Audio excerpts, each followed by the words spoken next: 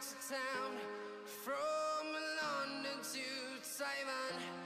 I've been all around the globe trying to protect your soul.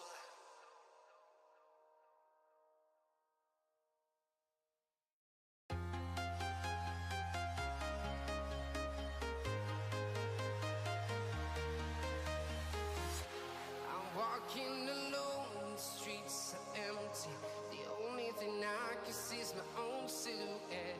I'm getting stronger, step by step. The clock is ticking, but there's no time for regrets. I've been flying from town to town, from London to Taiwan. I've been all around the globe trying to protect your soul.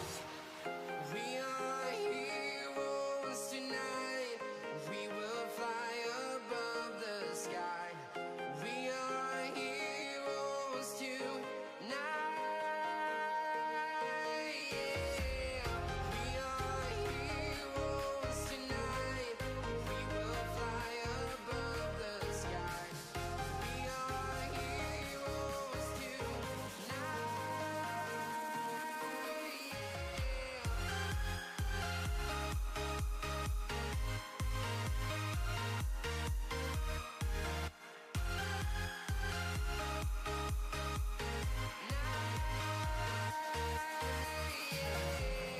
Feel like a dynamite, ready to explode right up in the sky.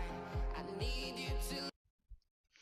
Alright, hello everybody, welcome back to Kiram Gaming on this Sunday afternoon on April 7th, 2024, a day before the ominous solar eclipse.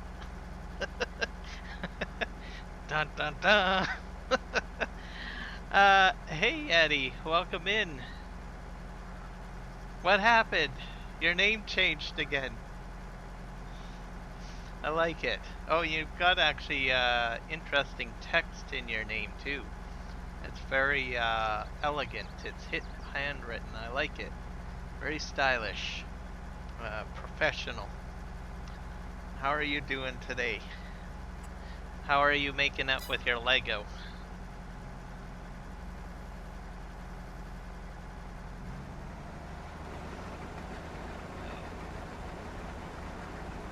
I'm imagining you're doing good. Yeah. Is it all fully assembled yet, or are you still doing some more stuff on it at the moment?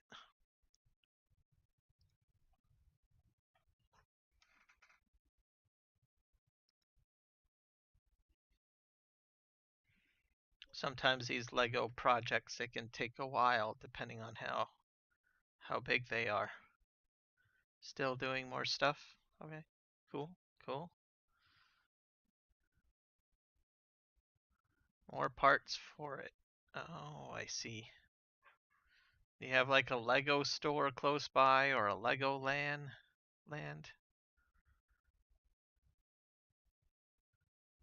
Because I think the Lego company has stores in some places where you can buy extra parts if you need to. Alright.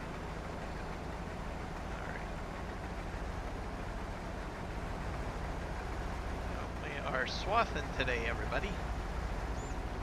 It's harvest time. We'll make our way around here.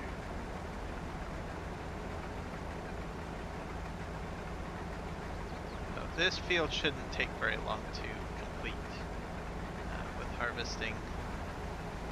We'll see what happens. Making our way around here. That's these noisy gold masters.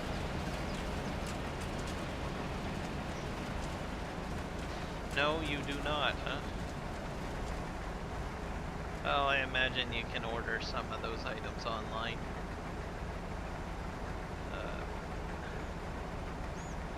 If your parents are willing to assist in the great cause of your Lego adventures.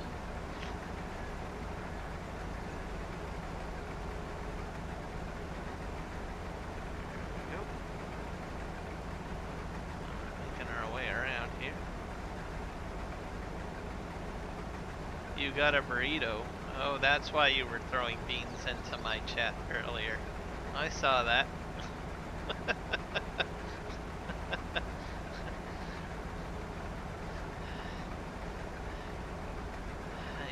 I'm guessing you're gonna have a rootin' tootin' good time too, because that's what beans tend to do to some people.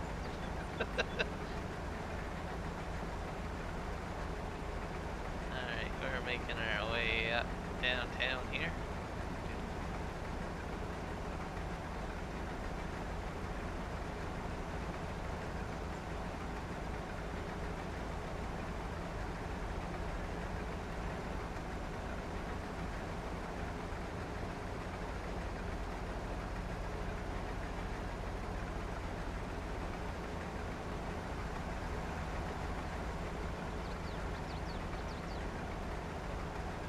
Yep.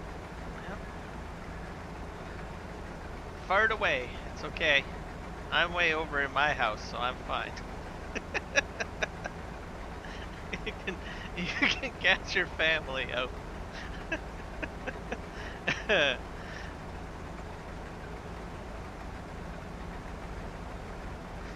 today we're going to be working on fields mainly.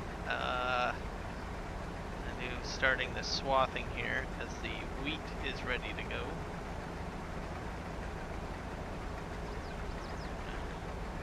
Swing around here. I have some problems with the combine because I don't have enough money for a combine, so I'm probably going to have to lease one. I think that's what will end up being the case. Oh.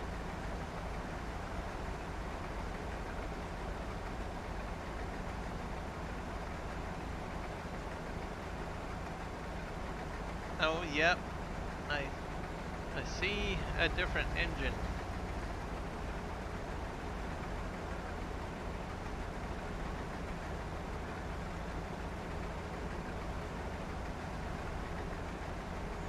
It's a good thing. It's perfectly fine to change things up from time to time.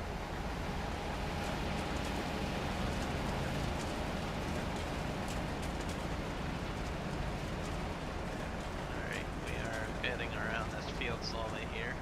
Oh. It's been an interesting week. I noticed another YouTuber has joined the vertical streaming family from the farm sim community. Rhino. So he is has a larger channel, but I noticed he was live streaming vertically last night or yesterday.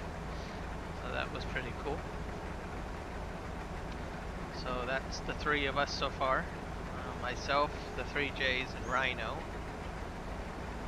So we're slowly moving our way over to vertical for anyone that's a vertical viewer that swipes through the YouTube shorts. So I'm not sure what his impressions are of it because he tried it out for the first time last night, so should be interesting to see what he decides to do. I should actually throw his channel into the chat here. So he does a lot of collaboration. He has multiplayer servers as well. So he's a pretty good guy. Once I get up to the end of this field, I'll go to his channel and I'll grab his link so you guys can go check it out and see how well his first vertical stream was done.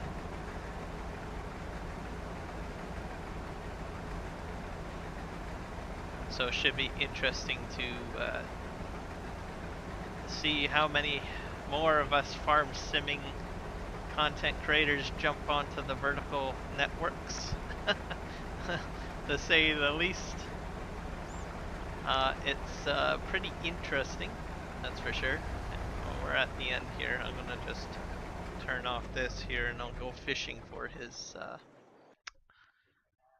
channel information for you guys. Posted into the vertical and the horizontal.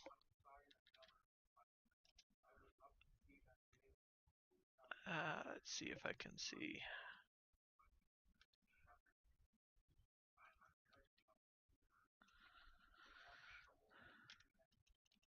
Rhino.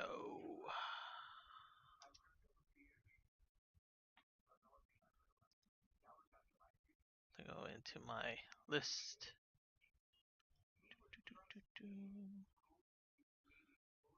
That's the quickest way. I was watching the stream last night, so I should be able to check my history. Yeah, that's probably the easiest way.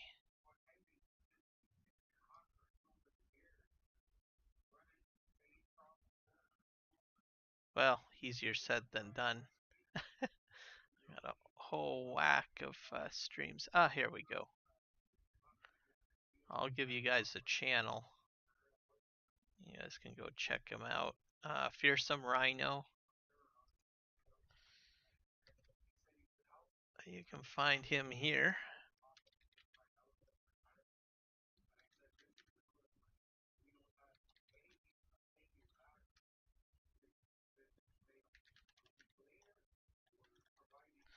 So, and he did his first vertical, I think yesterday. I'm pretty sure it was his first. So go check him out. Subscribe to his channel. Become a Rhino follower or subscriber. We'll dump it into the horizontal chat as well for anyone viewing the horizontal. So be sure to check that out. He does a few other things too. American Truck Simulator, Farming Simulator. Not sure what other content he does. Yeah, mainly American Truck Sim and I think Farm Sim for the most part, from what I can see. Let's just go to a live section here. Yeah, so pretty good guy. So, and American Farming, I don't know what that is. That might be, I think is that a different game? That might be a different game. No, that's Farm Sim 2. That's just the story of his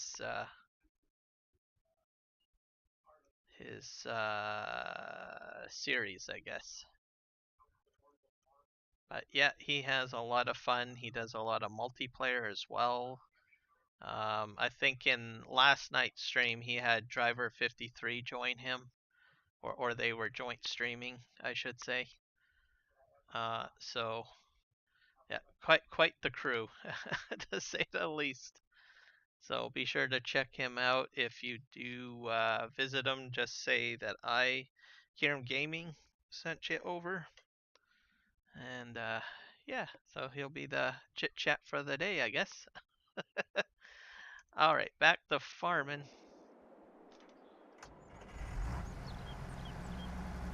I'll back up a little bit. So that was really good. I think that was awesome. I watched the stream kind of lurking in the background for a good portion of it. Looked interesting, pretty good. Yeah. Same style format as what I do. One of the things that, like, there's generally two formats. There's the full screen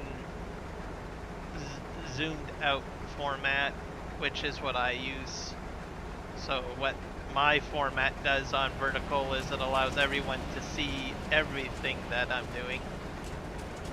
All of the HUD system for the game, etc. So that's one way of doing things. The downside to that is that it it's so small, right? So you're limited at what you can see. The other format that you can do is a more of a zoomed in cropped look. And that's what most people do.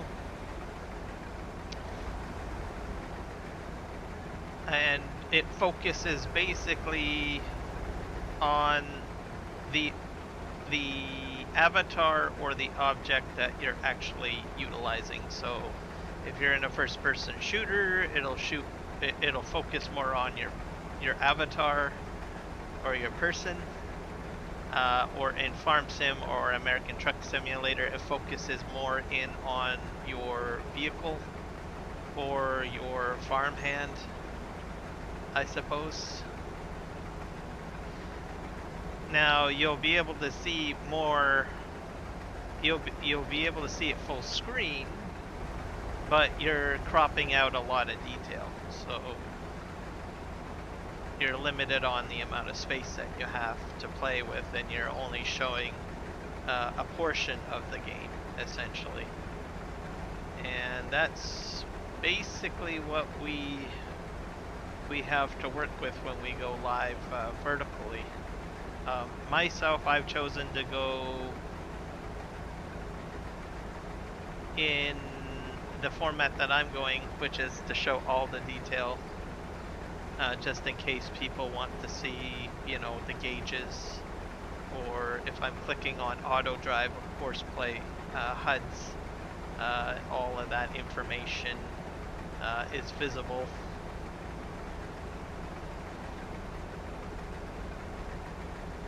Which way to go is the best way to go, I honestly don't know.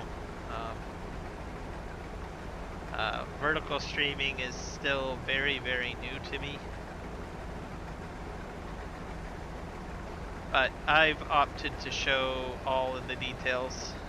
So I'm going to probably stick with this format from an educational perspective.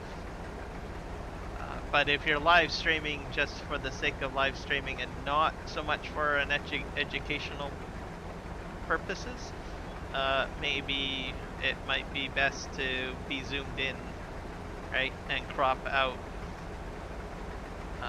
to allow your audience to see, your avatar more. So I honestly don't know what is best. So.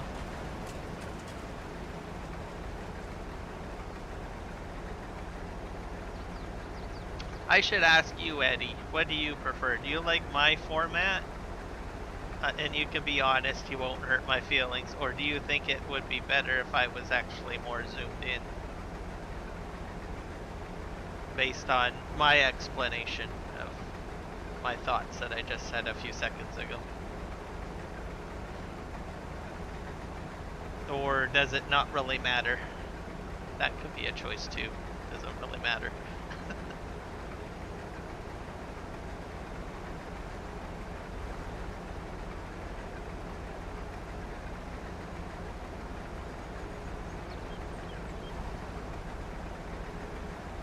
I think if I was doing a first-person shooter, like I've played RoboCop Rogue City, I definitely would have a different format. I would go with the more zoomed in. It works far better because more of the focus is on RoboCop with his gun shooting. I can also do the same thing probably with Hogwarts. There's not so much of a necessity to look at the HUD. It's more or less focusing on me as Harry Potter. Well, not Harry Potter, but I suppose say Harry Potter. Doing spells, blasting enemies, right?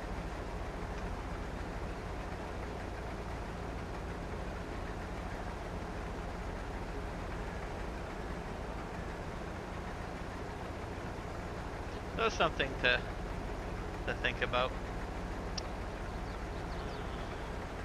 But I imagine more tools will get developed over time that might assist with vertical streaming from a PC.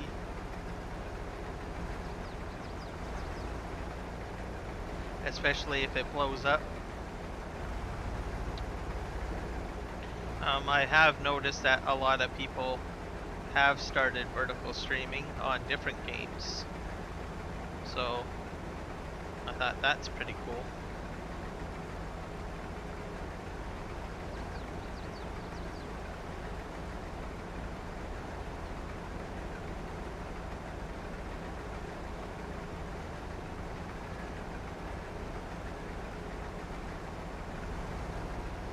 Another topic that I was going to mention, virtual reality, I think, is also another thing that people should probably start paying attention to with VR headsets. There's a lot of content creation going on in that field, especially now that Apple came out with their new headset recently. So it probably has a lot of growth to go. Hello. Oh, yep, for sure, Eddie. We'll see you when you get back. But I don't know, how do you say it? If you're a content creator, it's something that I think everyone that's in the content creation business, no matter what you're making, should kind of pay attention to what's going on there. There are creators making money over there in the VR market,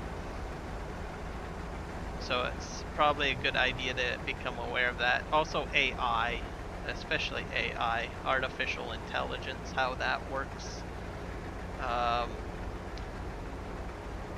So we will probably see a lot of AI integrated into games as well. Also for content creation. And the rules are changing too. So like for instance, myself as a content creator, when I go live or I post a video, I have to check a little box to indicate whether or not my content is artificially altered in some capacity. So all of these things are items that content creators should be aware of or become aware of, just so that you don't get yourself into trouble. But not only because of that, but also so that you can keep up to date on the latest trends.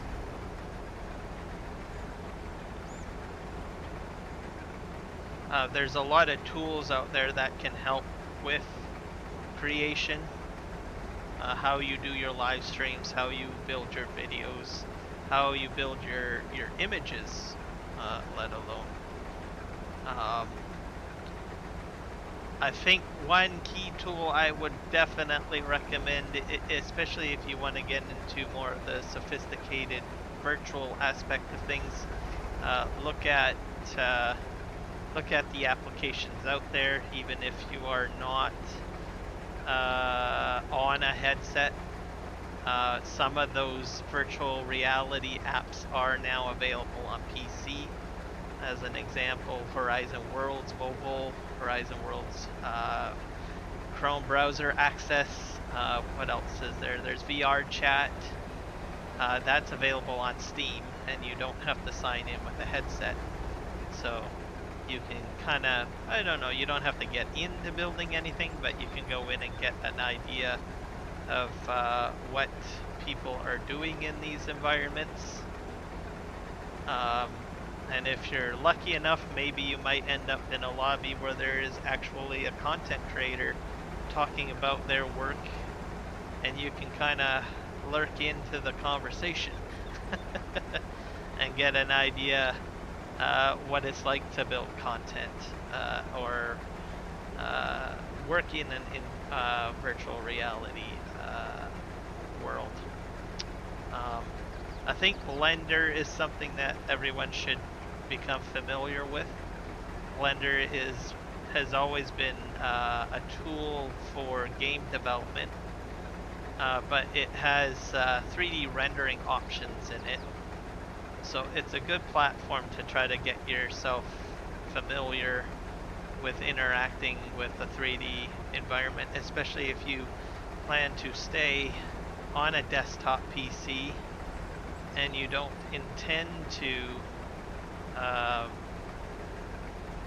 for say, switch over to a headset for whichever reason. Blender's been around in the industry for a very long time. It's mainly used for game development. You can also do video and content development for videos in it. I've done it in my early stages. So it's definitely something that everyone should look at. Blender's free, by the way, too, on Steam. So you guys can download that, check it out. There's tutorials online. Some of these applications are very, very, how do you say it, complicated.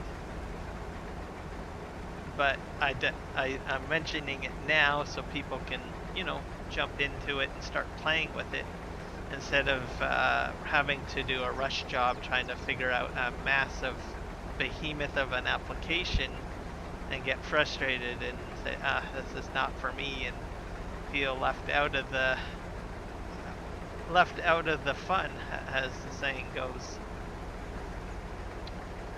Some of the applications have built-in tools already, so if you go into a particular game that's virtual reality based, usually these platforms will have their own building functionality, but you need a headset to do that, to use the in-game interactions.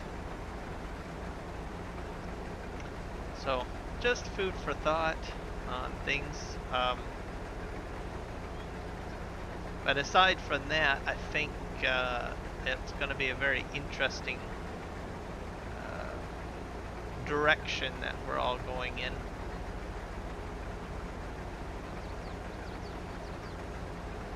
And these days, a lot of people have VR headsets and are all intertwined into mobility.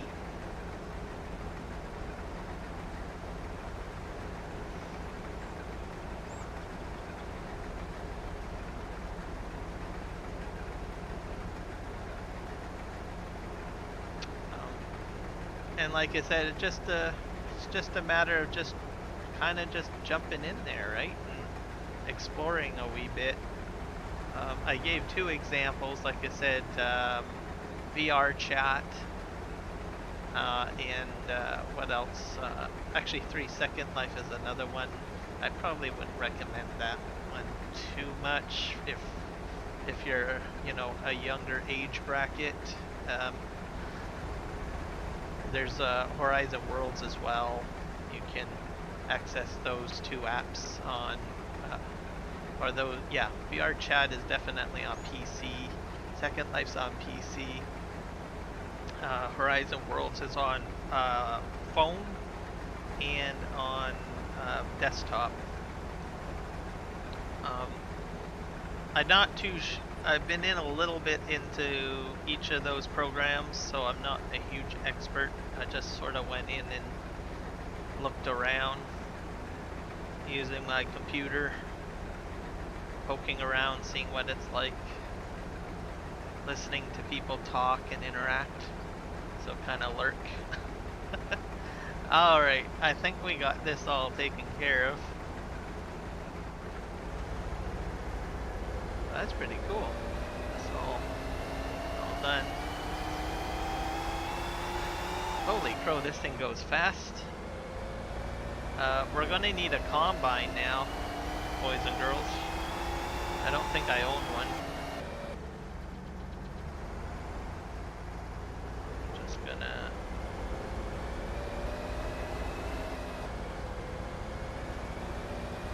go over here, I guess. I'll just park this right here, I guess.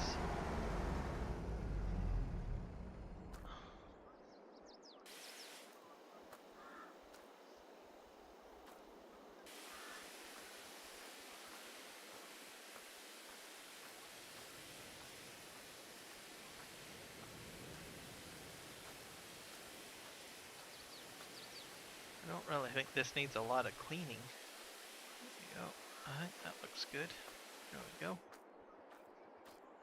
What do we need right now?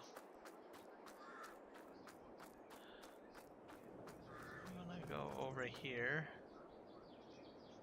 I think I'm gonna just Superman this. Just drag this over here. And I'm gonna fish out my... Oh, that's interesting. I did not know you could clip that in like that. I need to pull this out. And I'm going to need a harvester. Let's see if I can get one. I'll probably have to put one right... I don't think I own one. I sold mine. What a shame, eh? They go into the shop here. Yeah, I don't own a harvester. I don't think. Nope, I do not. So, what do I need? I need a harvester. Any on sale? Nope, I'm not that fortunate. So sad. I might have to rent one.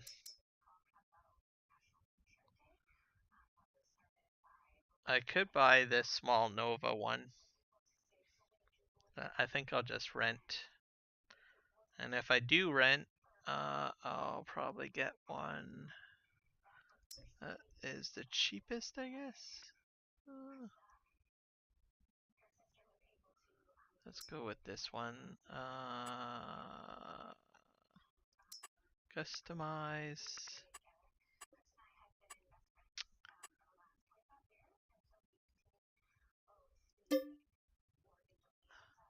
Base cost will be 6K, so I think I'll lease this.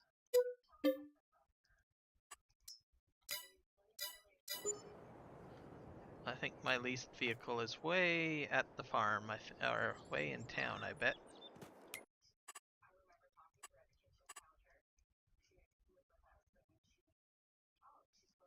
I don't know where my harvester is.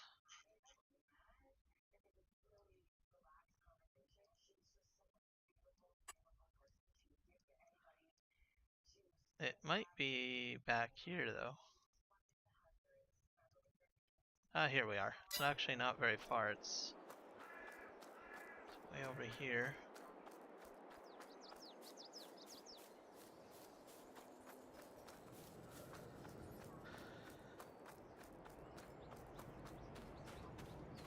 Hello, Nick Kelly. Welcome.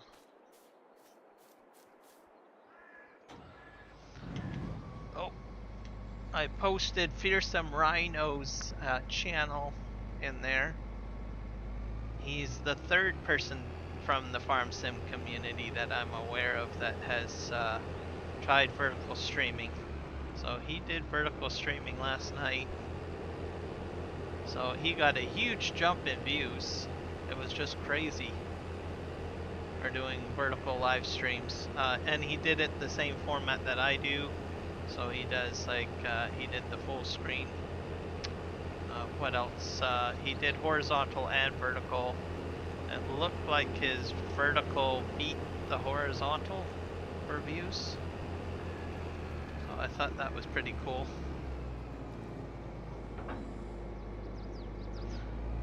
The Trouble Gamer 67. Hello, welcome. Welcome to the chaos. So, yeah, check out Fearsome Rhino's channel. It's up a wee bit in the chat there.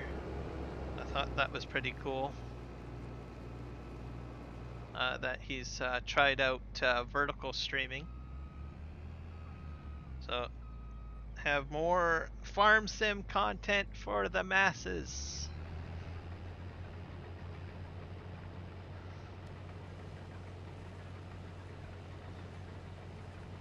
On Shorts Live, I think is what they call it, or Shorts Live feed, or vertical live feed.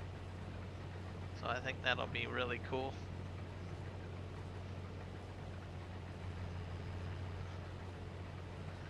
This is a combine, and it's rented. The pickup approach is a bit different. I'm using a pickup header. I've already swathed the field already. So I'm just going about sorting it out. So what we've got is the swather went ahead and put down the full crop and laid it down.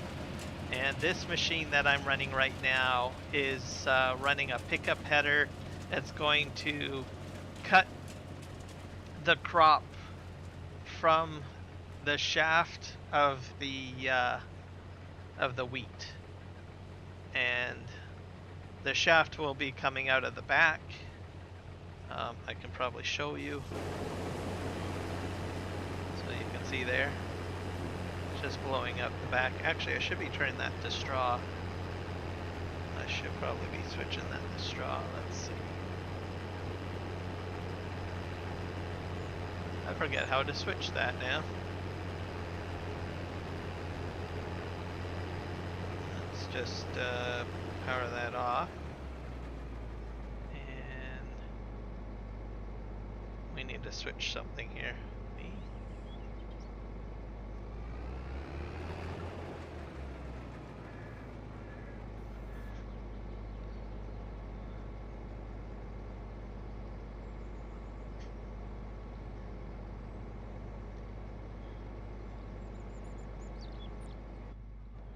Forget how to do that.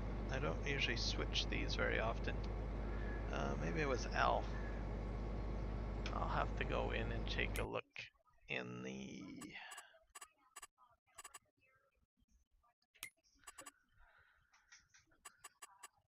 So much stuff to remember. Vehicle mode.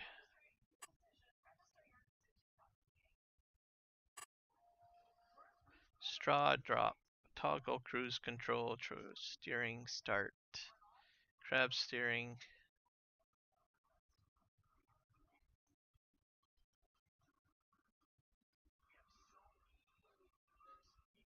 I wonder if it's a tab. Detach tool. Select next tool. Tool type. Side. Lower. Turn on. Seed. Toggle straw swath. It's the, I think the comma.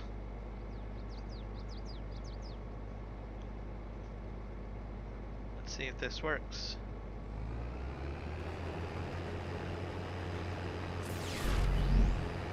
Ah! The Troubled Gamer 67.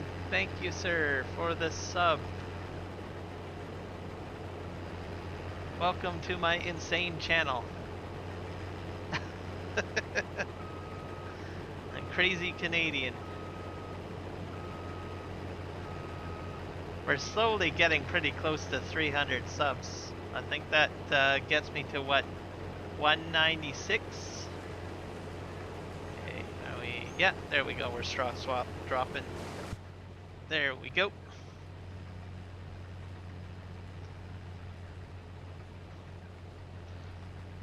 So if I get to 300, that'll be amazing. That means I'm like 200 subscribers away from opening the doors to monetization.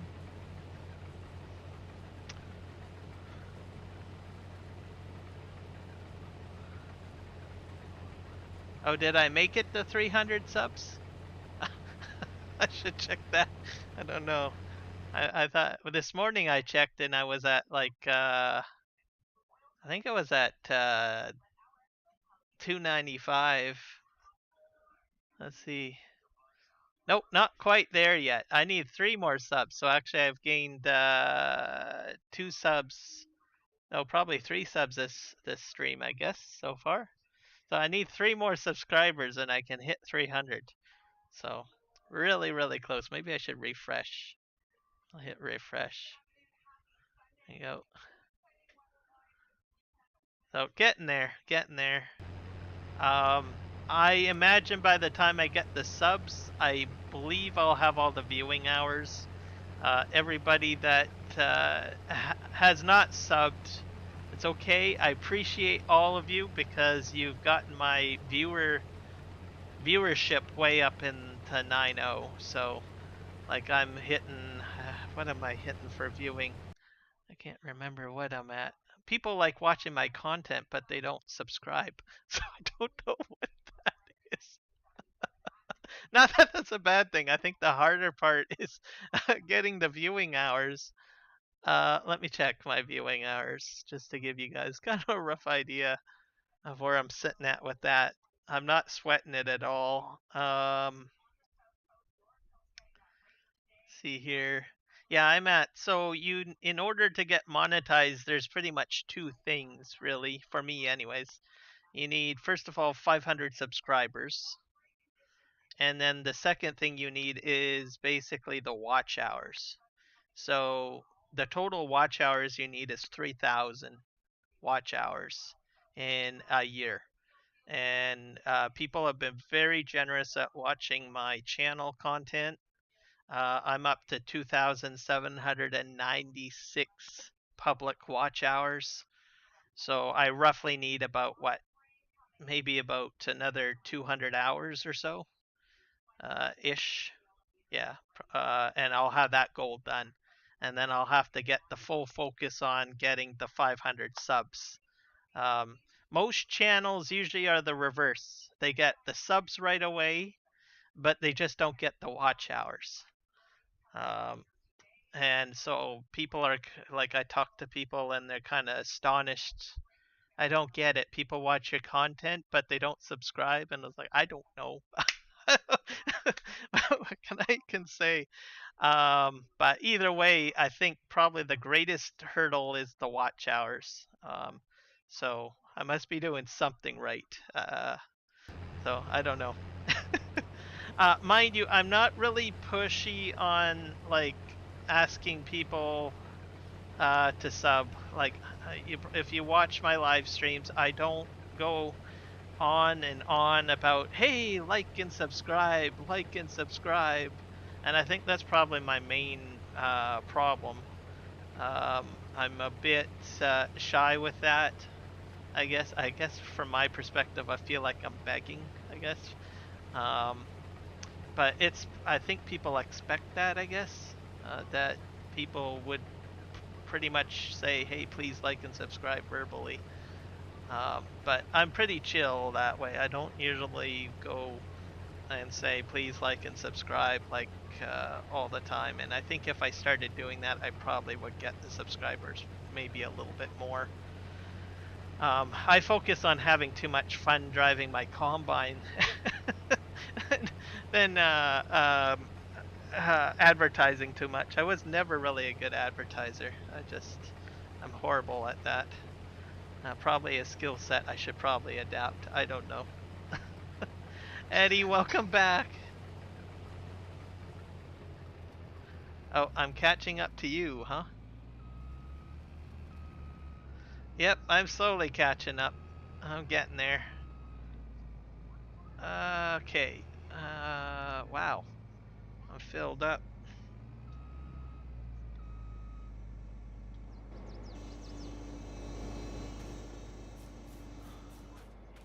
So we'll leave that guy going. I need a truck.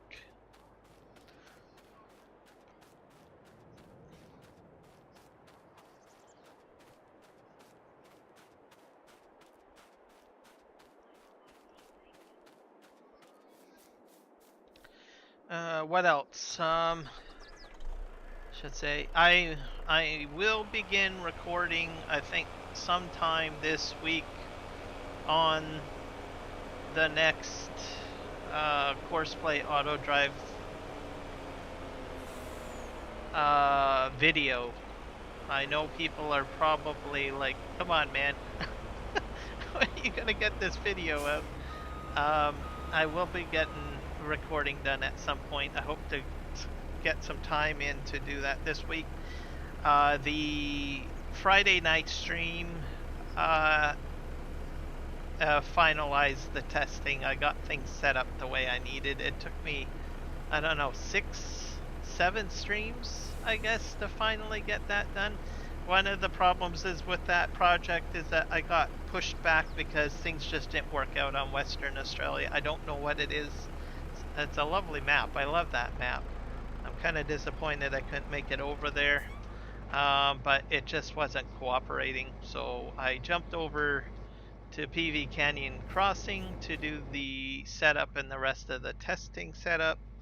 It took me 3 streams and I finally got everything set up. Let me give a summary on what it is essentially. Let me turn my combine on here. There we go. Nope, I gotta lower my header. Did I put my pipe in? No, I did not. Bad me. There we go. So it's going to be 3 fields, 2 trucks, 2 mother bins. No, 3. Hold on. 3 fields, 2 trucks, 3 mother bins, 3 combines, 3 swathers, 3 tippers in the construct of the video.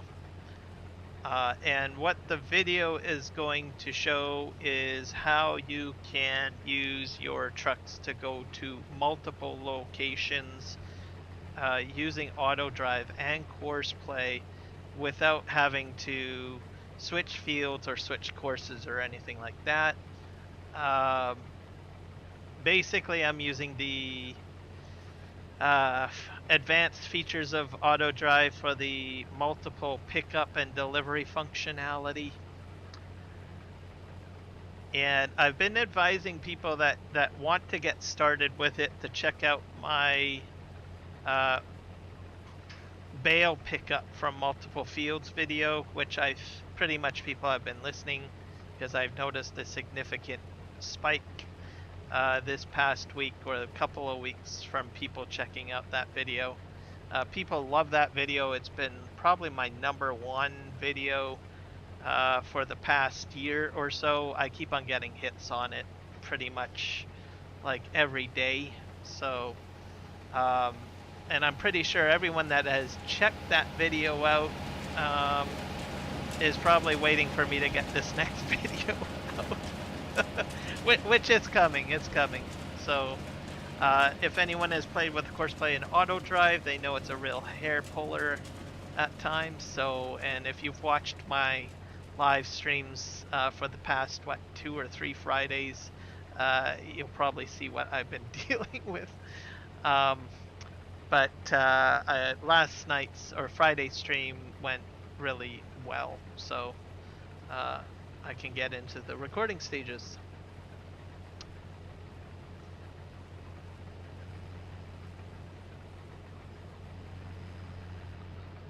Yeah, that's kind of the same concept that I follow. I usually let people choose whether they want to subscribe and like.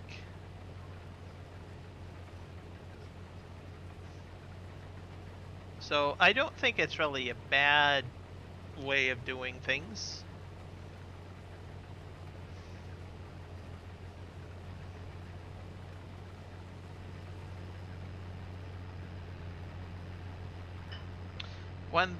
For subscribers, 1,143 subscribers. Yes, I've got a long ways to go to reach that. You're going to probably reach your tier 2 subscription,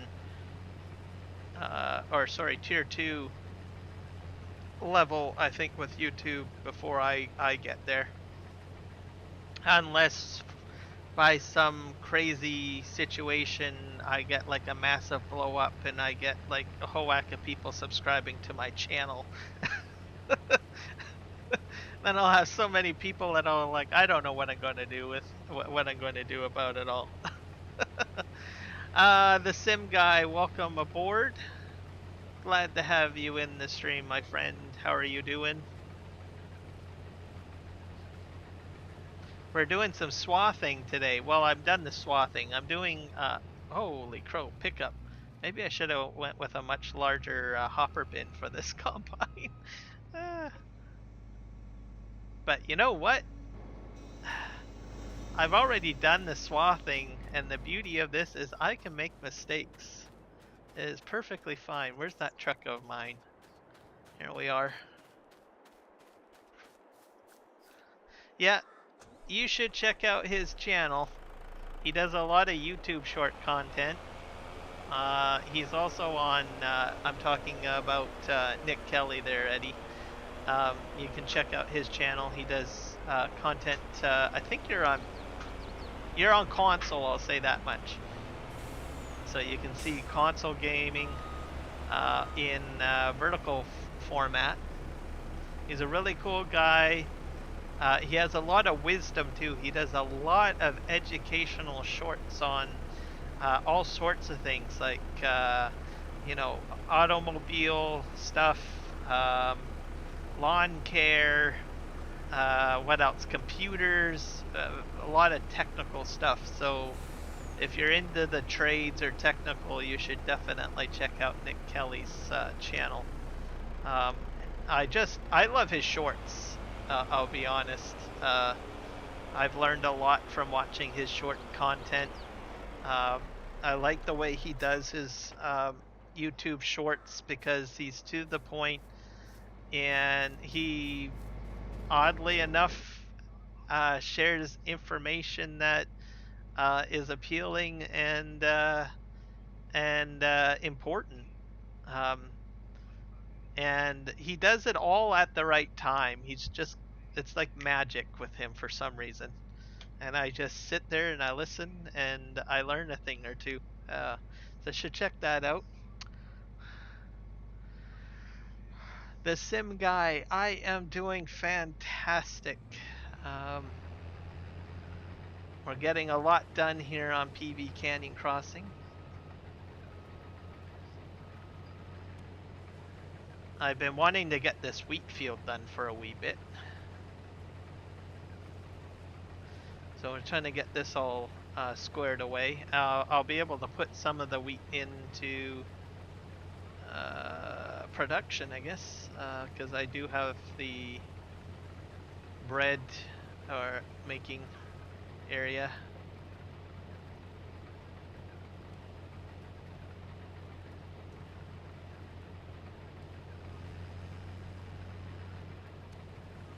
Well, there you go. Nick Kelly is going to upload more content. And yeah, I tip my hat to you, sir. That's all I can say.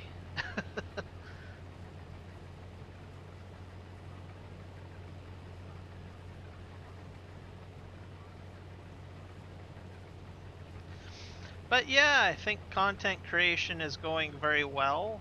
I'm enjoying it.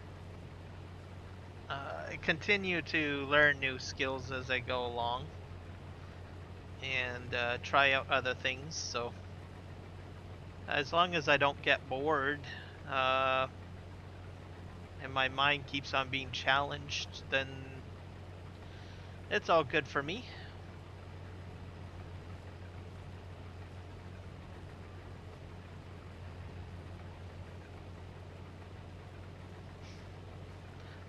One thing that you could try doing, which I'm not really an expert on, is that there is a search area, like a research area in the studio, and it will tell you suggestions of what people are searching for that is somewhat related to your content. Like I get all sorts of suggestions for videos on that are sort of farming simulator related. So I'm not sure what you will specifically see, but because it's showing farm sim stuff for me, my guess is you'll probably see stuff that's maybe more related to your subjects. So what it does is it checks to see what people are searching for.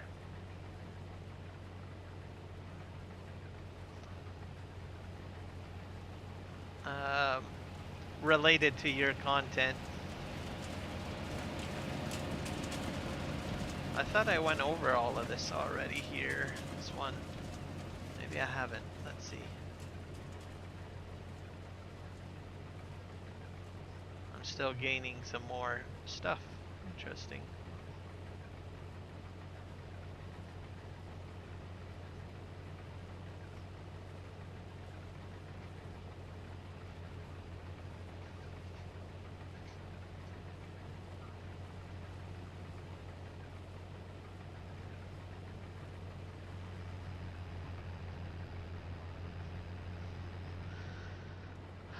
Yeah, I'm certain the trolls are about. I've been fortunate. I haven't really had many trolls hit me. Not to say, knock on wood, that it won't happen. But yeah, I'm aware that it can happen.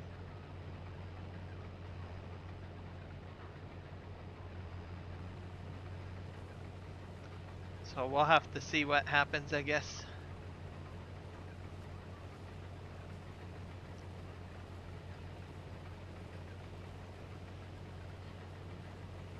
Oh, I'm trying something new more recently. I've switched my chat. It's something that the 3Js does. So if anyone wants to talk in the chats, they actually have to subscribe. So I'm trying that out to see what happens or how that goes. That might put a roadblock on trolls, perhaps. I don't know. I've never really closed the gates on non-subscribers, but I'm trying it out. It is a feature that content creators can use, and it's a gatekeeper essentially, and a content creator can prevent people from chatting unless they subscribe. So I'm trying that out, see what happens. I've never used it before, so anyone that wants to sort of chat or whatnot, they would have to go ahead and subscribe. So that could probably be a good gatekeeper for trolls, potentially.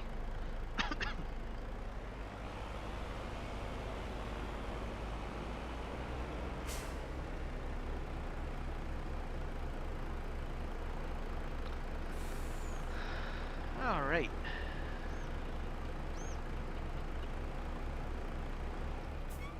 Just park that there. So I must be getting quite a bit of crop out of here. I got 28,000 liters, almost 30,000 liters. So if you swath, what it does is it gives you a higher yield. Okay, I think that's done. Let's bring the pipe in.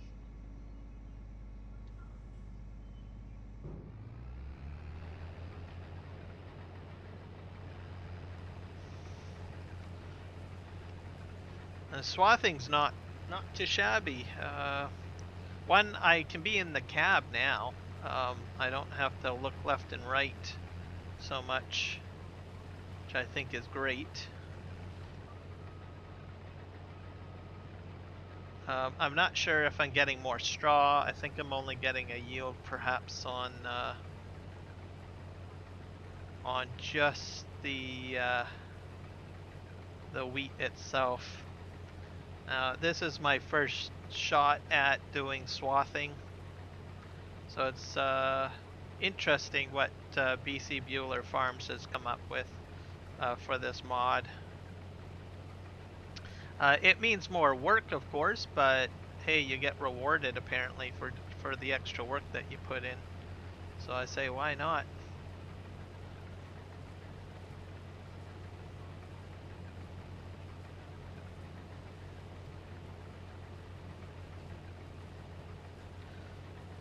And once this is done, we're going to have to do some baling.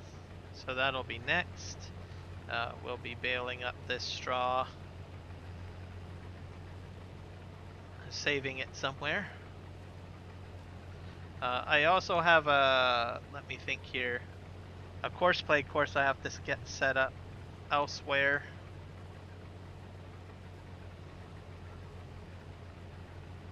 Field 48, I think it is. So we'll look at that a little bit later. I could have had it going now, but I'm having too much fun doing the harvest here on this field.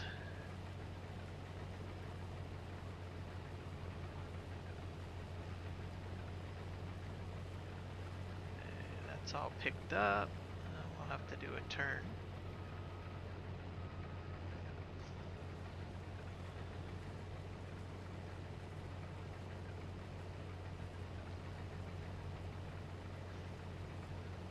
And because I'm only running a pickup header on here, I can stay in cab. Because generally if you're running a full header, you have to kind of look left and right. And that would mean that you'd have to somehow angle yourself to the left a little bit like this. But in this case, I can look straight ahead. And I don't really have to worry so much about swinging my head left or right.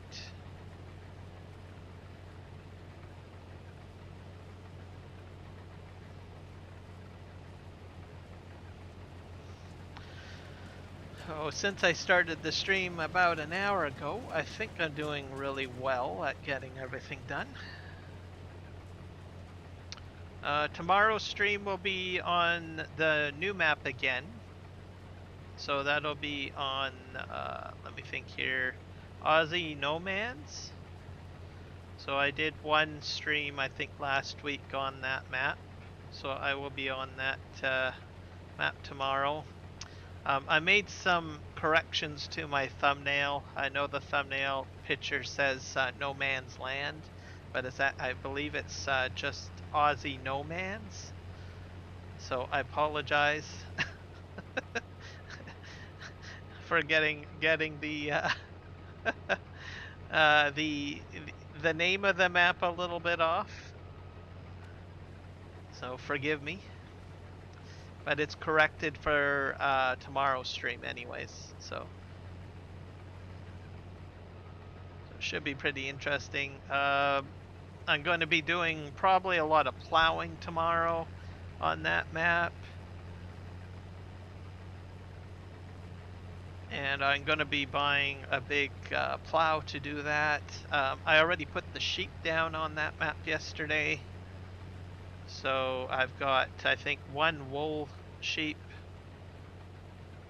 and one sheep dairy, I believe, that I put down on that map. Oh, I gotta back up.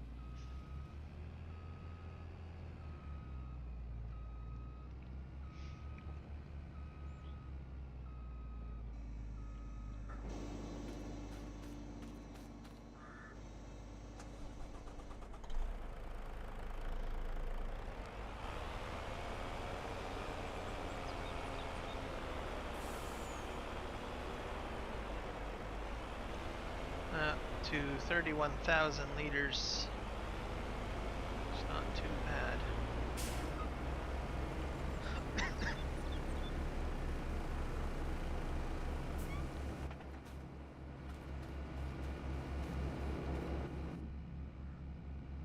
I'm still rolling back. Why am I rolling back? There we go. Emptying.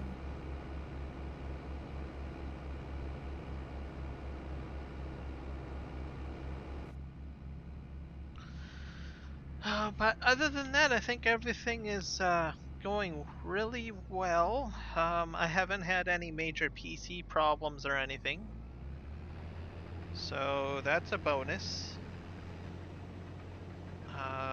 The new internet is doing great. So a few weeks ago I upgraded to fiber, so haven't really had any problems. So really happy that I switched over to the fiber.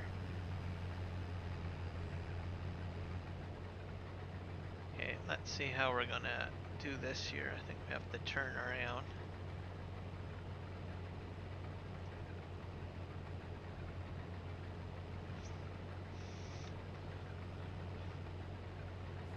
Oh.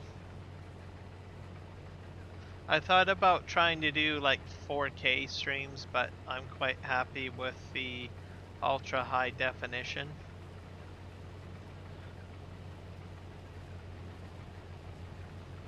Because ultra high def for 1440p, in my opinion, is perfectly fine. At 60, what do you call it? 60 frames per second.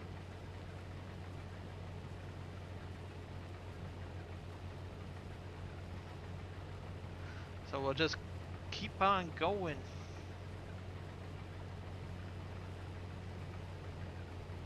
So guys, how is I've talked so much.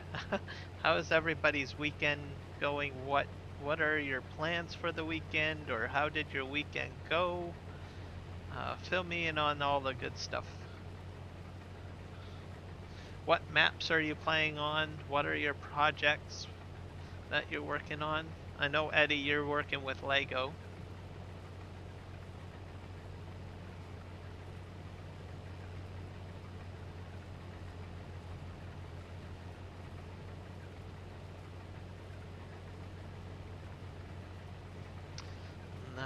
Is anyone a Star Trek fan? But I hope I checked out what was it, the first 2 episodes of Star Trek Discovery, I think, last night. So I think season what is it, 5 is going to be very interesting. It ties into the next generation to finish up a storyline with the creators. Has some Romulan involvement as well, which I think will be really cool.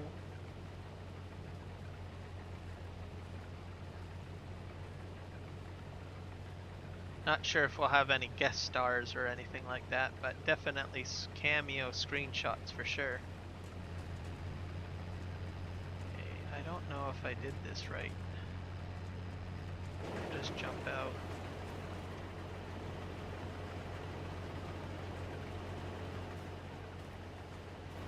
Straw.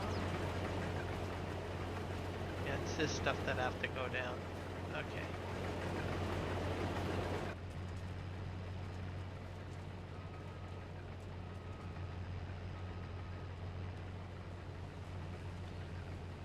We're gonna go down this way.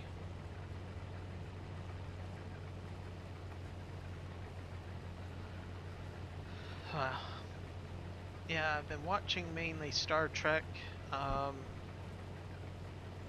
This will be the final season of Discovery.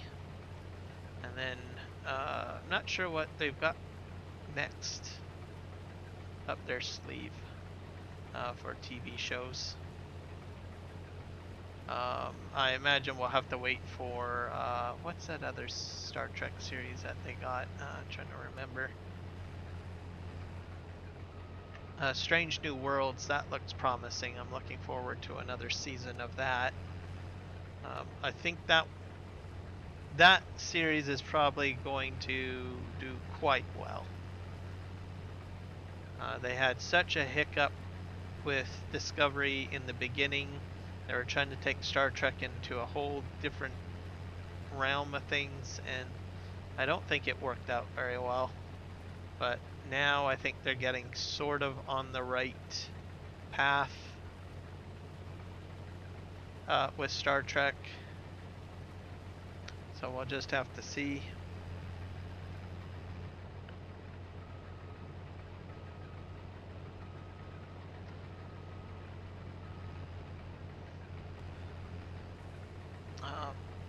And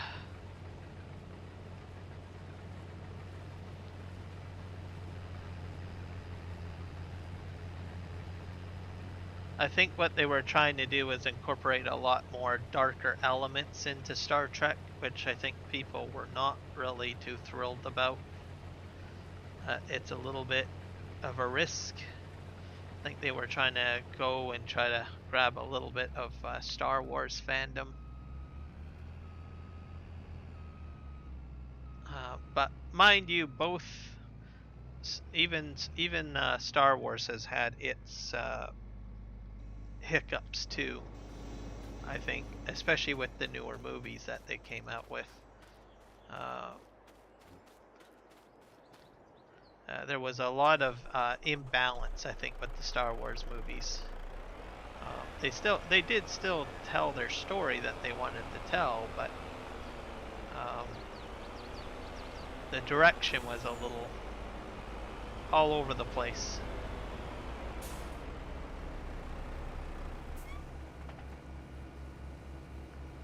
All right, this guy. Oh, we're almost empty. 46,000. I wonder if we'll hit about 100,000 liters of wheat. That would be kind of cool. I'm going to need to bale all of this as well. We'll see.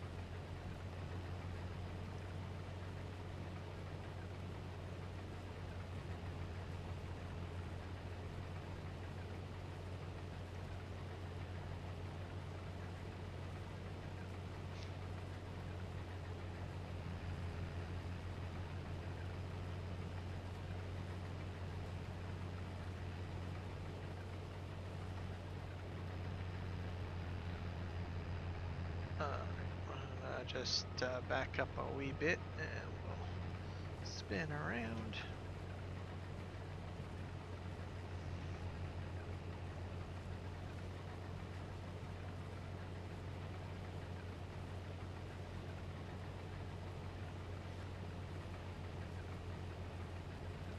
Something else I could have done with this is I could have went ahead and used a windrower to move everything around a bit. So if you want to have less rows to work with. Okay, I think that's the end of that. Go down this one.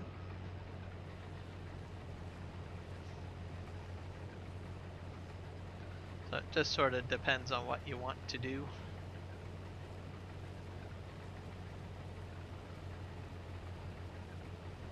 I don't think I'll hit 100,000. I'll probably be shy 100,000, but that's okay.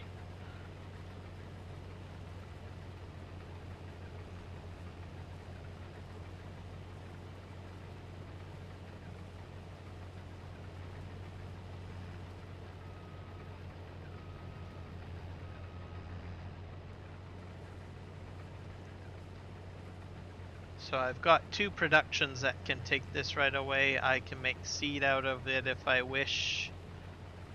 The other option that I can do with it is I can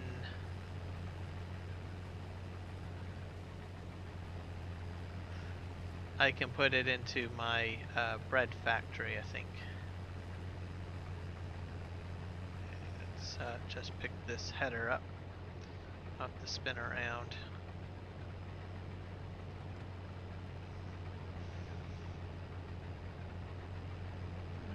Where's my product? Is this it? I don't know if it's that one. I think it might be this.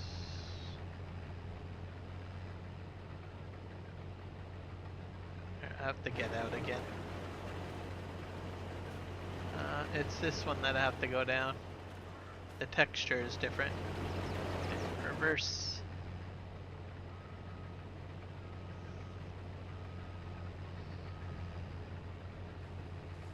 Alright, and we'll pick up this.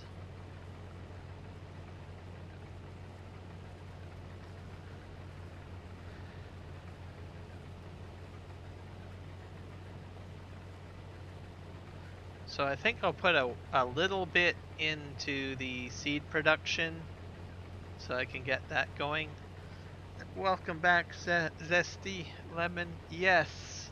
How could I ever forget a name like that? You're so dang zesty. And you're a lemon. You can't go wrong with that. How are you doing?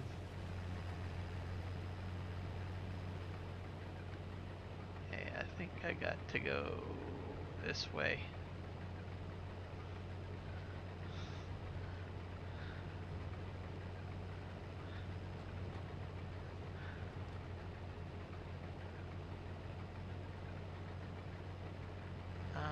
Let's see, that's... Oh. Getting lost here. I probably gotta go down this path. Okay, reverse.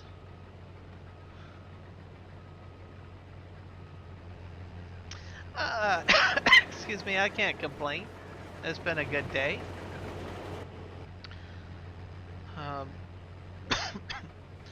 I'm happy that I finally can get into swathing and harvesting this wheat field. It's been growing for quite a few streams, so glad that I can do that.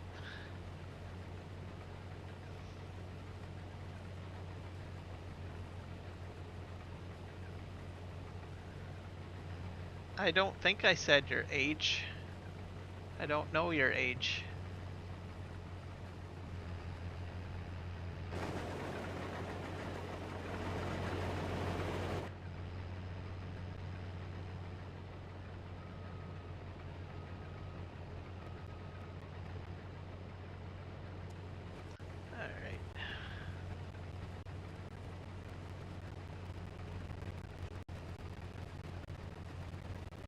But yeah, it's been a good day so far. Getting the wheat all done. This is going to go into the seed and bread making production for the day. We'll see what happens.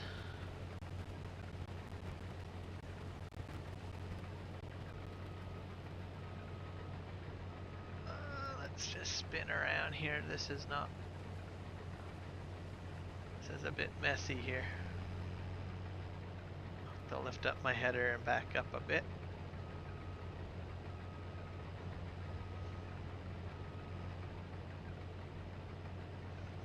But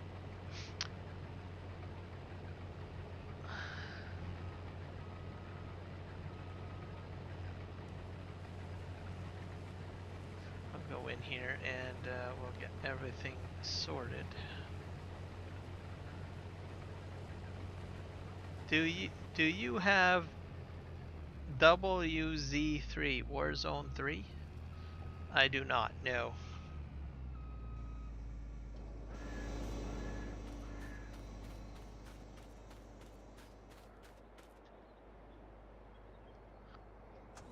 That is one game that I do not have. I don't think I would be very good at it, to tell you the truth. I'm really bad at first-person shooters. My nephew, on the other hand, does have it and plays it a lot. So I've played a few times, I think, on his Xbox at one point or another.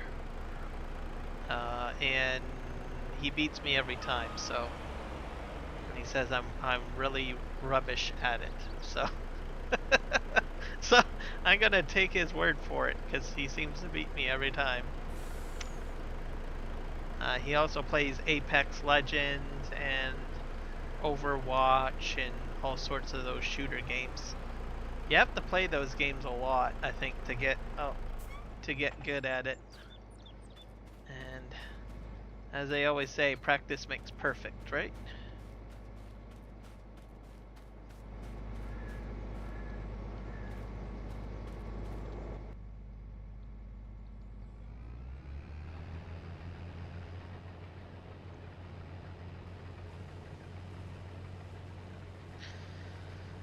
But there might be hope for me yet. if I'm not mistaken, the new Dune game that is in alpha testing at the moment will have some first-person shooter functions in it, so I'm guessing it'll be inevitable that I'll probably have to play some sort of shooting game. It's called Dune Awakening. It's a multiplayer sandbox game. That's kind of piqued my eyes. You have to build bases, and there are weapons in it too, so I would have to use a gun of some sorts.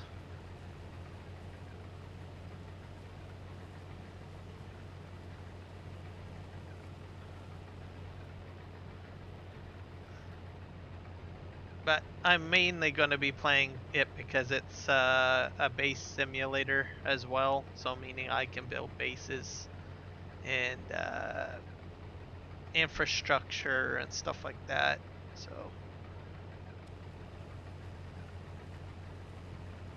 So it's not fully based on having to blow up another person, I guess.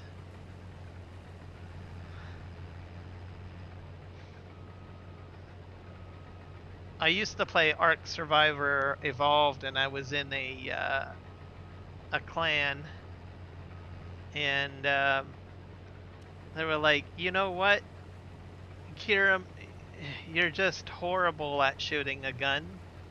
But you know what? We have a lot of people that like to shoot guns, but we just don't have anyone to build anything or to collect anything. And you seem to enjoy doing that, so why don't you do that? So that's what I did. I ended up being the base architect essentially, and Ark Survivor evolved a bit. So, well, mainly resource gathering. So usually people that like to shoot all the guns don't like gathering anything, so it's always good to have someone that doesn't like shooting anything but likes to do all the gathering, so that you get your gatherer to gather everything and do the stuff you don't want to do.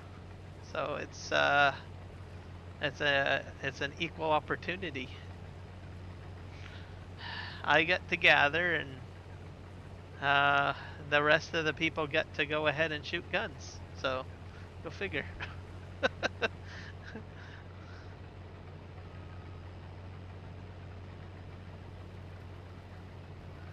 And what they get out of it is they get the resources that they need to climb the tier level. And I think I finished up the swathing. Let's take a little run around here. I think I might have missed something. I'm not sure. I think I'm done. I believe I am done. Yep, this is all done. Alright. We're at 63,000.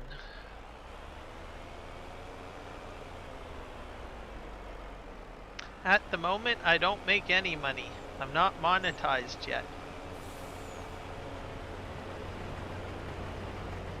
So to become monetized, you need 500 subscribers, and you need about 3,000 watch hours. So I have to work on that to get more people to subscribe. So I don't make any money at this time. So. And if you ask me, well, why bother streaming if you're not making money? Well, I would be playing this game regardless if I'm streaming or not. So I just enjoy playing this particular game. So. And I have the equipment to live stream, so I might as well live stream. Well,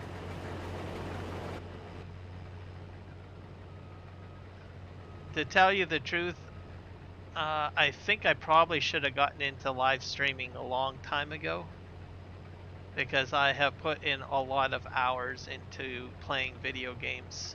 So I just think about it. I say, well, all of that content, all of that work could have been all live streamed. So that's just a perspective to look at it.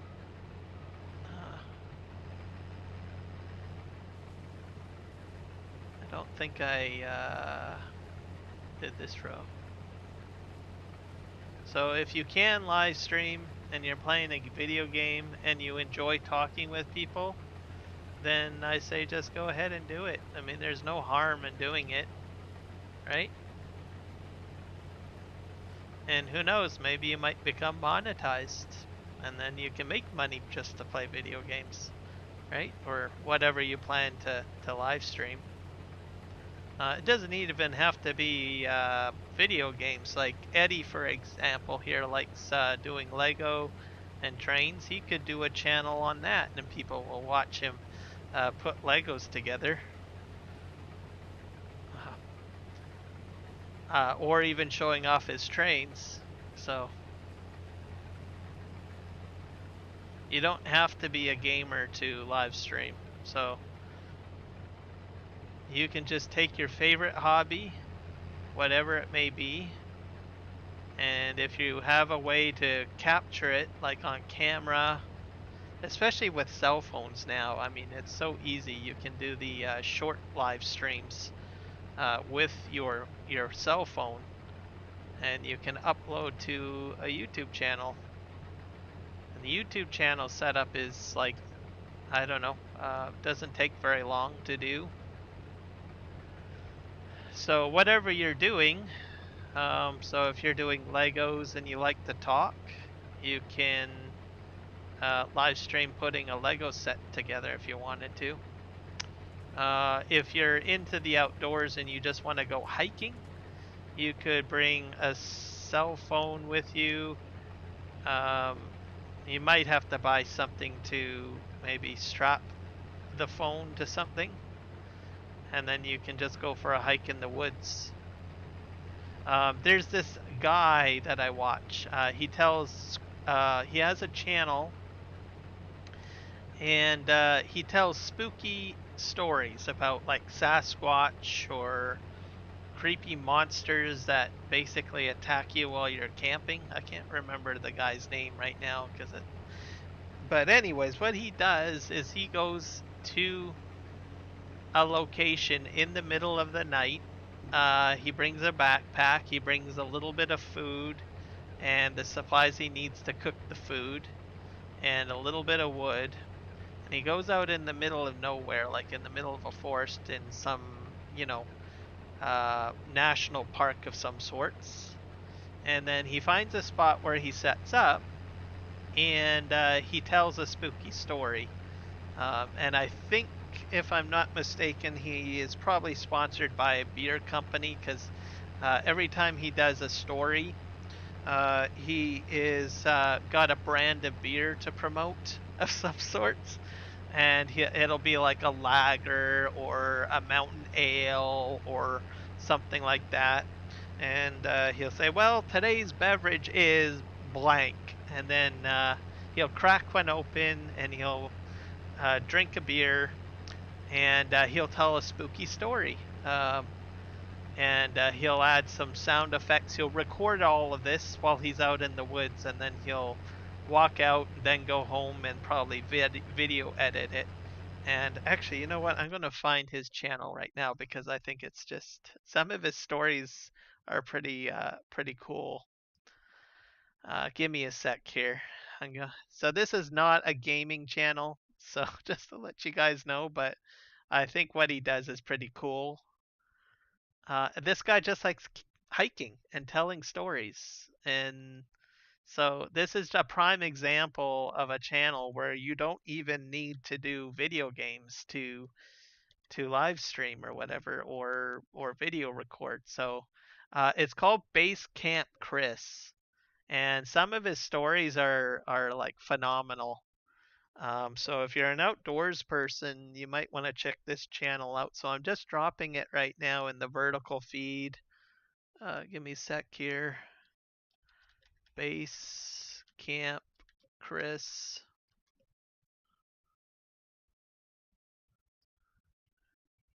but I'm just amazed at his stories and what he does, and he enjoys it. He loves telling his stories. So, Base Camp Chris, check that channel out. Especially you're an outdoors person and you like spooky stories. He's always got a new story. Um, Here I'm dropping it in the horizontal chat for everyone. That's over there. So check that out. Let's see what his channel metrics are.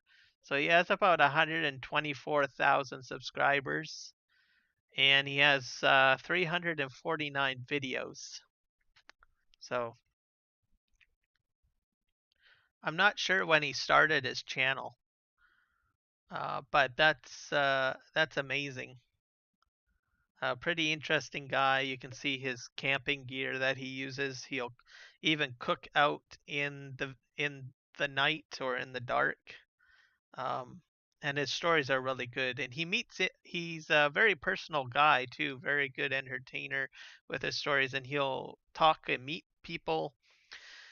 And he'll borrow some of the stories from other people, which is kind of cool too. So that's how he gets a lot of his stories from the people he runs into. All right, I think we're all good there. But yeah, check that out, especially like if you like stories about Sasquatches or weird creatures that bother you while you're camping. So for the most part, it's generally Bigfoot and Sasquatch stories, so which I find is pretty cool. I hope I put my yeah, I did put that in there. Oh, I need to empty out my combine. Darn it.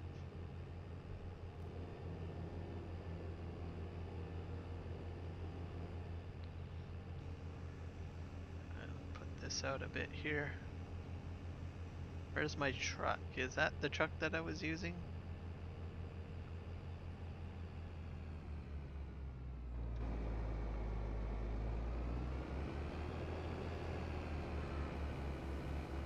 There we go. We're emptying.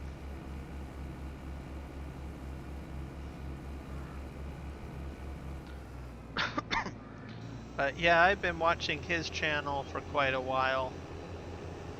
For about 2 years now, I think. Because where I live is that we do have a lot of Sasquatch lore where I live. A lot of our regional parks are like Sasquatch National Park or Sasquatch Inn. So it's kind of interesting.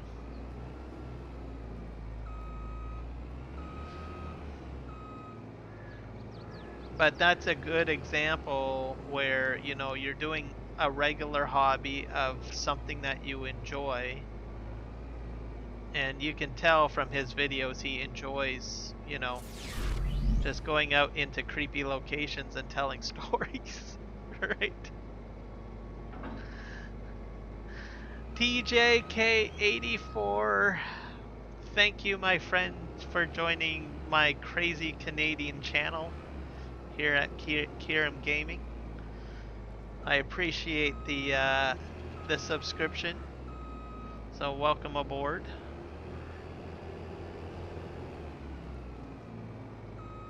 And I hope that you're having a fantastic day. I know I'm enjoying my day. Alright, let's see. And we're going to send this guy, this is a rental by the way guys, we're going to send him back to the, where are we going to send him back to? I think his leased equipment. Where's my leased equipment? Right here. So I don't own this one, we're sending him back. So return to sender. There we go. We need a tractor, boys and girls. We need a tractor.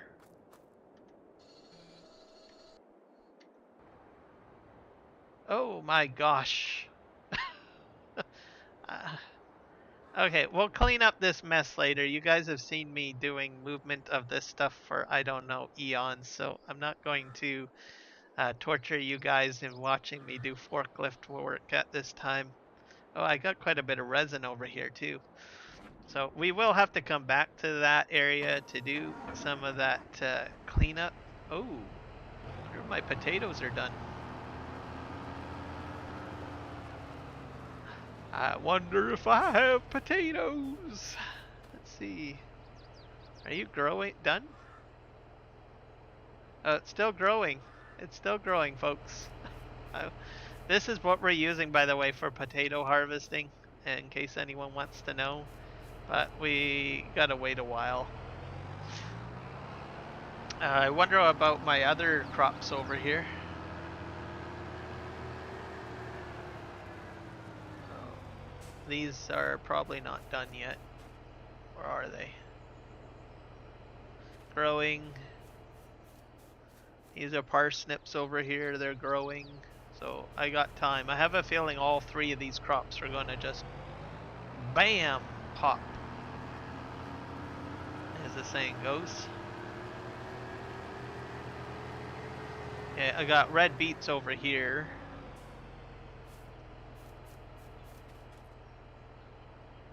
These ones are still growing. So yeah, I got time. I don't have to go into a panic attack and start harvesting that. We're all good. We're gonna get all this straw all baled up, boys and girls, so we're gonna do that next. Yep. That's next on the agenda. Go way over here.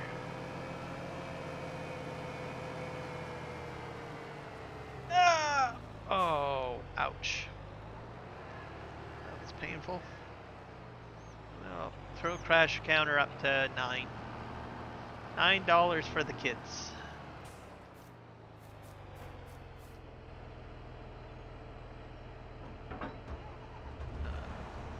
Move the mower over here. I wonder if this grass could be cut. It might be able to be cut. I don't know. I'll leave that right there. I think it probably could. Bet you that could be baled as well. Alright. Alright, I'm gonna get all that straw scooped up.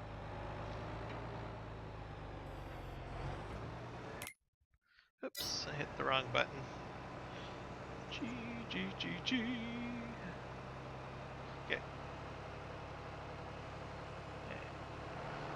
Oh, this is the Mark Thor baler, so this is how this is made possible. You can hook it up to the back of a mowing kit too, if you're not familiar with it. So this is the quick bale. It's on the Mod Hub. It's available for console and PC. If you don't have it, I strongly recommend you get this baler, okay? Especially if you want to be a pro.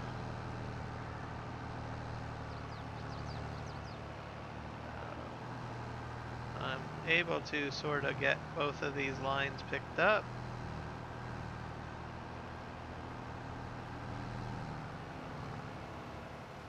Slow down a wee bit. I think I'm gonna just adjust my cruise control a little bit.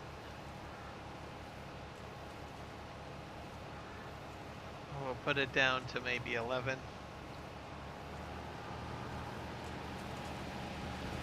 Missing a little bit there. Oh well.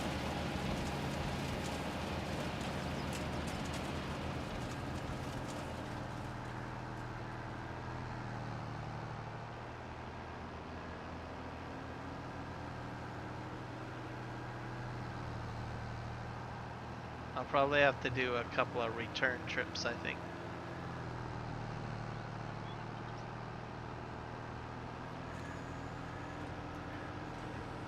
There we go. And then it, oh, I made a mistake.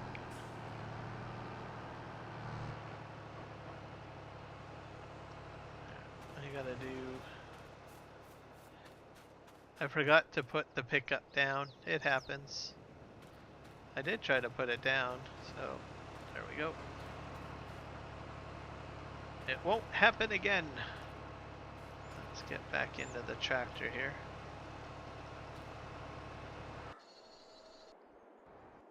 I'll just tab. Oop.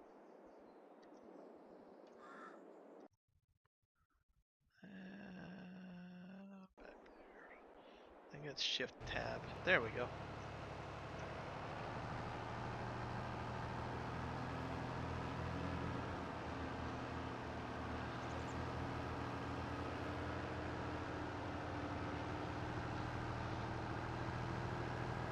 I think this will this load of straw is going to go into, I think, the straw accessories building.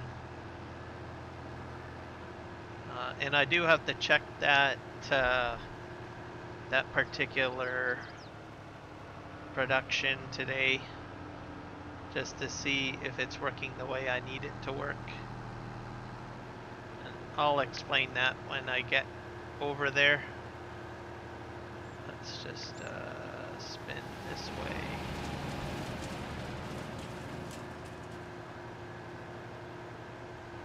So what I'm doing right now is totally unrealistic, but there you go.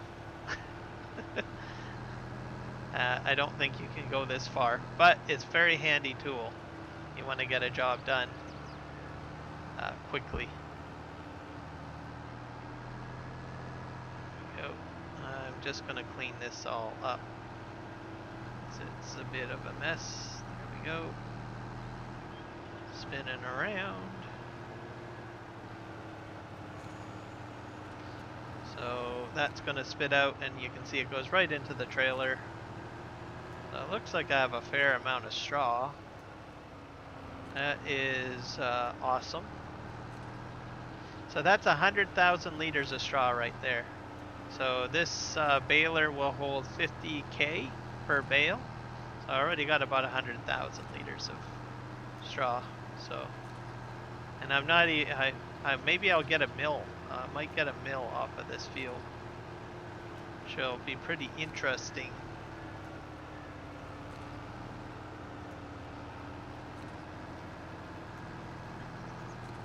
We're just gonna spin around like this.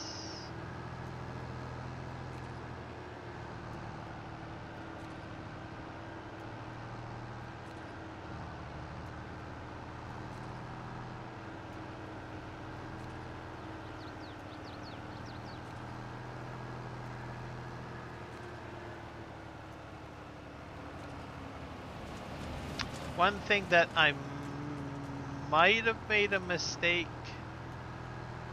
is I returned my combine before doing this step, because there is the potential that I may have missed a row or two. So that was probably a bad idea to return my harvester before I finished up this one step, just in case. Because the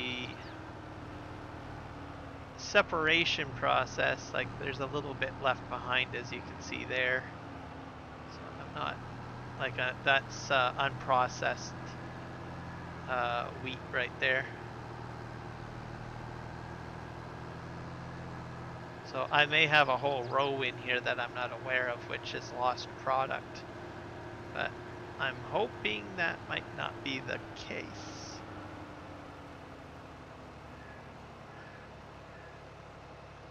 What? Are you kidding me? Let me see. I have to see this for myself, folks. See this for myself. Hit the refresh button, ladies and gentlemen. Hit the refresh button. We have 301 subscribers. Oh yeah! Thank you. Thank you, thank you, thank you. Thank you. I had a feeling it was going to get to that 300 point now. I just need 200 more to get to 500K. So we're getting there. I am thrilled that we hit the 300 mark. So thank you everyone that has subscribed today. You've made a milestone happen today. So thank you very much. I love it. I love it. I'm going on up, everybody. I'm going on up, one subscriber at a time. Wow. I honestly don't know what I'm going to do on monetization day. That's going to be crazy.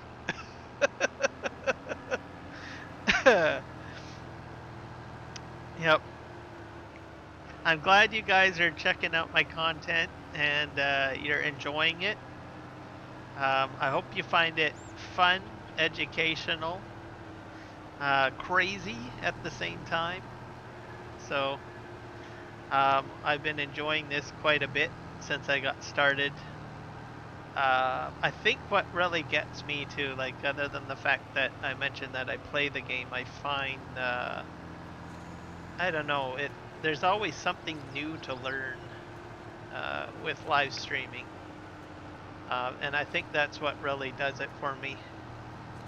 There's always something new to learn or pick up new strategy, whether it's video editing or I mean, you could do anything for content creation. It's just crazy, but yeah, thank you guys for supporting the channel. I appreciate it. It means a lot to me, and it helps me get one step closer to that monetization goal. And at the same time, it tells me that my craziness is liked, I guess. As the saying goes.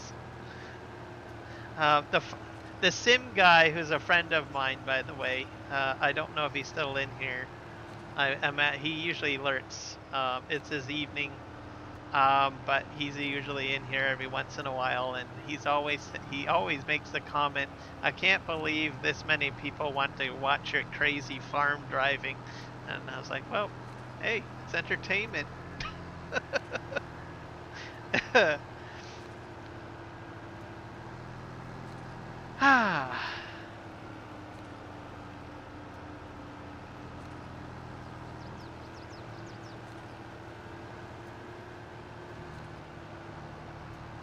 I do enjoy, I love this baler though,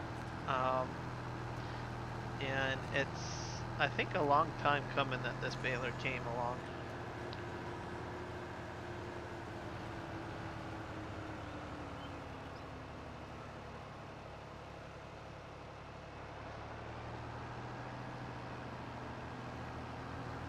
It's okay to do 100 miles an hour on a farm tractor? Okay, yeah.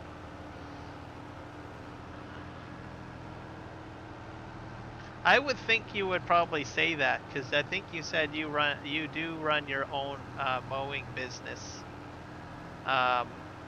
as your real career, so that requires a lot of dedication and hard work, and you have to be on a tractor in real life.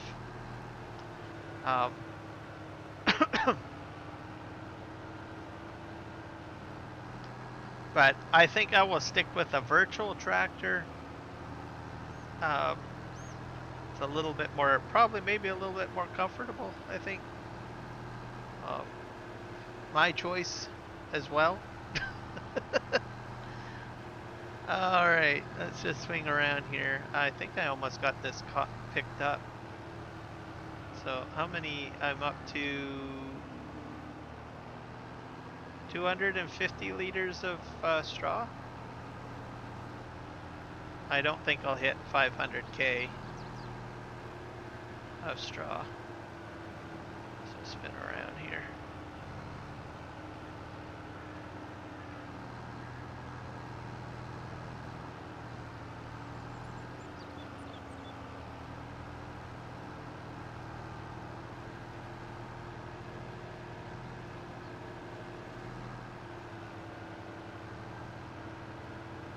Almost got a wee bit more left. Pick up. Here we go.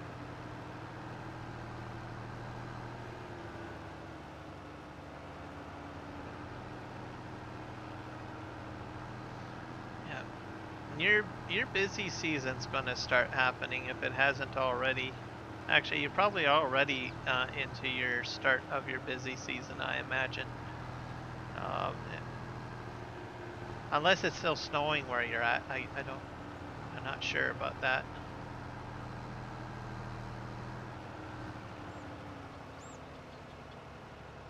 Yeah, that's true. You probably don't do 100 miles an hour in a tractor. Oh yeah, I should. Oh yeah, that's right. The speed that I'm going at, I read it the other way. I thought you meant that I did 100 miles of field work or something, but you meant the speed. Yeah, you're right. I'm a little bit crazy with that. And yes, you would not be doing 100 miles an hour in real life. I don't know how well that would go very well. I don't think that would go very well at all if you went at that speed.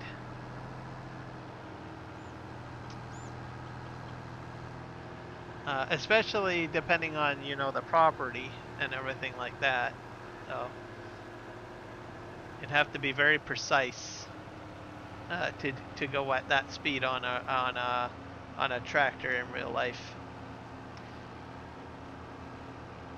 Okay, let's just spit this out here.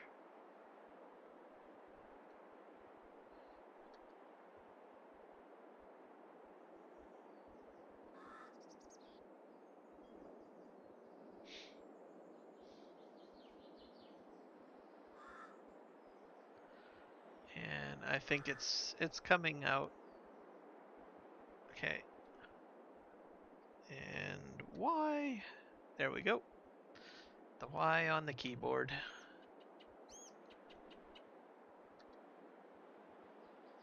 All right. We're going to park this over where I got it from, and we'll come back into this area in a little bit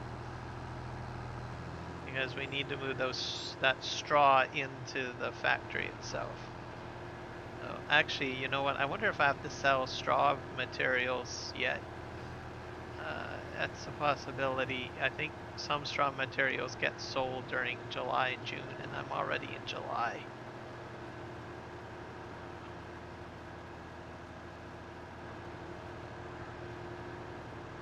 Alright, we're just gonna... Oh. Map is saving, folks. That's just normal.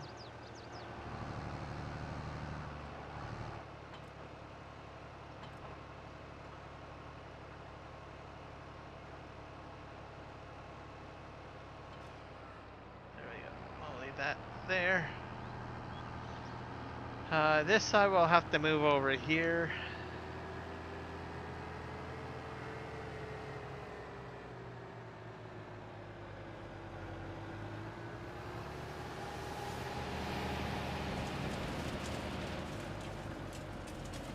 Let's park this right here for now.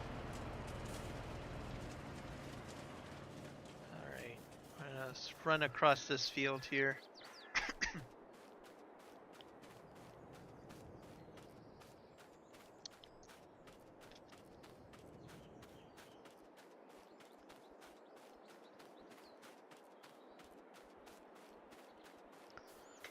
And we're gonna go ahead and try to pop.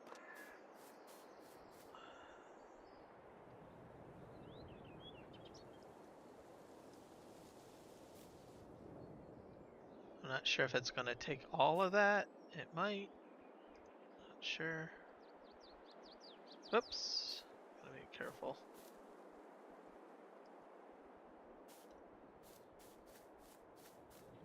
Let's see what we got cooking here. One round bale. Start.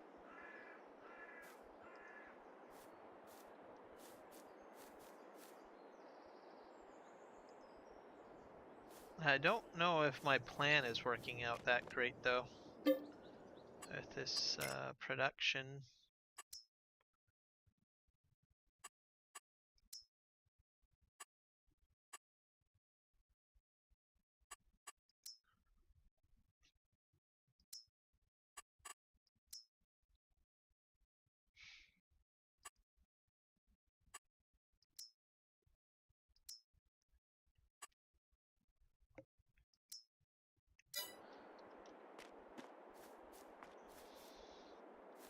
It might not work. So I did have it working at one point. Basically, I've got the Argsy Gaming Place Anywhere mod, and I had it working at one point, but it seems to be a bit stubborn. And now it's not allowing material to spawn. So I might have to remove this perhaps.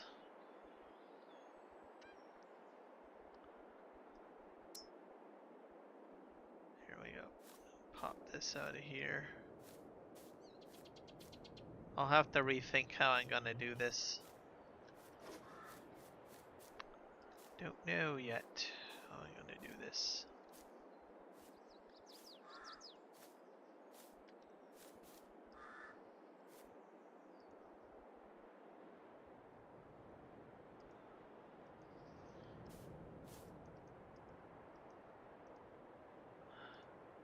So I might delete it out. Let's see if there's anything else in here that needs to be. There's one straw crate in there. Start. And there's nothing else. Oh, I'm gonna remove it. I'll have to play around with this a bit more. I did have it working at some point, but it's not perfect.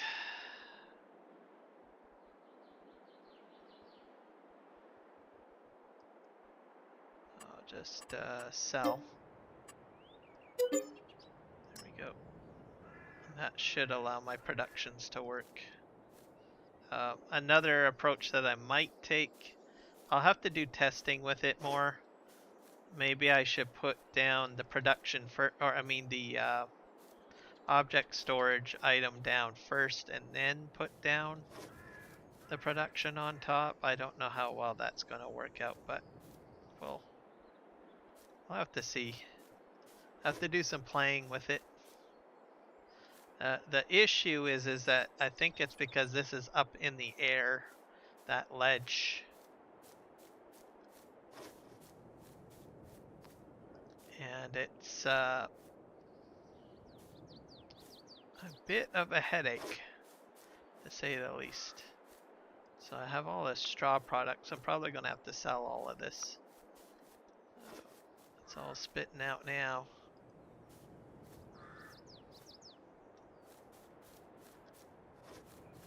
Here, we're going to move that on here.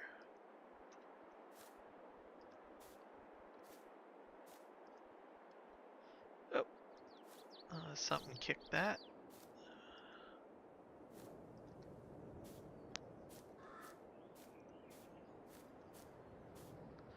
Put that there.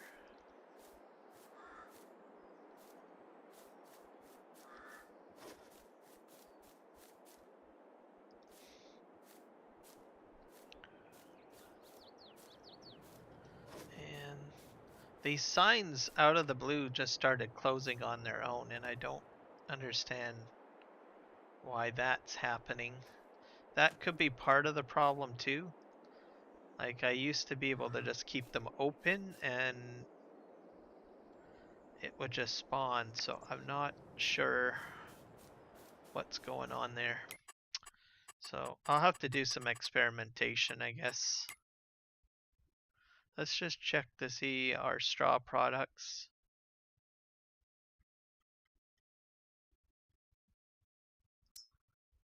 So September and March, I guess, is when these items get sold. So I have a little bit longer before I have to do anything with them, which is good. Gold bars can be sold. I guess I could probably do that.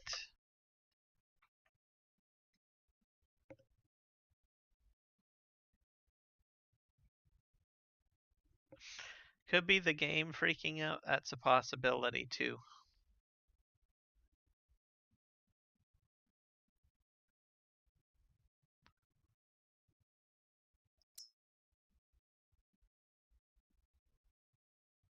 I think I'll wait at least one more year before I sell my gold bars, but that's money in the bank right there. Got lots of metal. Brick is being made. Concrete, I need to keep. Chipboard, I don't know if I have that where I can sell that. Do I need the chipboard? I don't think I need the chipboard. I could probably sell my chipboard.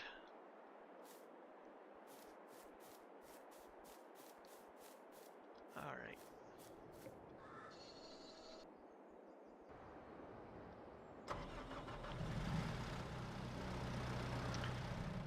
I think this is my chipboard here, if I'm not mistaken. Yeah, that's my chipboard.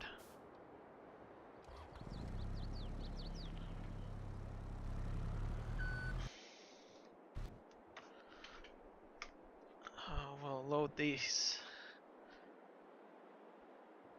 Clear out these spawn areas. We'll probably sell the chipboard. Because I think it's the one product that I honestly don't need.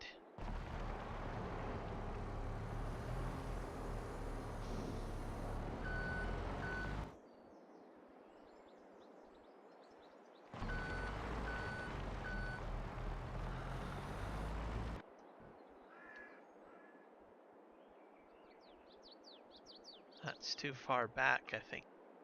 Aren't you? There we go.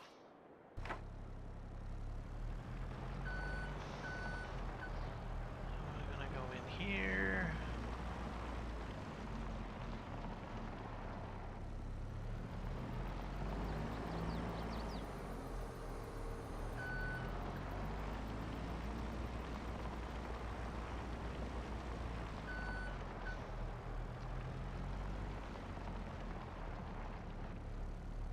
And I have my orchard to take a look at too, which it's been about a day, so I probably have some stuff coming out. I also been doing oil. Oil's been being made. I put in soybeans into the oil plant the last episode, so we will probably have some oil.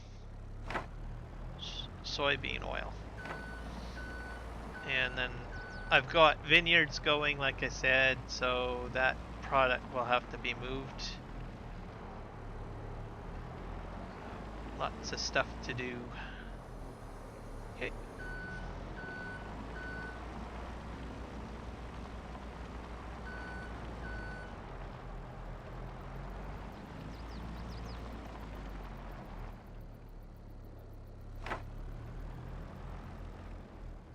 Oh.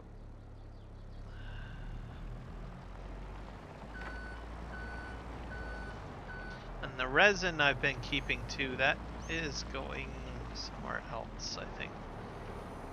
I probably won't want to sell that because I think I'm using that for glue.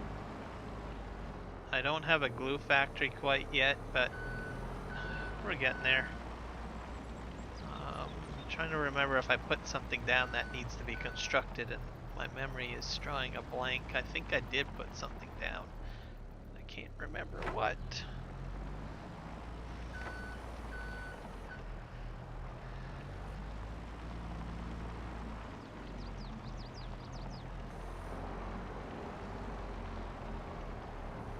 I'll check the pallet factory while I'm over here too.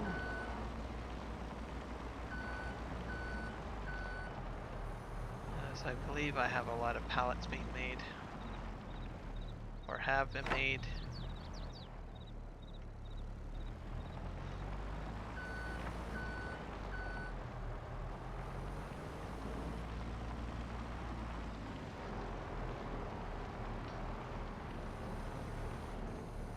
this up. I got one more chipboard to move. The prefabs I think I can probably sell too. I'm not sure on that.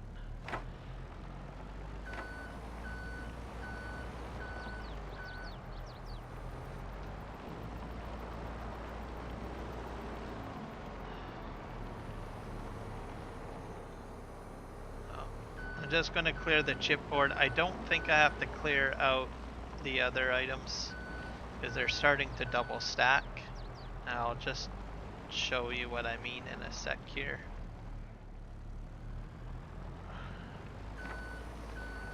The resin I can probably leave alone because it's not really...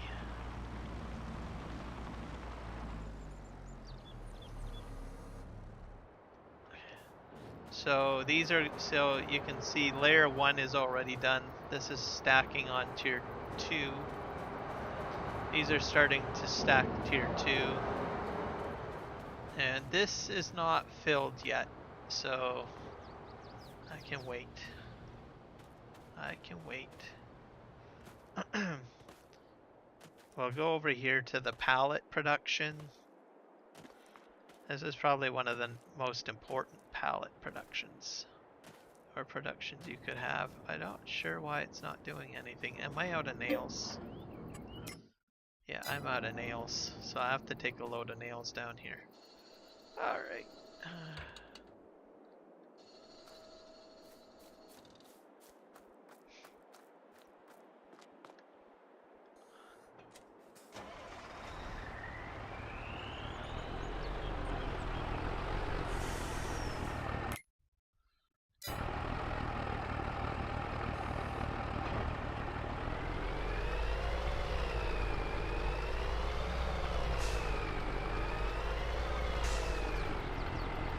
This is my my landscaping and logging area.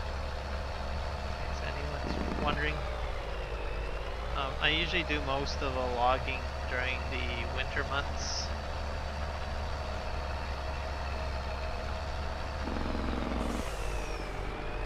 It's not winter right now, so ta-da! Doing other things. I need a flat deck truck. It's over here, and we're just gonna take nails. Here's my flat deck.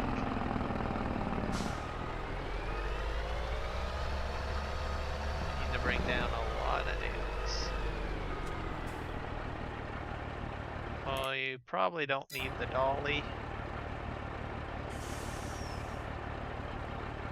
that behind.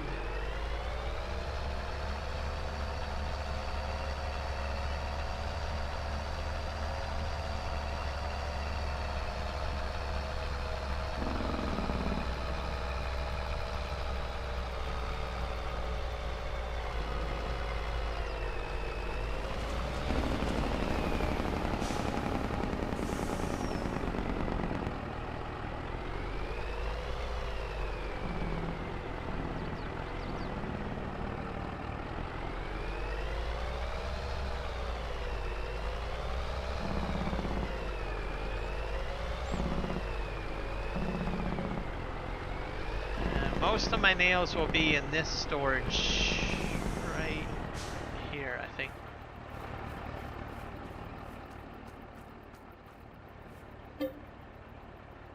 That's metal.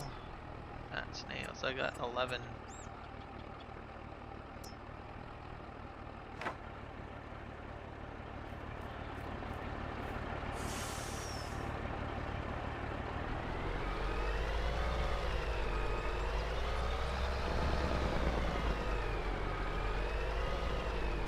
Get this a little closer so I can auto load it. Kind of interesting that it's diagonal like that. Well,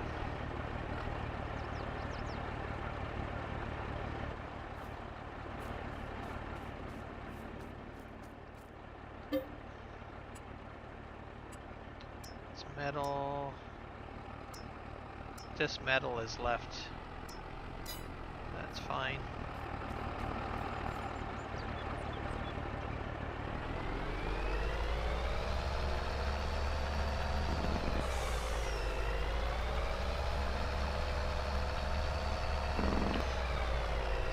head down to the lumber mill, put these into the pallet warehouse, and we'll look at selling some of that chipboard. That should get me up to 100K again, or that should get me around 100K.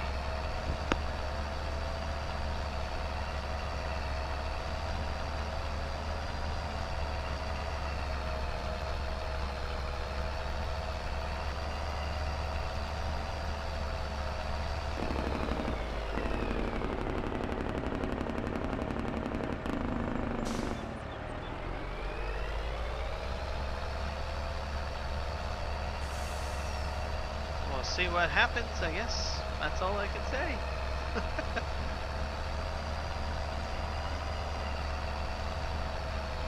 So I'm using the tier 1 smelters to make the nails, and I want to create the blacksmith, which I think will help with my output maybe. It's a little bit of a nicer building too to look at.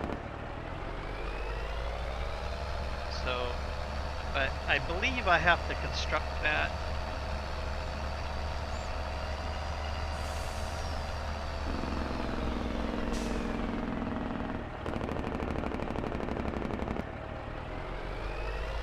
And I think I'm making brick now too. Not sure how long that's going to take to make.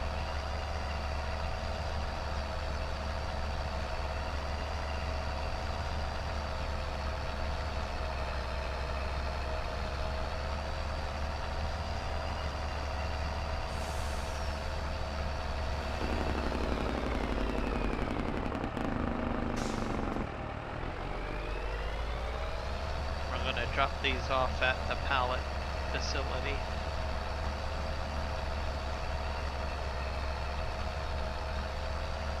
I will have to bring a front end loader down here because to unload the wood chips you need to do it through a front end loader.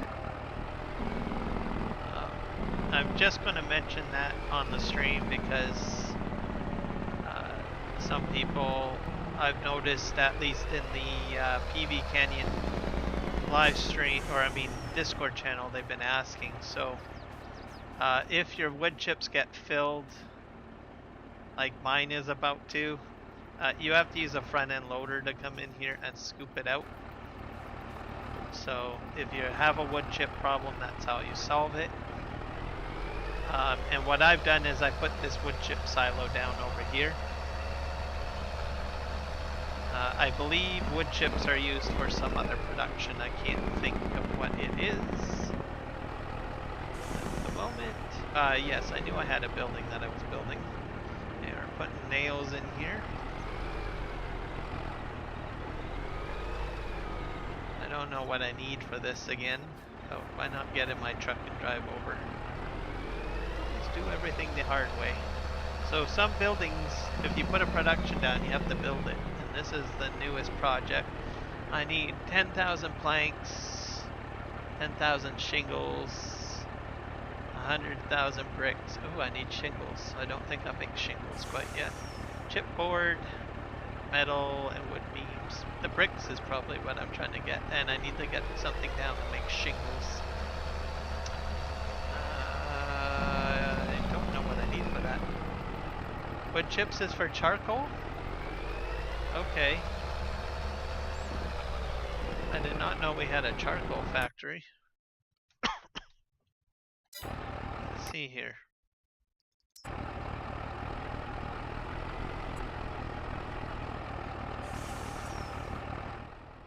Here, zoom out so we don't have to hear the truck. Is that a tier 1 or is that something else, that charcoal factory? Probably a tier 2. Oh yeah, what do you know? And I don't know what to make of those outputs. I think that's dye, and I'm not sure what that other one is. That's a fairly large piece of... fairly large plant. Huh. Hopefully I don't have to. Do you have to build this one too? Like what I'm doing over here? Or is it just a placeable and you put it down and voila, you're on your way?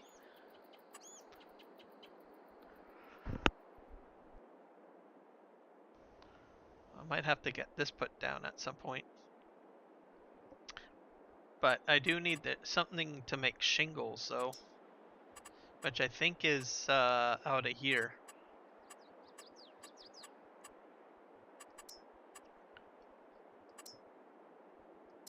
You have to use one of the productions from the Platinum DLC to do the shingles. I'm not sure how expensive that's going to be to put down. It's a placeable? Okay.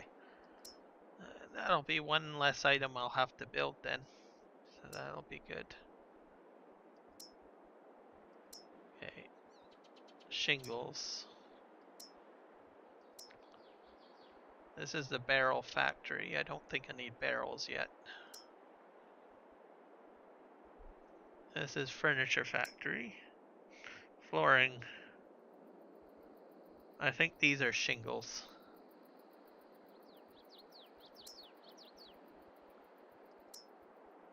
I probably will have to put this down.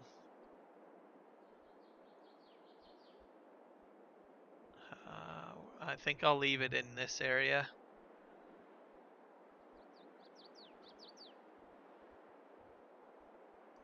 We'll just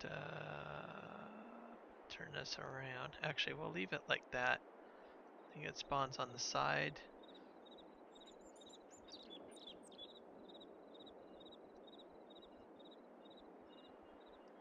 It's $110. Not cheap, that's for sure. Well, and the inputs are planks and beams of some sorts. Both planks, I think. We'll put that there. Ta-da! And we'll move the planks over and we'll get that factory going. Now I'm down to 57. Okay, we got all sorts of stuff here.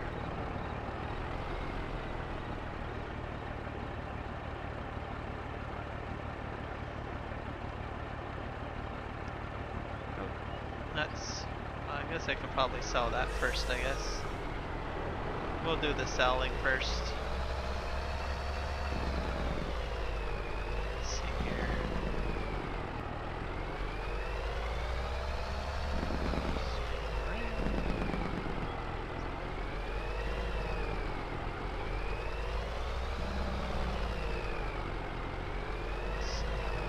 Oh, back up. Okay, so I need planks and both of the planks. We'll do the planks then. That's it. My mind's made up. Put this right here. Long planks and short planks.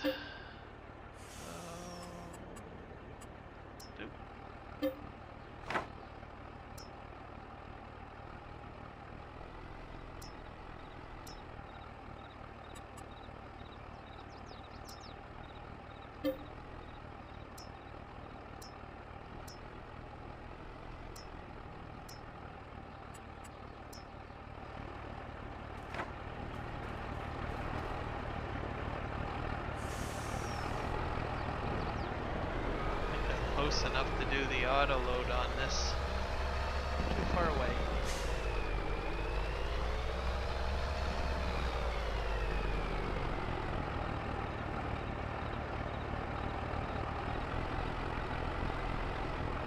I probably will only accept full ones, I bet. Just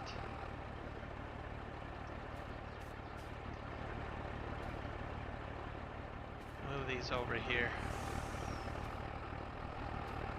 Out of the way, little ones.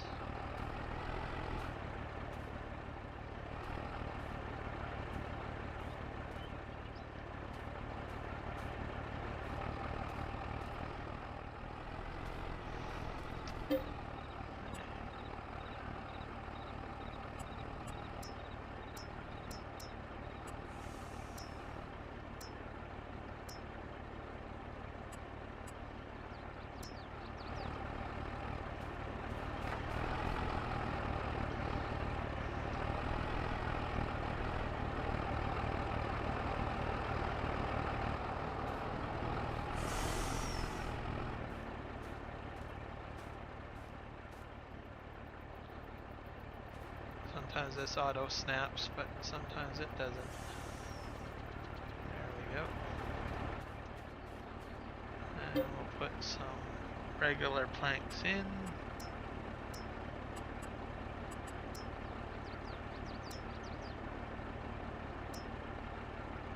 These are all different sizes. It's kind of crazy. I don't understand that.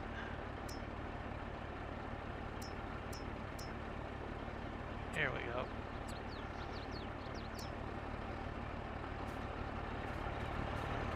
Stack.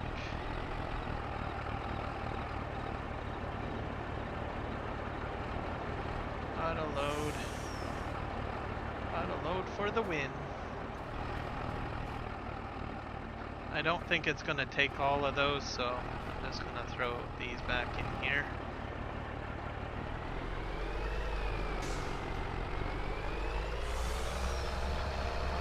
And we'll see if we can get that factory going, because I will need shingles.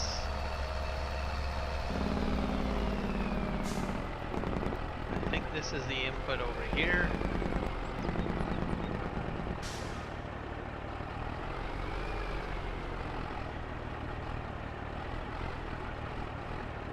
I think it all went in already. That's crazy. Yeah, that's about as much as it's gonna take. I can probably go over here. Get rid of the rest, some of this stuff over here.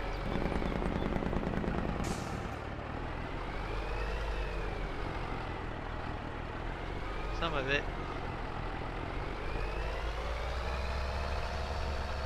Very good. Well done.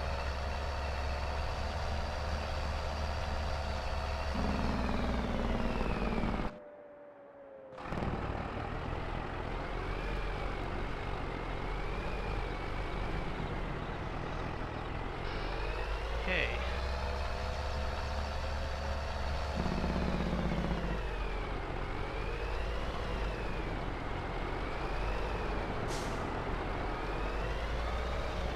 Chipboard is next, and that'll get sold. I'm going to sell the whole lot of it. I do need chipboard for making the building that I'm trying to make, but I have a feeling I'll have a lot of chipboard to spit out, so might as well just sell it all.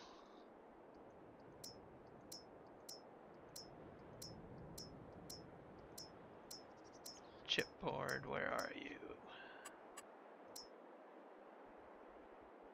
Oh, maybe I'm a little too close.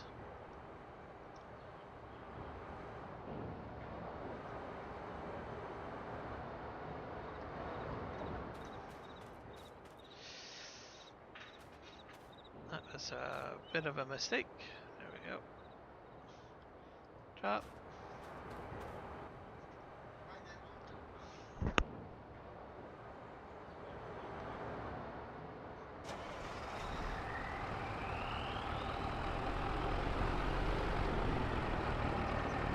Not sure if I can get the rest of those on there or not. I should be able to.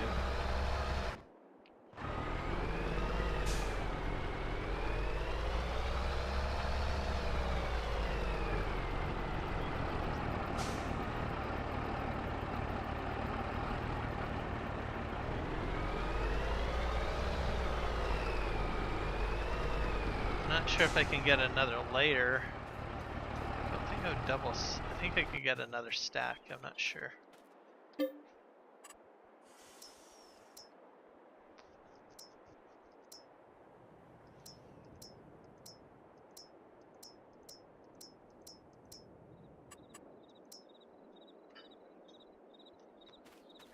Another 25.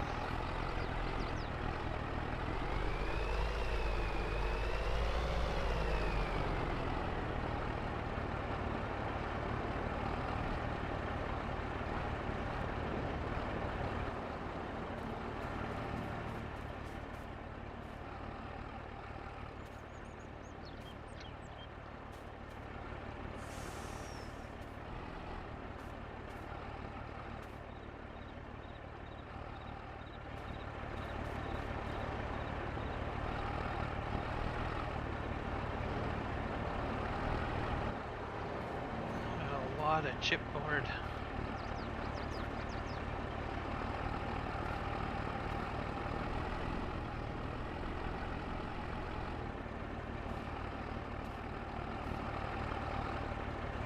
It's acting a little weird here. Oh gosh, that was crazy.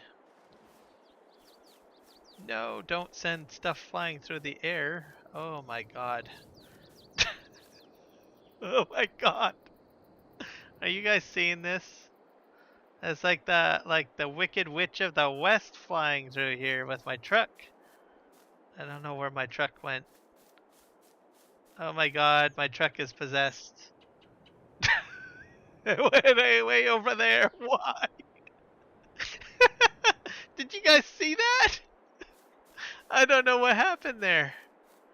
Oh my god.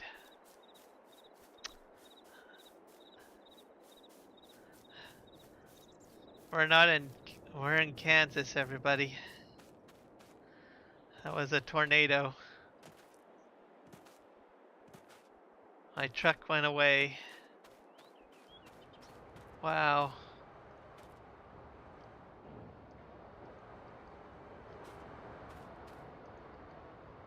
I'm gonna have to hit the tab button a few times and see if I can find that truck. I don't know where it went. Here's one truck. I have a pallet problem is probably what's going on. Another truck. Oh my god. Oh, we're in the tornado. We're in the eye of the storm. Oh my gosh. This is not good. This is not good, people. This is not good. Oh my god. I think it's under the map. Yeah, I think I'm probably gonna have to close the game out. And this is on a server, so I might have to reboot the server. That is just wild. All right. I can't work with that. That's for sure. I was hoping it had landed somewhere. So we are going to quit to desktop.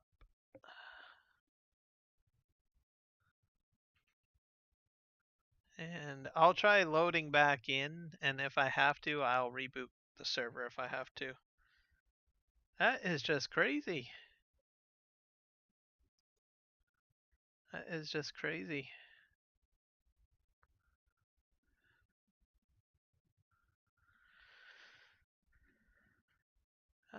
Okay, let's reload the game.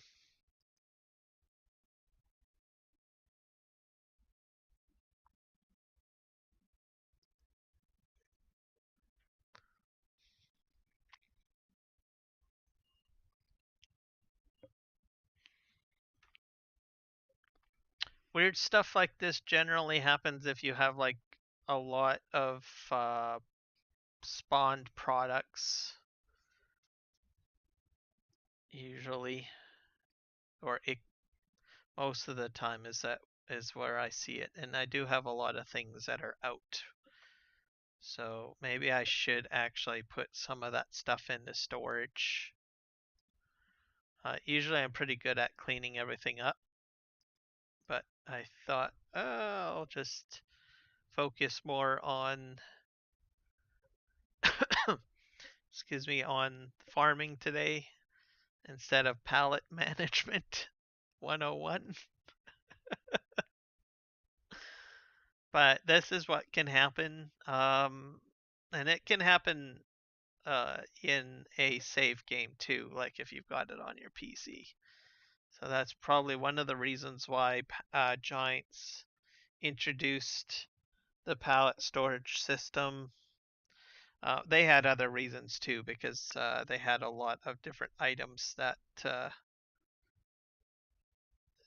were being made through production. So, but it saves on rendering if you put it into storage.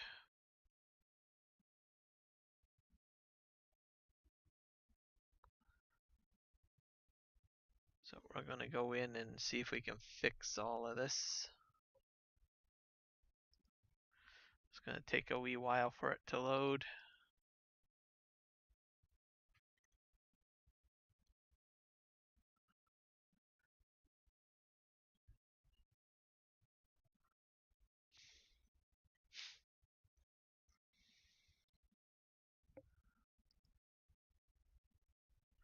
What will probably happen when I go back in is it will just land somewhere.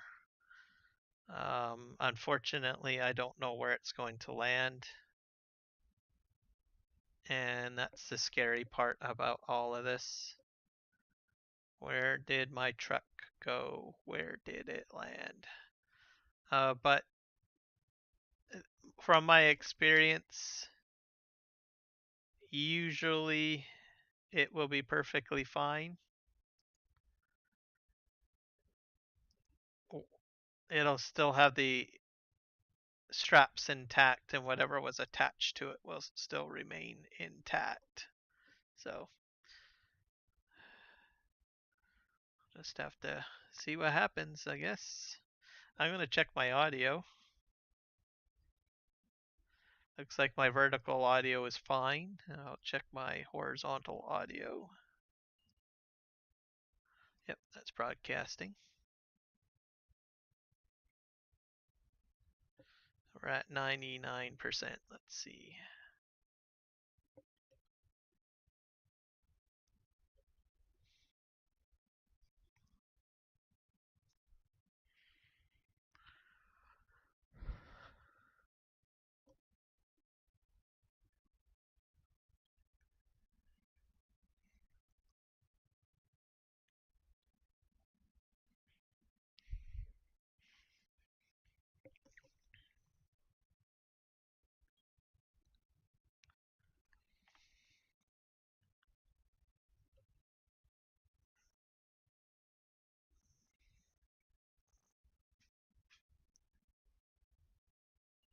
There we go. We'll just hit the tab key.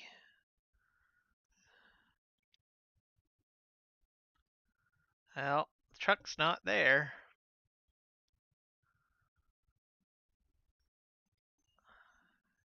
Here's one truck. I might take these ones. That should do it. This is glass, some bottles.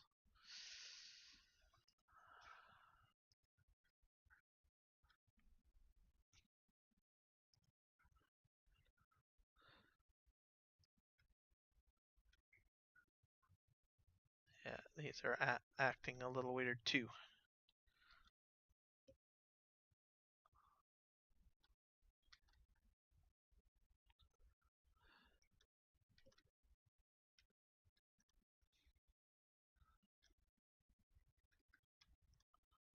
I'll see if I can back this truck up and get it a little bit closer.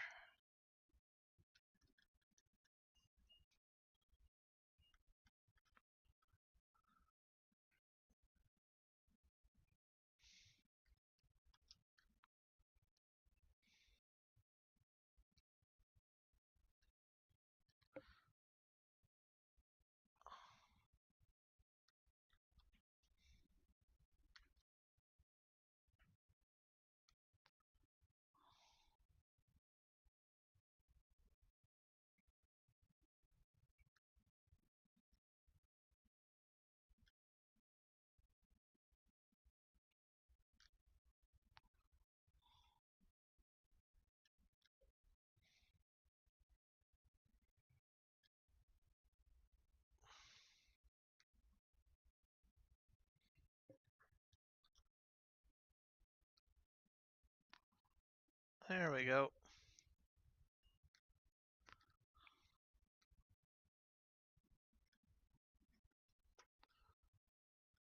Feels weird driving this truck in here, so there's a little bit of hiccup lag. Okay, that's good enough.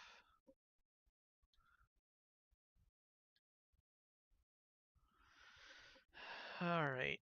Let's keep on tabbing.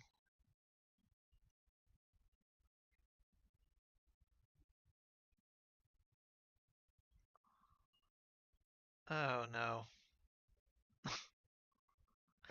I think what this means is I'm going to have to, yeah, this is outside of the map too. So I will have to, this is not good.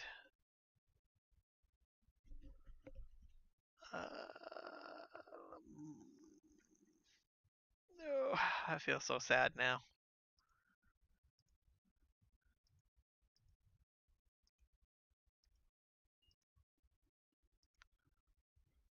All right, let's quit to desktop. We will have to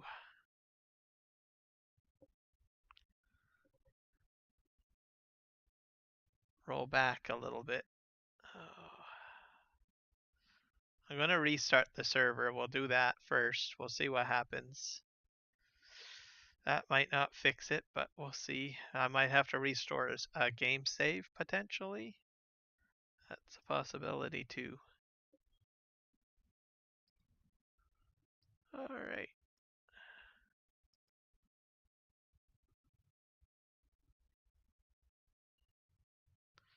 Da, da, da, da, da, da, da, da.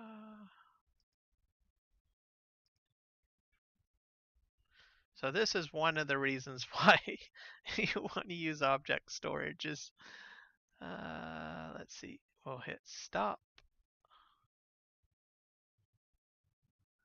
And we'll hit start. And hopefully this will fix it. If it doesn't, I'll have to restore a previous game save to about 3:15 today, I guess my time. Let's see here.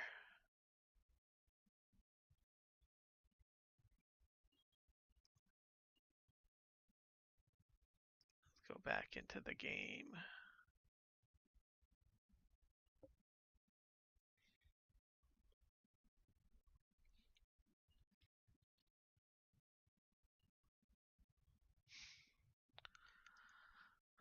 Hey, multiplayer, join.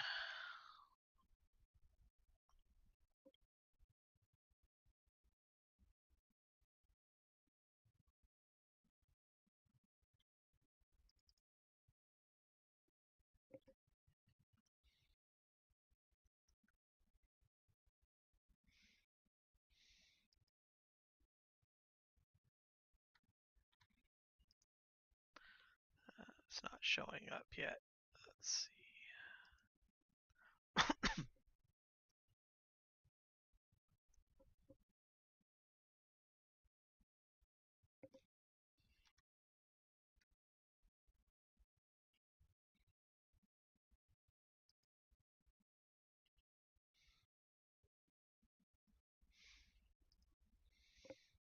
Always a regular adventure.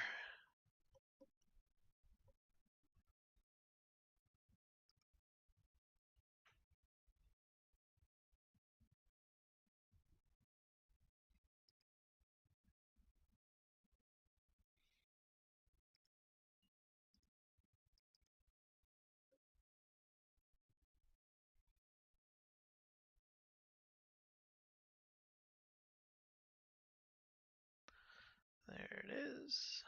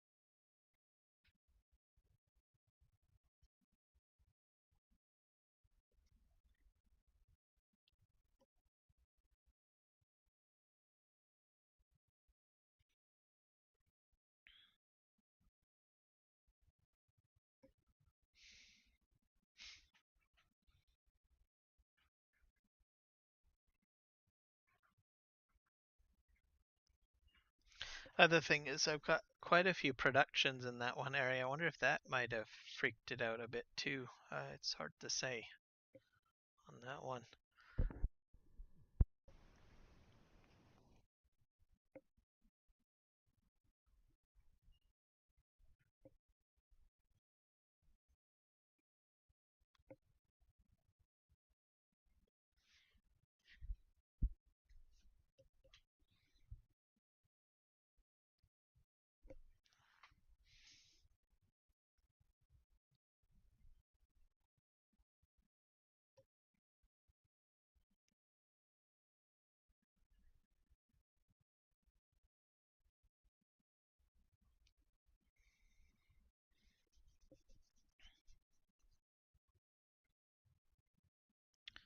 Definitely an adventure.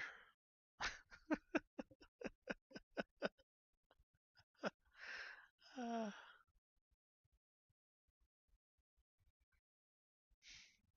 but I probably have a lot of stuff spawned out, so because I did do a sleep trigger, so I probably have oil as well by the oil factory. So I probably have to move that. I've got all that lumber product too. I will have to move, and I can't think of anything else.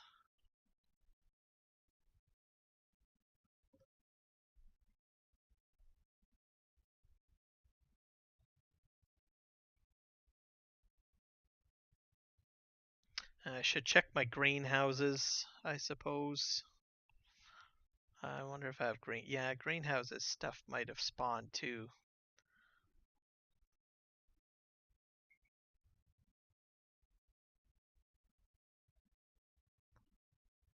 25%. But I might have to restore an old game save. So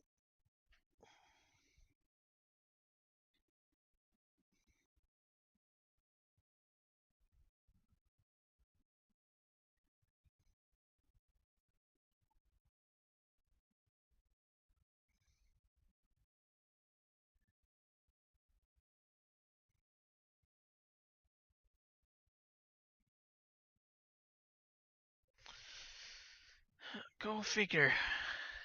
Crazy. 96% loaded.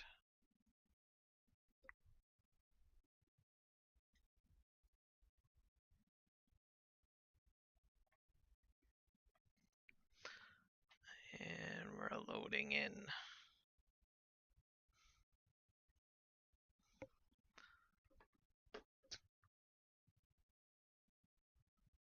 We're loading in.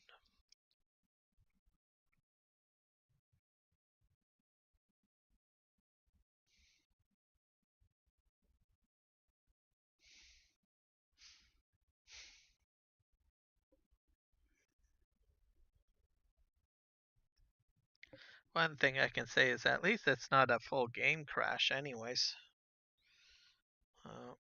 That would be a little crazy. But I have a feeling I have to reload a save, especially with the fact that the truck is like outside of the map boundary. Hard to say. Synchronizing data with other players. Alright, let's hit the tab button, folks.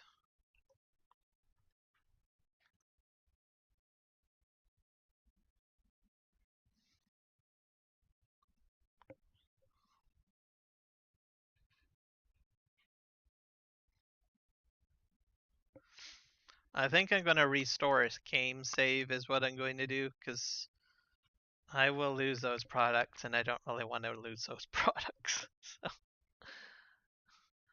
So, oh, okay. What kind of witchcraft is this? What kind of witchcraft is this? What is this? Witchcraft. What is it? I don't know. Someone's messing with my brain. Why? I don't get it. Well, I'm just gonna roll with it and not question it. I think it might have restored a save of some sorts. That is just crazy. Um, okay. Well, you know what I'm doing. I'm cleaning up pallets because I don't want to run into that problem again. Ooh, gosh. I'll move this out. I got too many pallets spawned. It's the Christine TLX. Yes, I think so. Our maximum overdrive going on here. You ever seen that movie? It's where the transport trucks get possessed by the goblin transport truck. You gotta watch that one. And then there's this family inside of the gas station, and all these 18-wheeler rigs are driving around the gas station, all on their own. And they're all controlled by the goblin transport truck. So this is what we're gonna do. I'm gonna behave myself, and I'm just gonna clean up my pallets. Normally I do. That's what I normally do, but the game is telling me, saying, "Hey, clean your room, clean your game." Let's see.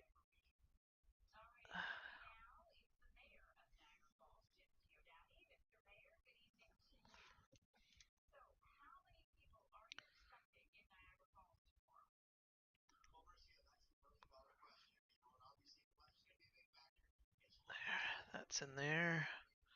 Let's go ahead over here.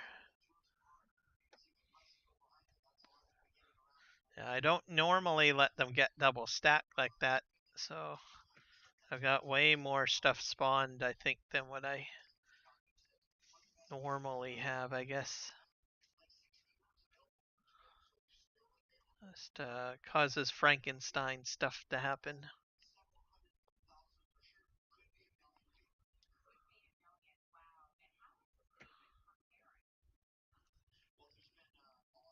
There we go.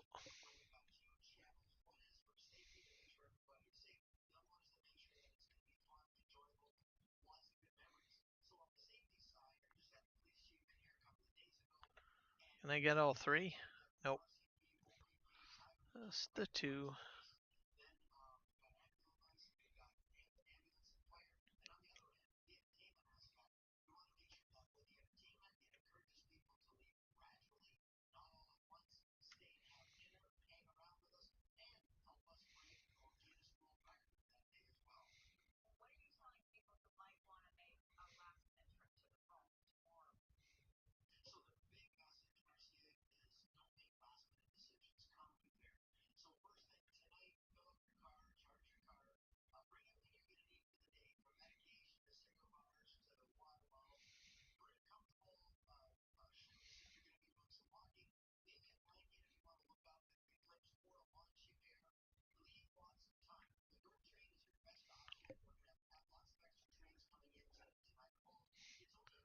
Alright.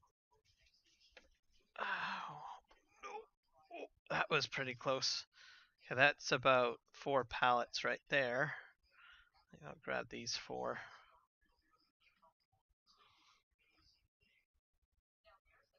Oh, there we go.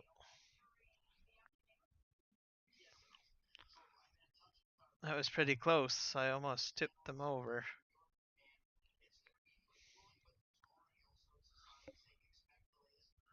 All countryside with your host Hudson.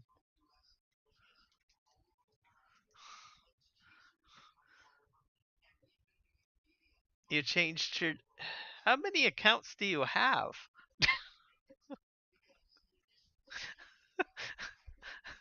Or did you change your name again? I don't know.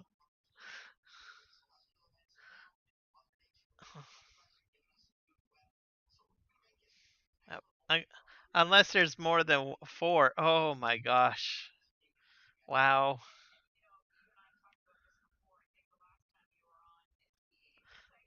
You know what? I've got an idea. I'm calling you Tetra. I'm calling you Tetra. That's who you are. You are now Tetra, my friend. Tetra means, I think, four in Roman numerology, if I'm not mistaken. You are now Tetra.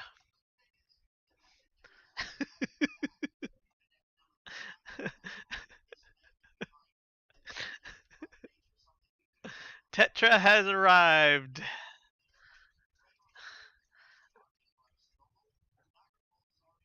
You just wait and see. You're gonna make a fifth account and throw that whole naming convention right out the door. And I don't know the next Roman numeral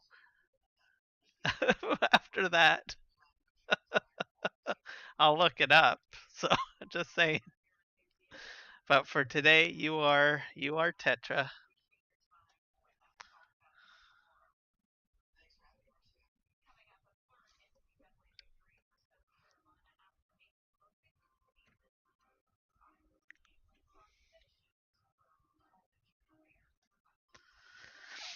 They actually put that. They use that name for a species of fish too, um, because and if you go in, they'll say tetras, and they always live. They have a community of four.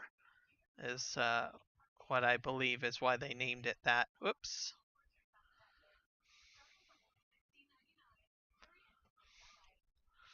So it's a good thing. Community of four.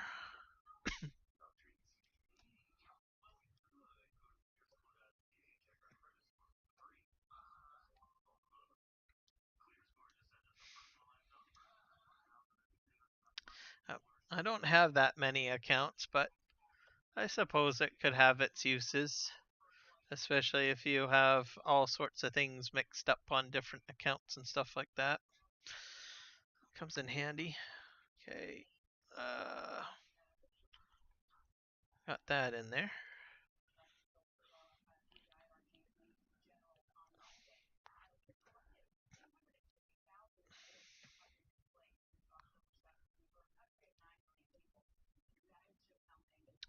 You're trying to change your name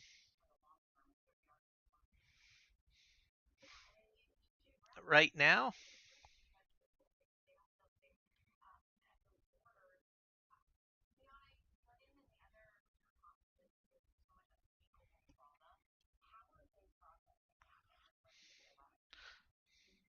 I think YouTube lets you change your name. I don't do it very often. Uh, Not sure if they have a rule on how many times you can change it. Some companies do that. So you can only change every so often, or you're permanently stuck with that name. Twitch, I know, says you need to stick with one name, I believe. You're not allowed to change. And I'm like, why?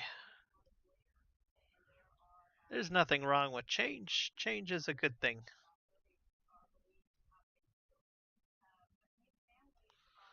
Alright, we're gonna grab this bunch here. Perfect. Uh, See, guys, I'm being a good farm sim person. I'm putting all of the pallets away.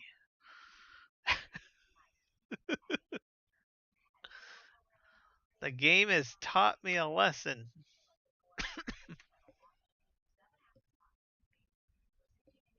You did it? Awesome.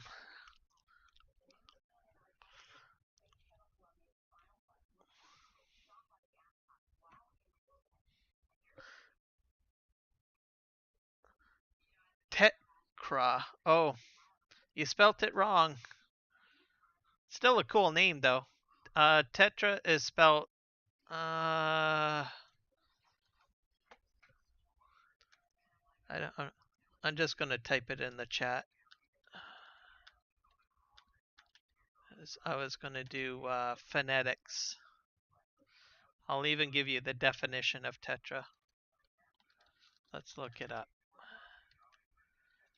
Define tetra.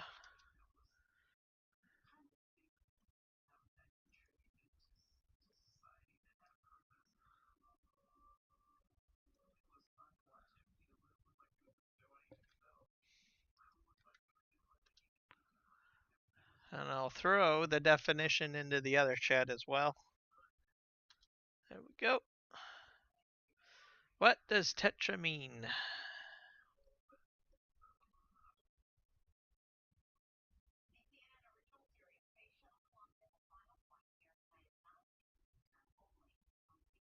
I guess it can get very scientific too by that definition.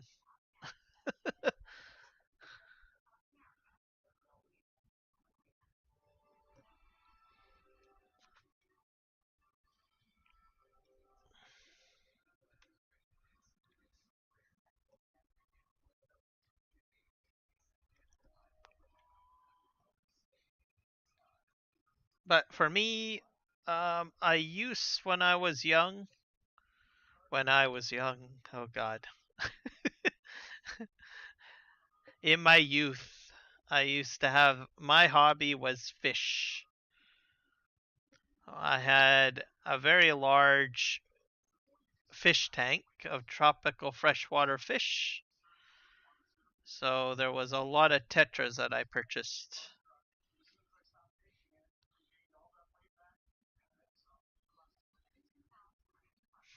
Oh, I enjoyed it quite a bit. It was my favorite hobby. Very expensive hobby, but I enjoyed it. And I did a very good job at maintaining my fish all the time. Uh, I think I had a 50-gallon tank. Maybe a little larger than that. My memory is a little off, but I had a lot of fish in there, that's for sure. I think every weekend, or well, maybe not every weekend, every 2 weeks, I think I cleaned my tank.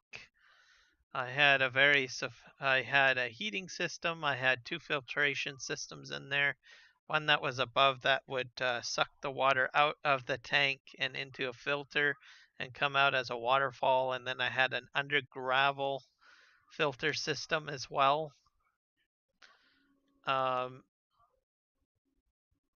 And that was pretty much how my tank was. I had ornaments in there. What else did I have? My fish, I had angelfish. I like the angelfish. They got pretty large. For cleaning, I had regular standard algae eaters, and then I had some plecos or plecostomus fishes, which were kind of neat. They cleaned my tank. I had a couple of eels in there, freshwater eels. What else? Neon tetras. I've had guppies in there.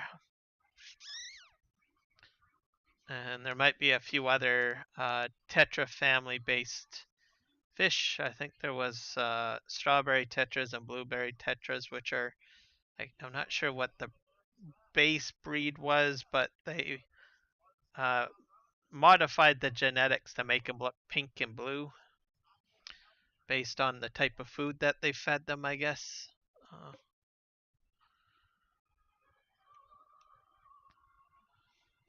But yeah, I was definitely enjoying that. It was a very good hobby.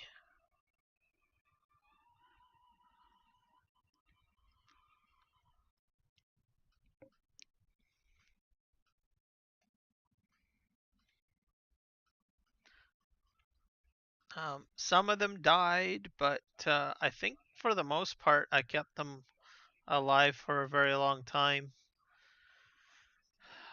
You want to make sure, well, I did a really good job at making sure everything was clean. But I think temperature is really the main issue with fish. If you have drastic changes in temperature or if it's too cold, uh, they get sick easily. They go into shock. Um, so it's important to have some sort of temperature gauge in there.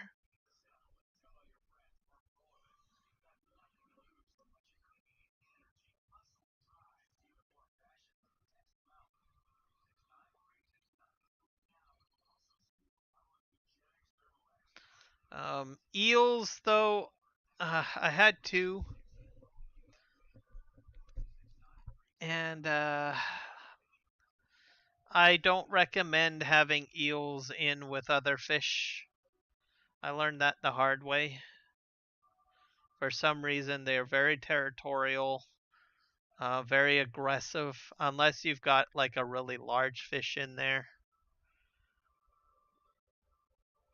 Um, I I don't think my angel fish has never had any issues. It's just my smaller fish that seem to get attacked. Um, Now you can go goldfish that are very large. I wouldn't put a goldfish in with an eel,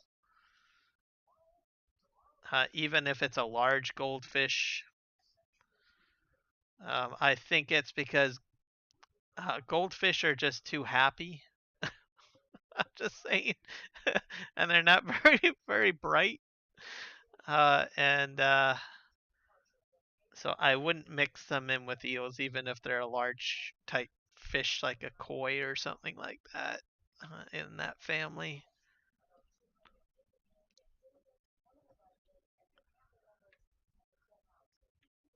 But for some reason, my angelfish survived with the eels just fine. My plecostomus has survived with the eels. But angelfish, they're friendly with for the most part with all fish. But they they will not take any nonsense though. So I think that's why they were a nice community fish, but at the same time they wouldn't allow a predator to go after it or anything like that. Very smart, I think, the angelfish. So kind of an all-round surviving kind of breed, if you ask me. Angelfish.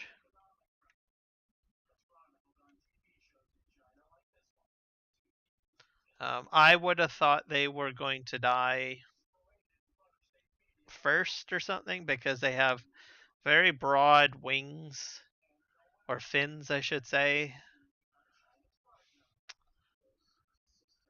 and they're very elaborate and they stand out. Maybe that's probably why they didn't get attacked as much, because they look so menacing, even though they didn't really do anything. So, uh, I've had betas as well. That's another odd fish to deal with. They're very solitary fish. I didn't have very good luck with them. Because I was trying to make them into a community fish, but they're not really a community fish. They like to just sit in a solo bowl on their own. I tried and tried and tried, but got nowhere. Um, I think I mean, they weren't like super bad. I think I had survival rate of maybe 6 months with a beta. And you can't put two betas in the same tank, by the way. It just not a good thing, and I never did that. I knew that right away. Like the store person told me right away, yeah, you can't do that. You can't do it.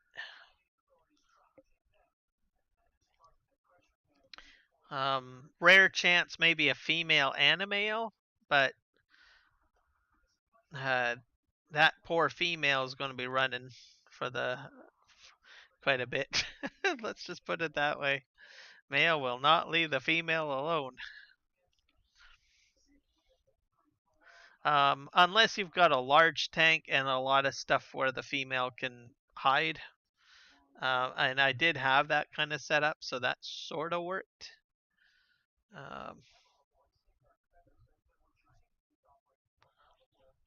All right, I think we've got everything loaded over there.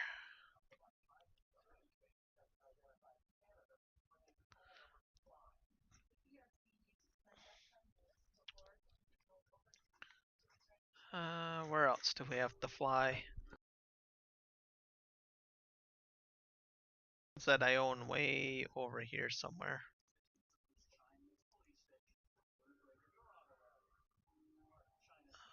We got bottles, we got bunnies, we've got pallets. You have anything spawning over here?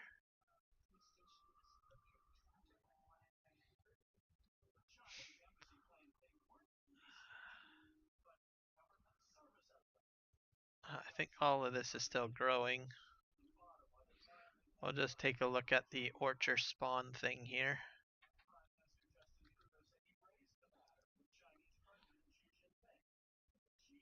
Everything is still growing. It's going to go to about 12,000, I guess.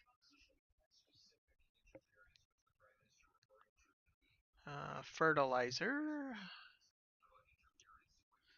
Lots of product in here already, so we're fine. Lime's fine. Let's see what we've got over here. This is the dump area. I think on the other side is where all the products spawn out.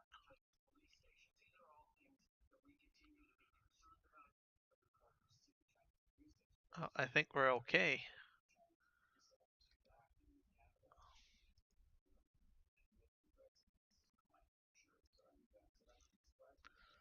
Soybean.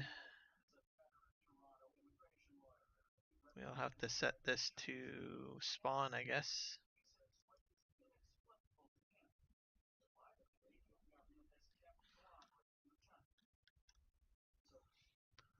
I hope I have a truck over here. Oh, I wonder if I have to do my lavender. I have to do my lavender. This is a lavender field, by the way. This is ready to harvest. Oh my gosh. Okay, that means I have to get a lavender harvester, I think.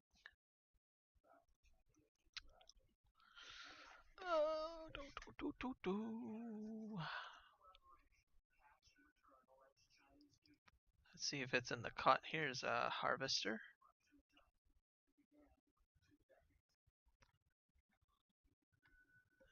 We need to go like...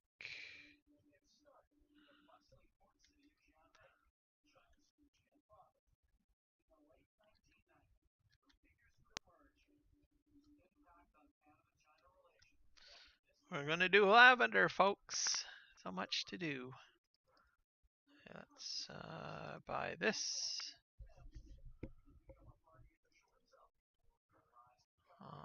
What's the difference? 4 meters, 6 point. Let's do this one. I don't know why you would put weights on this, but okay. Lease.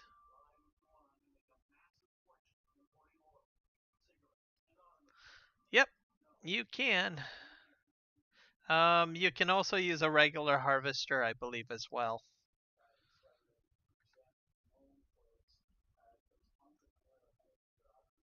But this is a special lavender harvester, by the way, on this map. Let's see. I'm gonna have to lease this one too. Wheel setup transport. Transport 2.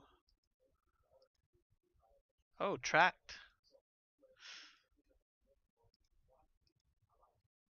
We'll go with tracked, eh? Yeah, let's do that.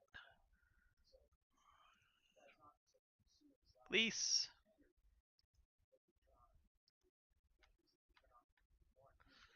Oh dear. Well, that didn't go very well. Let's just move this over here. Shop delivery didn't work out very well.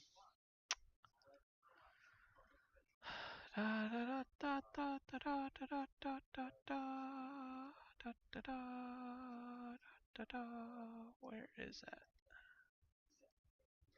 It's under leased items. Return.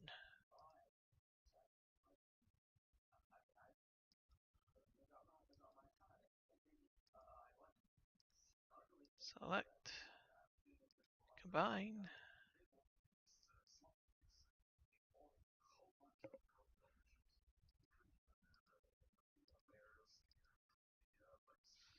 And lease. I don't have any money. What do you mean I don't have any money? Can I reduce? Let's just drop that down. I'll go with the standard cheap version. Let's see.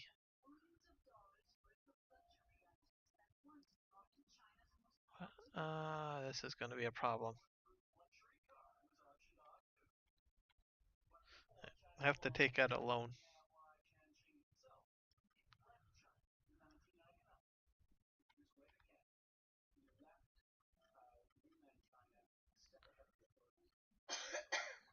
Where's the bank?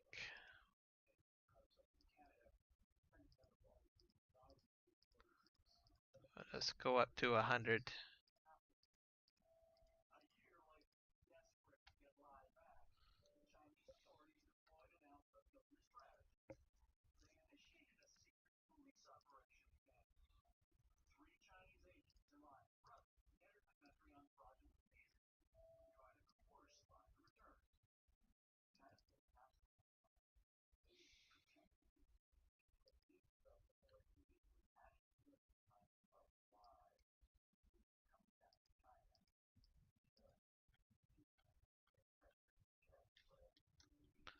All right, boys and girls. Hello, Mario. Welcome. FS22, Farm Sim 22. That is correct. This is PV Canyon Crossing on PC. Let's see if I can get this picked up somehow. There we go. Ooh, interesting. I'll unfold it.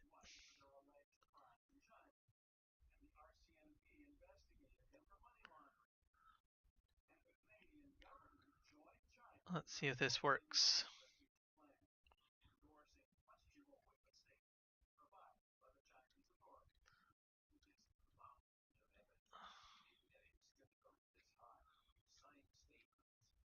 All right. We're going to need to go into detect the length and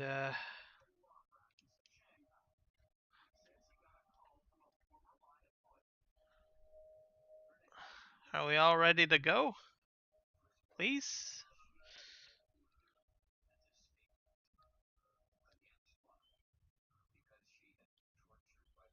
Here we go.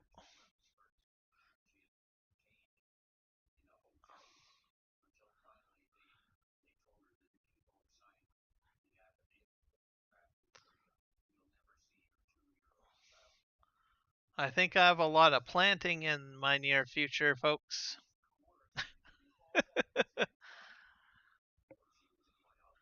Alright, I'm doing the lavender. I'll have to replant the lavender as well.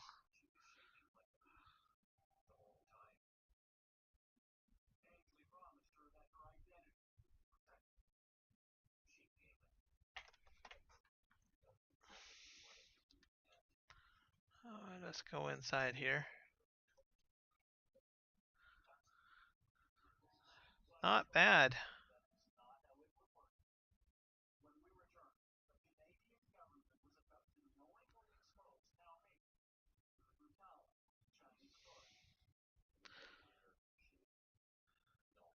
I'm not sure where I need to take the lavender. I think I have to take it to the oil factory. I think that's where it's gonna go. So once we swing around here, we'll take a look at our productions.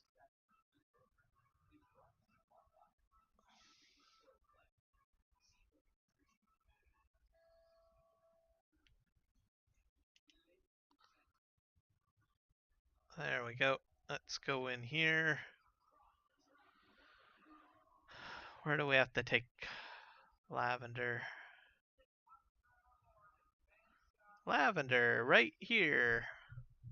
So that'll be another item to the oil factory.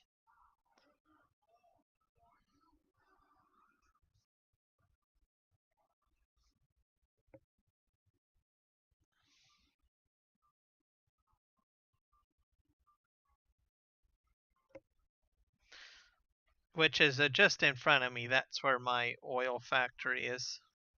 I will also be putting greenhouses, I think, on this property somewhere. When I get the opportunity to. And this will just be kind of like an oil factory area. That's what I've got planned. So, pretty awesome. You can harvest lavender but through a regular combine if you want. I'll show you in a sec how you would get that set up on this map once I spin around here. And I'll show you what we have for options for that.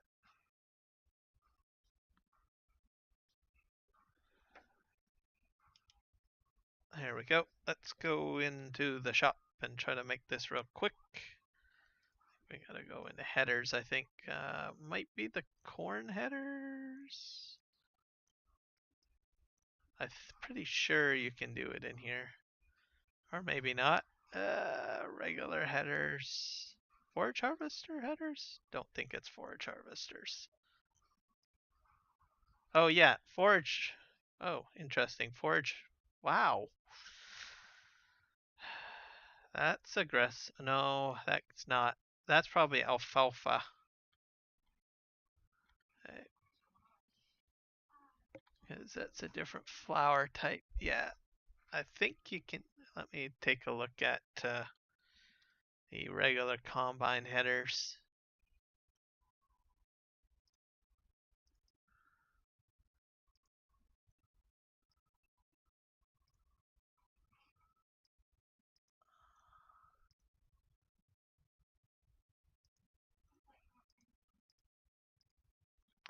I thought you could do it through a regular combine header.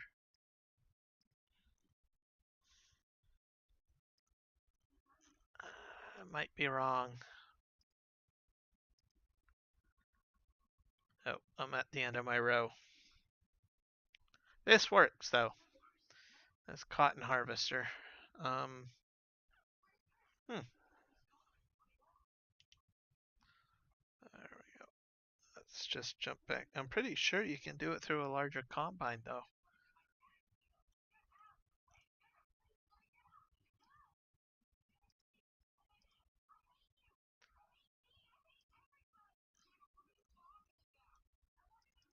And the orchard equipment. Nope. That might be something I might have to test.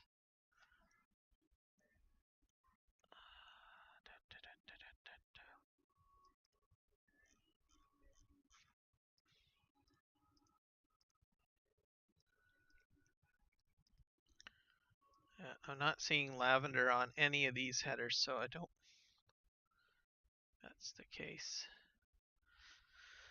What if I go to harvester, large harvester? Yeah, I think that's lavender in there.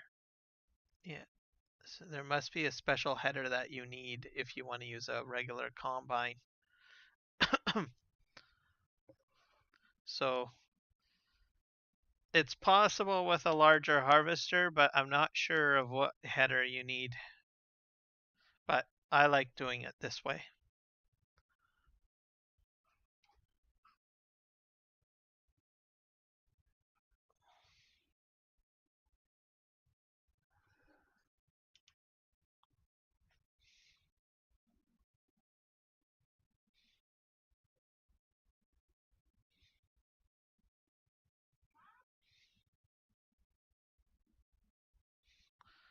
And I think I left the bale down there, didn't I? Yeah, I did. I think I've got a flat deck truck around here to pick up these bales, so I don't think I'll be in too much trouble. So it's like 1, 2, 3, 3 rows and I get a bale, I guess.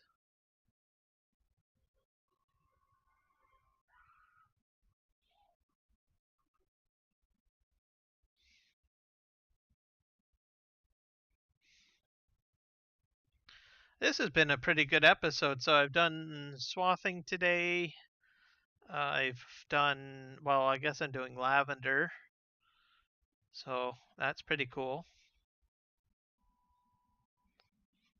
A little bit more interesting than just doing forestry and what else do I normally do? I do a lot of lawn stuff too, grass work. So I think this is probably a far better stream than some of the repeat stuff that I've been doing in the past. So really awesome.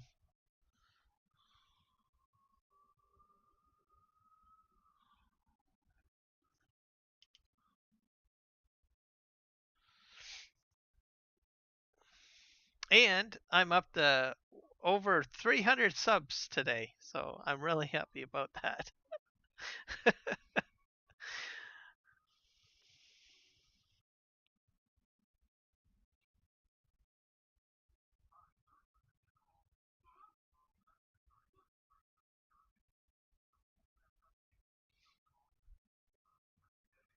So I think doing this lavender should take me to the end of the stream, and then I will take care of the other items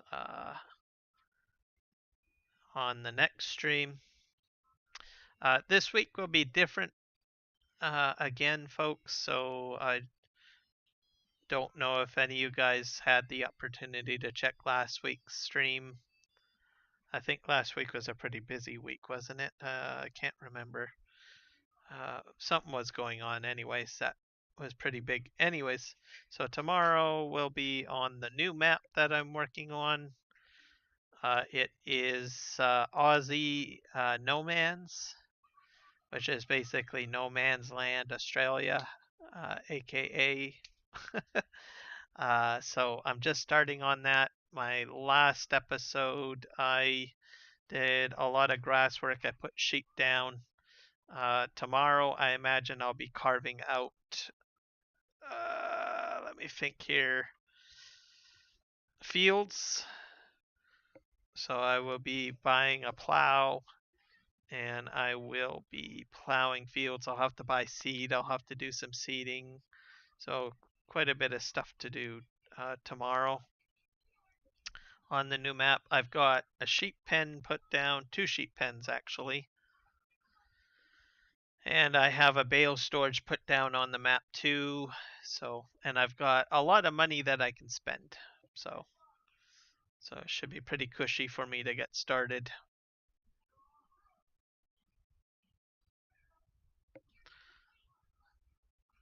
So I'm looking forward to that.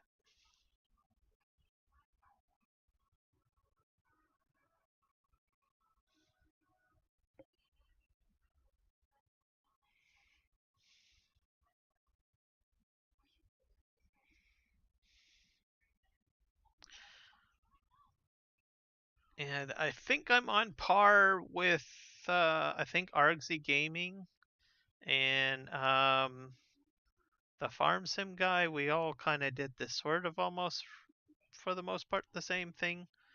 Um, I think the Farm Sim guy is going to get way ahead though. He's running a multiplayer server for that map, so I imagine he's probably progressed on that map quite a bit. Myself, I'm not doing an MP server for that particular map. It's just going to be a let's play. See where we go.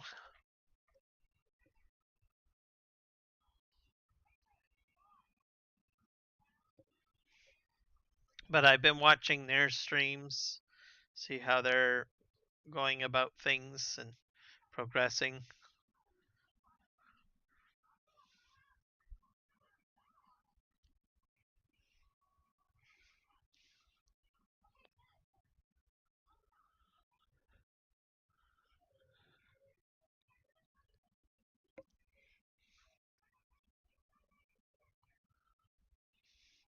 I'm going to put all of this lavender into that building up ahead. And this will be my crop for the year for lavender. And I'll have to regrow some more. So I imagine I will have to get a mulcher over here and a seeder over here.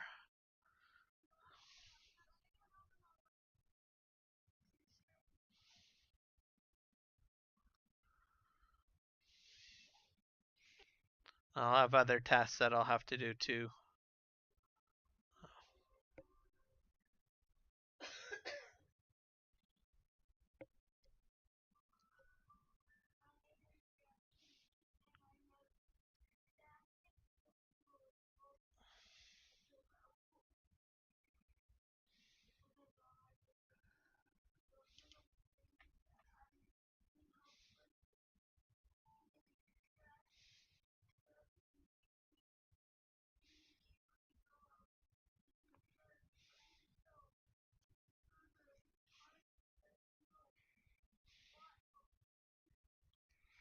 And the building over in the far right in the distance, that's the composter.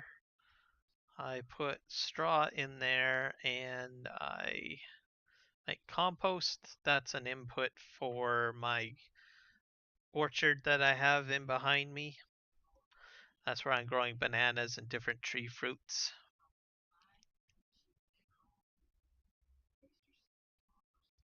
I can put down regular orchards as well, which I probably will do at some point.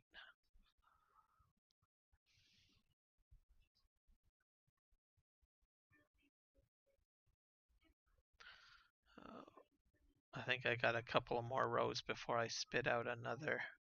It looks like I've got a truck over here too, so that's good.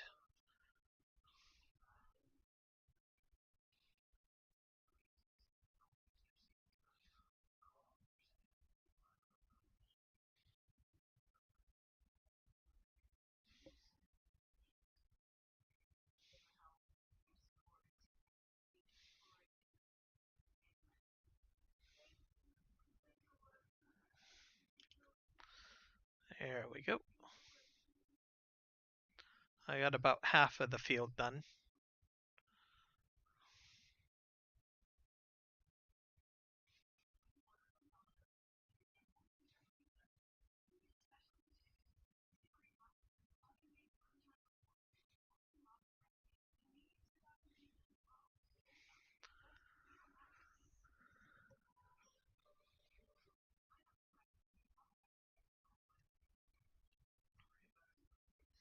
It's going to keep me pretty busy, this map, I think.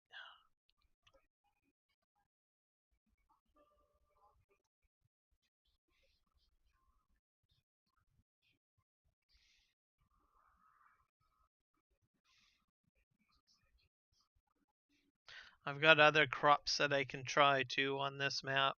I just have to make sure that I optimize my current productions before I go into anything else. Which will probably be the best thing to do.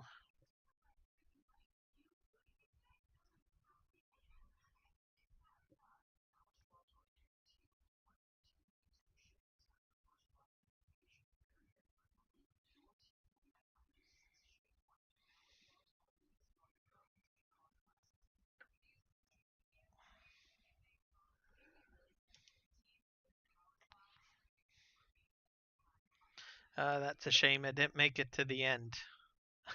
It's in the middle of the field.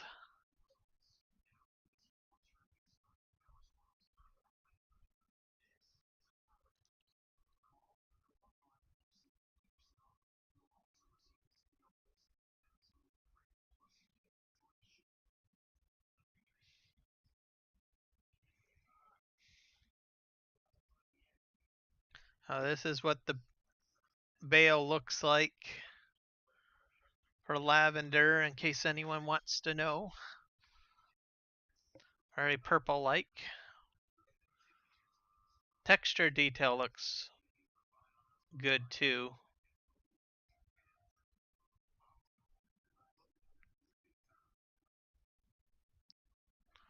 Oh, oh, I made a mistake. Oh, I think it's a crop destruction. My bad.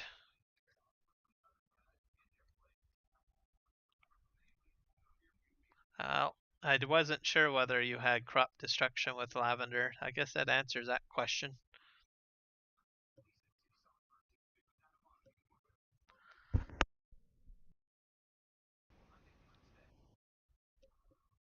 Hello, Michael. Welcome. How's it going?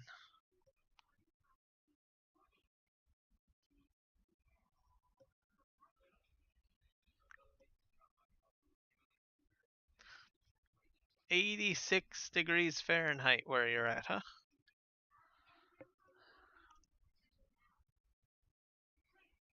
Yep, that is really warm.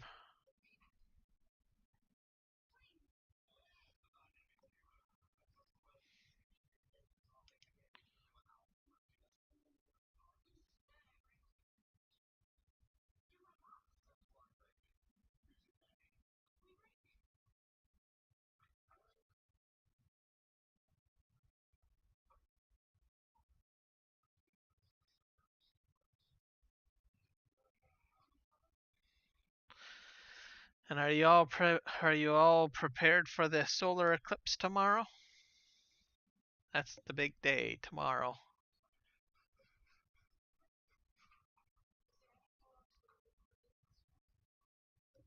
It'll happen early in the morning, I think 10 a.m. My time anyways. Yeah.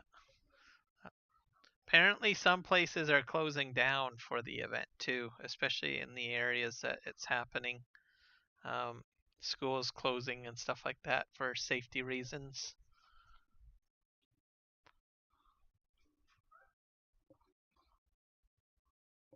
You're not watching it, Nick?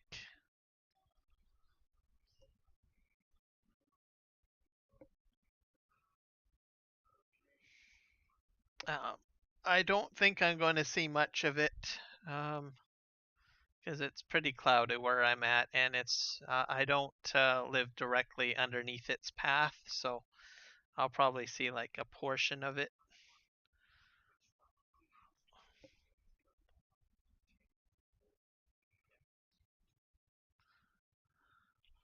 Yeah, 140, huh?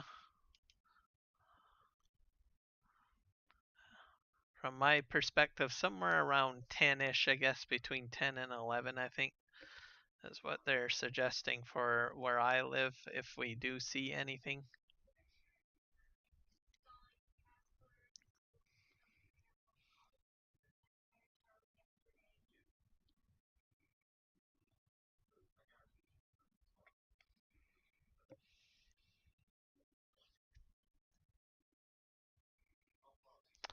Not sure about Central America or South America. They might see some form of it, I imagine, as well. If I understand, it's going to be more diagonal route of some sorts. It just depends on the angle of the moon, I guess.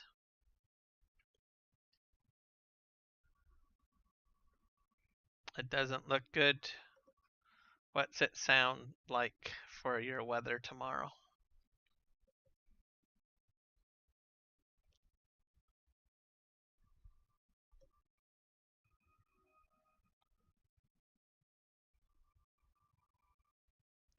I haven't been fundraising much. I know Juan has been doing it quite a bit. I have to take a look at what we're at.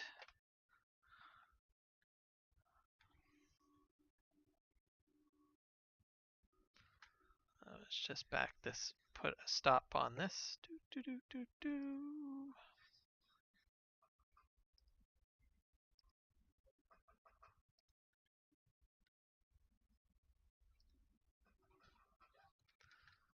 Extra Life.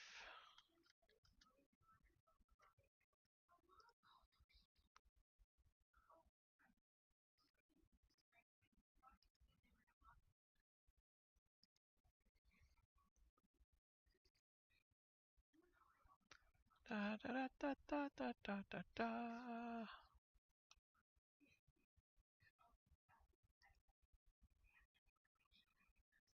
So currently we, as a team, we're at $647 raised. And team pages, let me look at the team pages.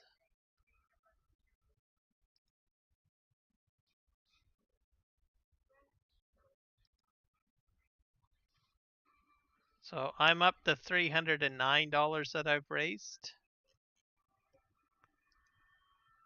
And the 3Js, they've brought in $337 raised.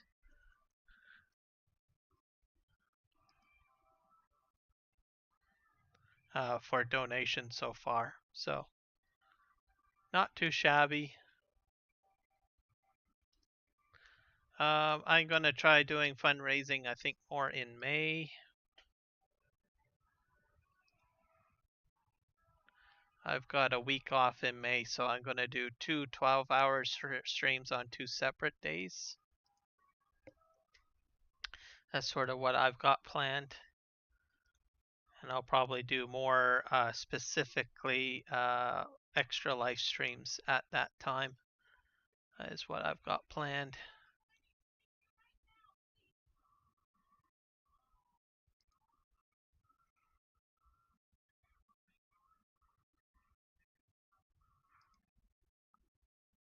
Da, da, da, da. There we go.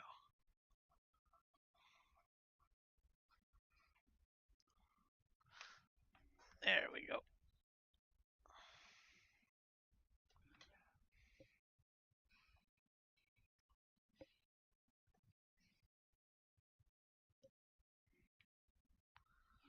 Okay, we're going to go in there.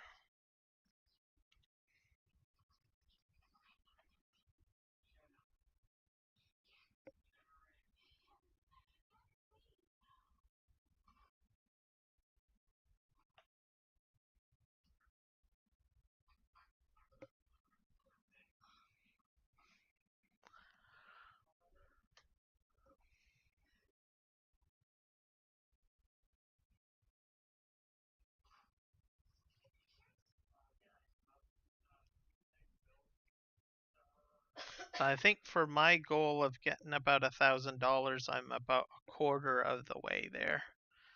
So, which is pretty good. I still got plenty of months to do more live streams for Extra Life in the coming months.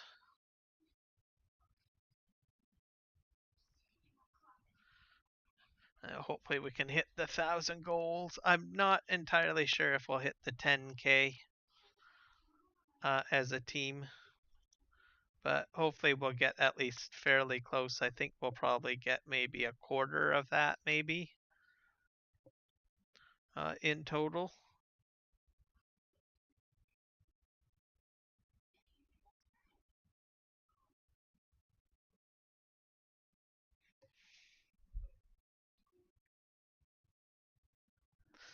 But we'll have to see. I still have to actually order my t-shirt, I think. So you get rewards if you participate. Extra Life will reward the streamers too. So I believe Jess and Juan have already put in their order for their t-shirt. I still have to do that. There's other things that you get too, like I'm trying to remember what they're called. They're game codes too, so codes for different games and stuff, or in-game merch codes. If you achieve certain, how do you say it, achievements, progressive achievements. So that comes in if you put in. I think there's like when I signed up, you get like a sign up for $50. You can get the premium rewards, which is what I went for. So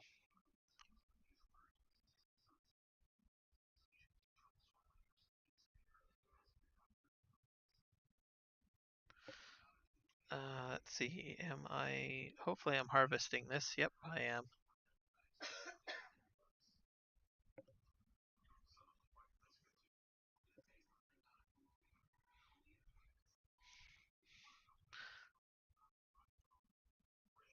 Children's Texas Cancer Month. I'll have to mention that on the stream. This is actually Cancer Month, I think, for where I live. My Facebook got blown up with game for cancer.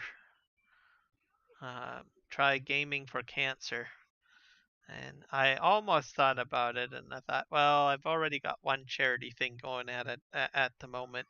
I don't think I want to throw another one on on the barbecue, as the saying goes.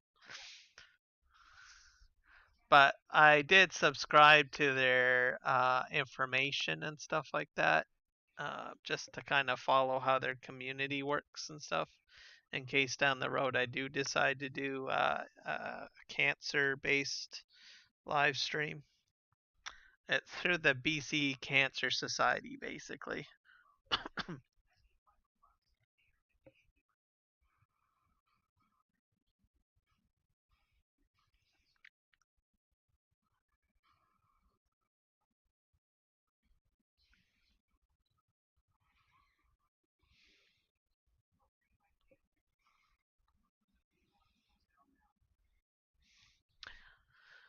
It depends on the type of weather, I think.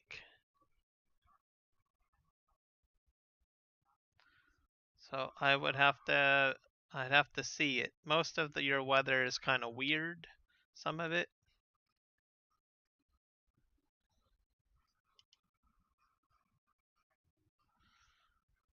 Like I've never experienced a sandstorm. Never really experienced a tornado. Sandstorm and tornado, I probably would stay put. But your snow stuff, I'd still go where I need to go.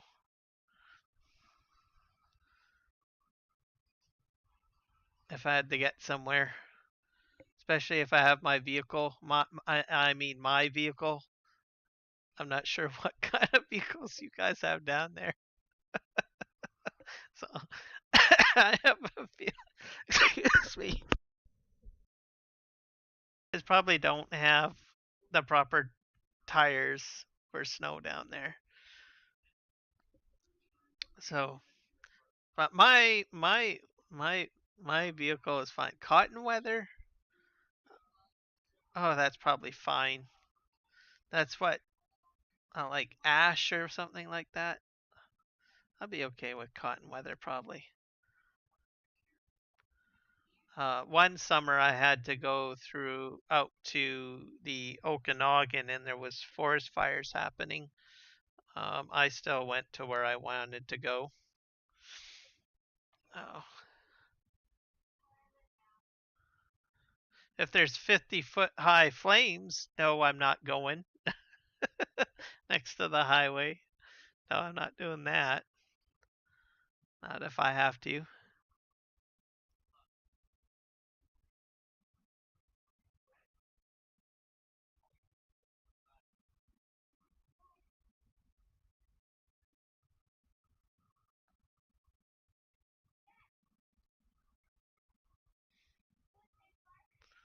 But a few centimeters of snow, that's fine.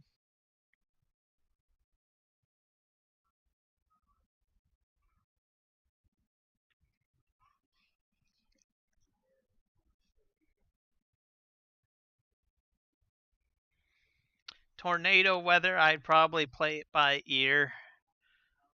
essentially. I mean, obviously, if I see a twister coming down or something, obviously I'm not going to go out and say, "Hey guys, let's go out and fly a kite."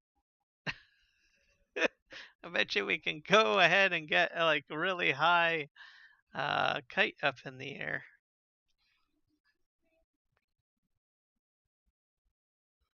But if it's like I don't know that movie Twister, then no, like I said, I'm staying indoors. If it's like Twister,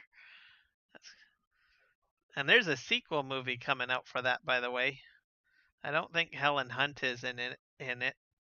I haven't seen anything from Helen Hunt in like I don't know, like a dog's age. I think I don't know if she does movies anymore. But she was very big during the 90s and early 2000s. Very sassy. But she was in the Twister movie. She was in As Good as It Gets with Jack Nicholson. She was on that sitcom for quite a while.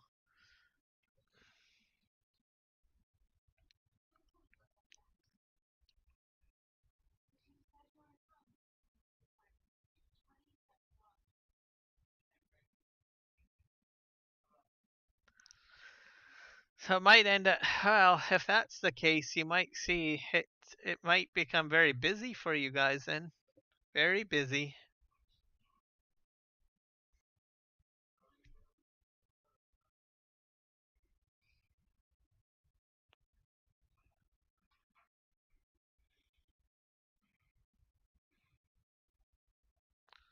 All right, guys, this almost done here. We got a few more rows to go. I think we're gonna go and spin out towards the left, and we'll just pivot. You turn around. Da, da, da, da. Oops, I think I missed a row. Oh well, I'll just go down the other row.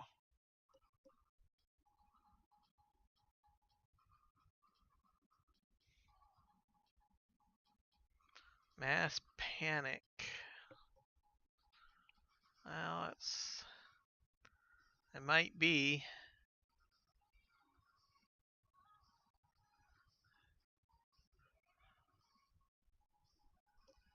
People might think it's Armageddon, the end of the world, potentially.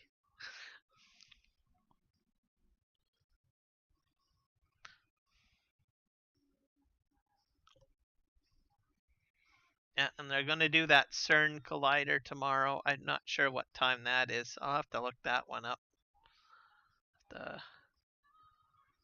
Hopefully they get what they need from the experiment.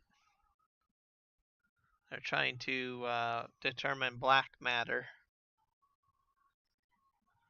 see if it exists and how it works and all that jazz.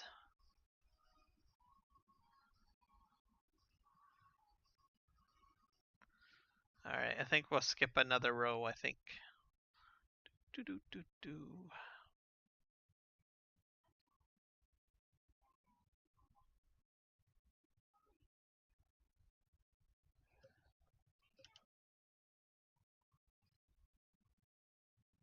There we go.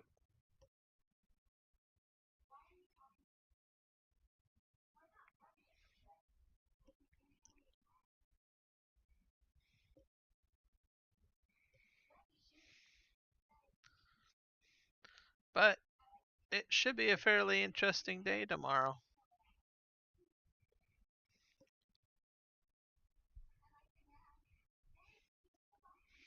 I'll probably watch the news for the most part, see what everyone has to say about everything, and see what happens. So I think I'm going to get a roughly about 10 bales, maybe a little bit more than that.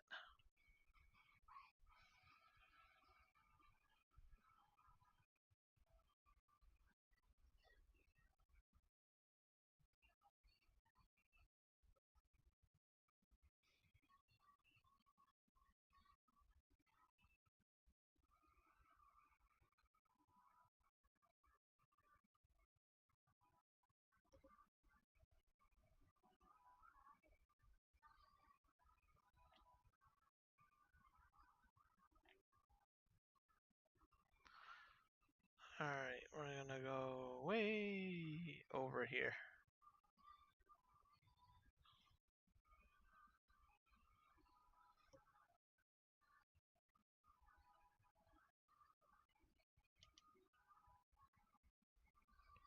Ta-da!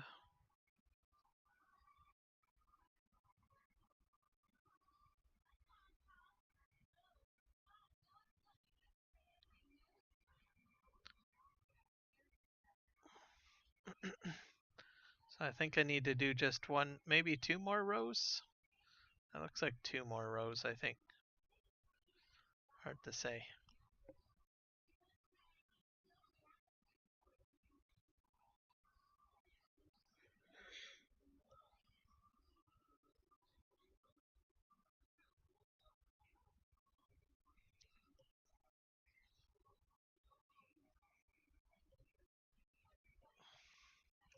And we'll collect, I'm pretty sure I have a flat deck truck here. And if we do, I can collect up these bales and take them to the oil plant and start making lavender oil.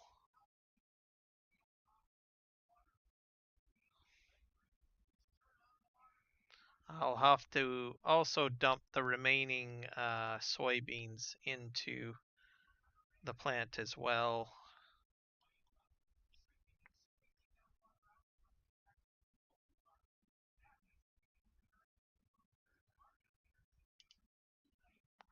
Oh, looks like I've got to do like one more row, I think.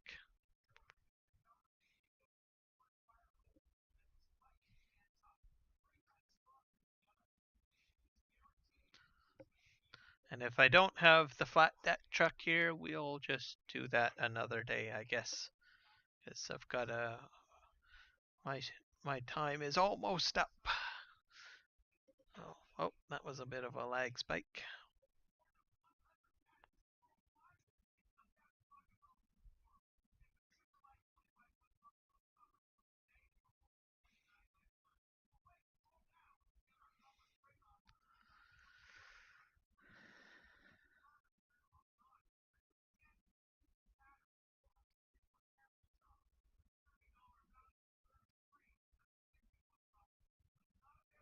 This machine's quite quiet, which I like.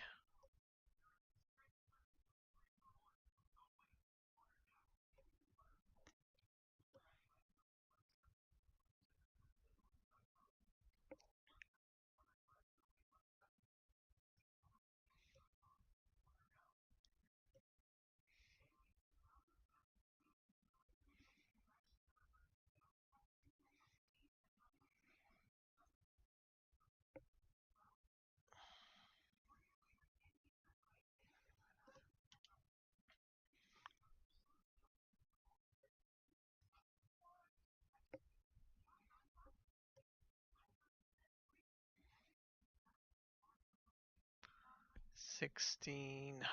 Oh, another save, I think that is.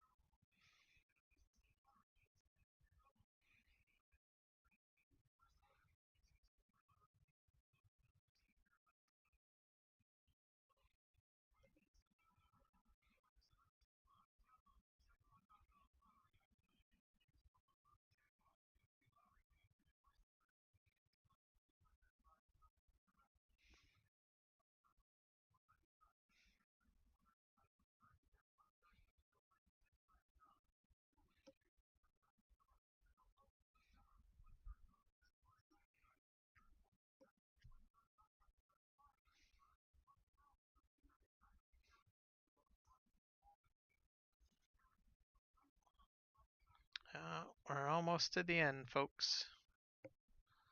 Almost to the end. Let's see if we...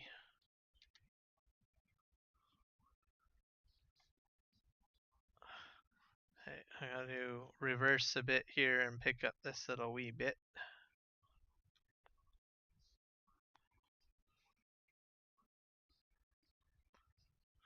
gonna unload the baler.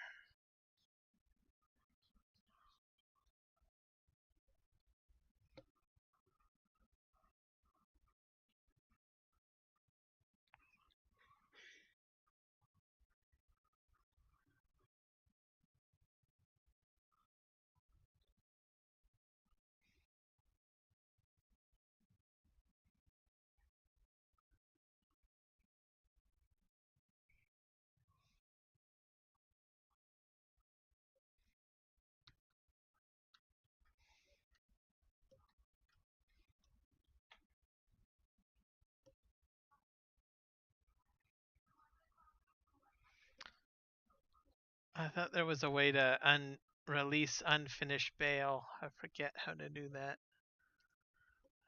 Let's see. FS22.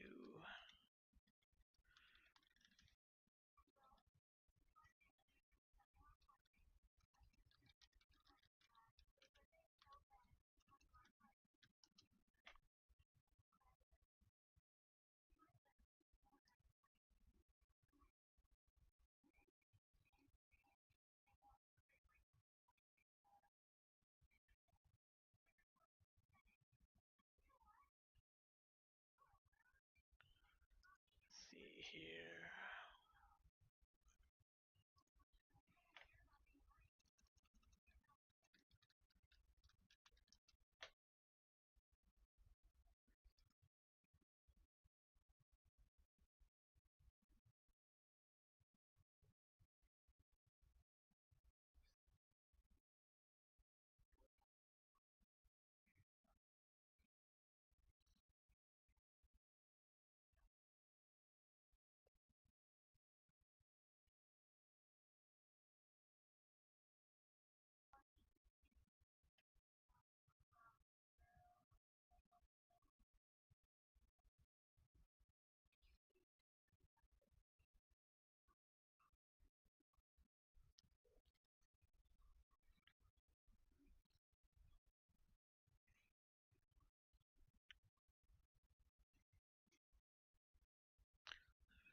Let's see, I'm just reading some stuff here.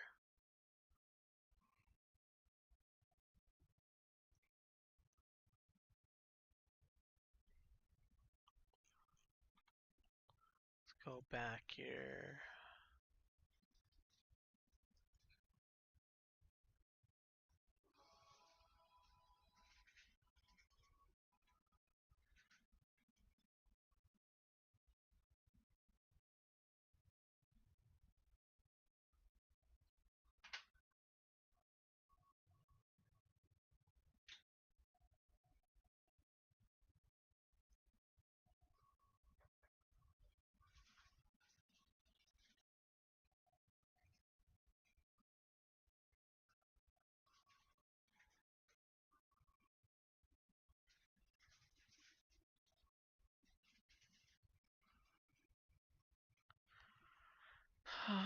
Let's see.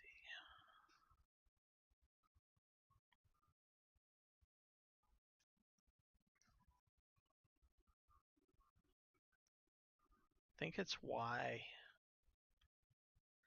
Let's try Y.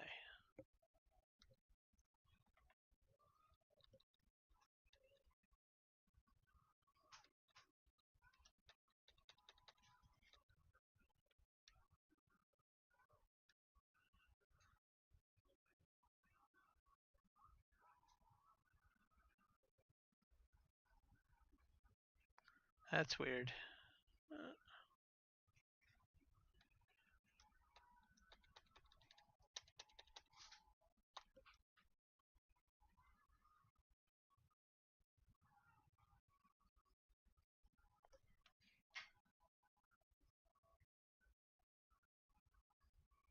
This machine sure does do a lot of transforming.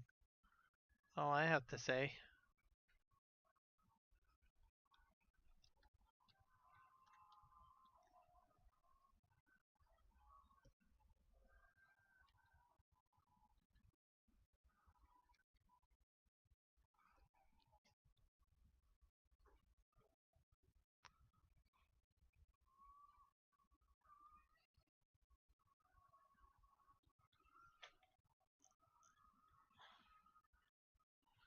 Let's just drive over here.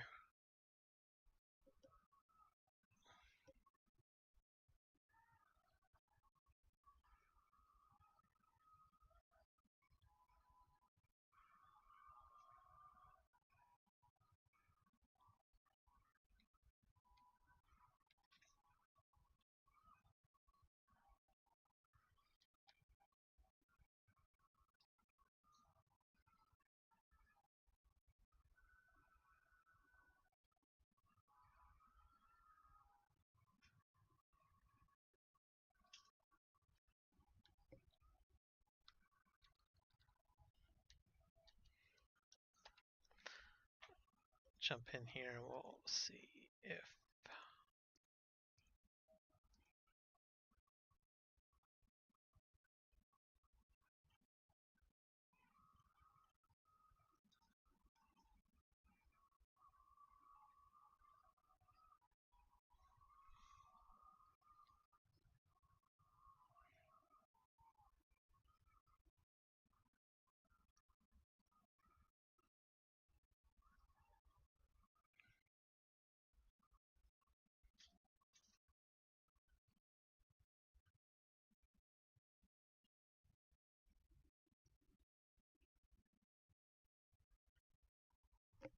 must be a way to do this that I'm not seeing.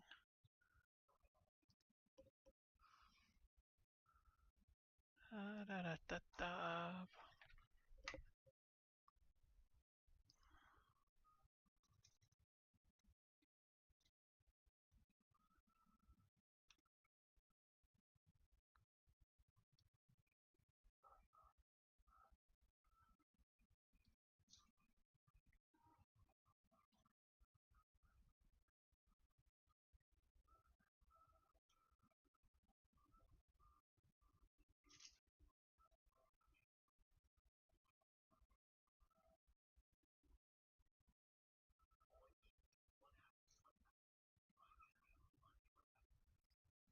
You can't fold the harvester as long as it's.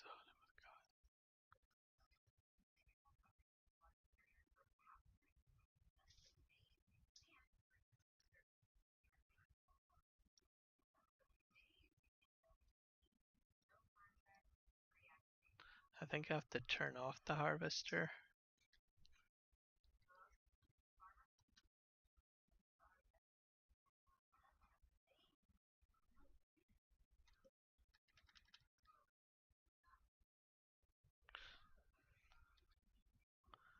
Here we go. Let's see.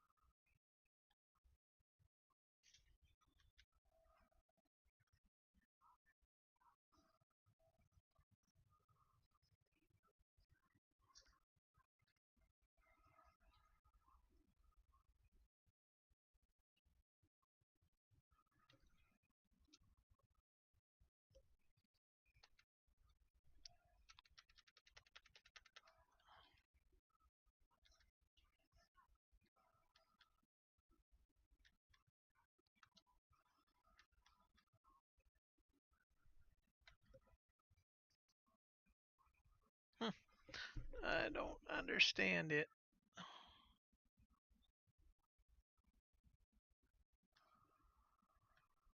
Let's see.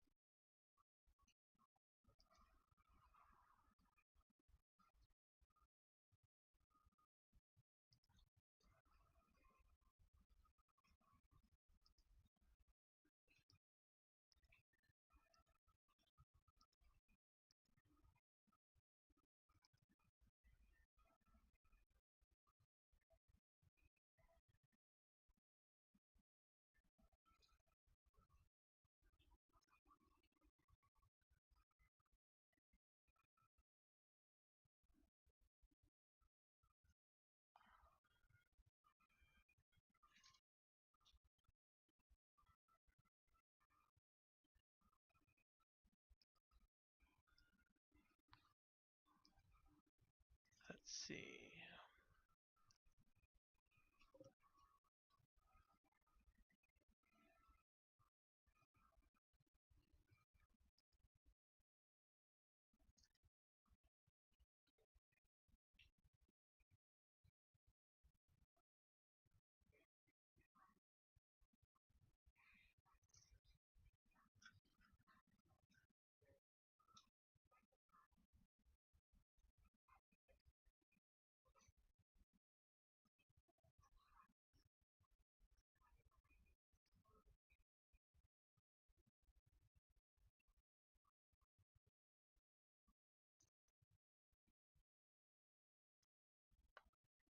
I might try by the storage.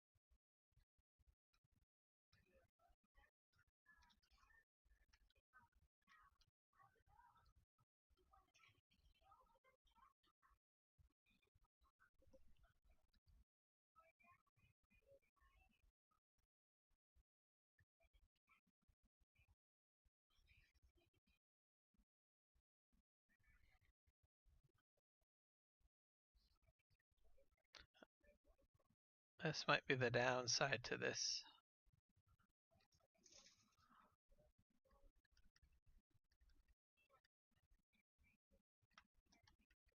I don't think I can get that lavender out. Oh well. Let's just return this to the shop then.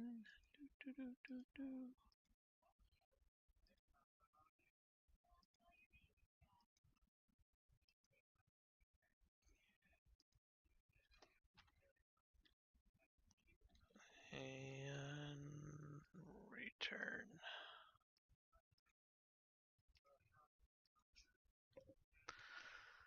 Okay, let's tab a little bit.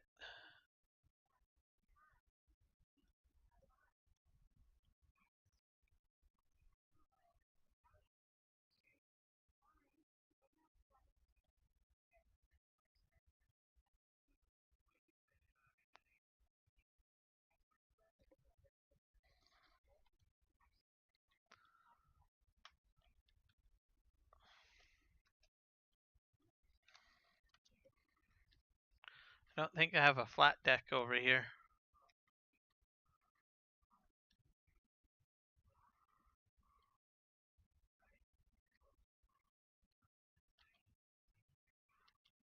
Actually, I think I'll leave this here.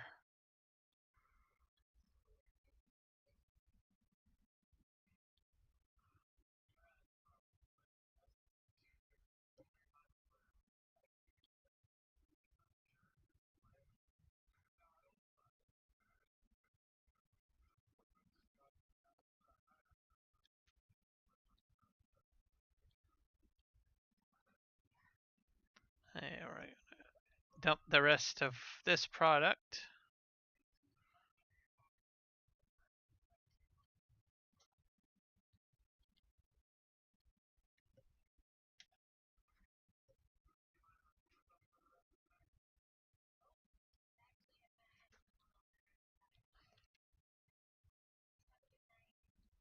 So I think this will have to stay here.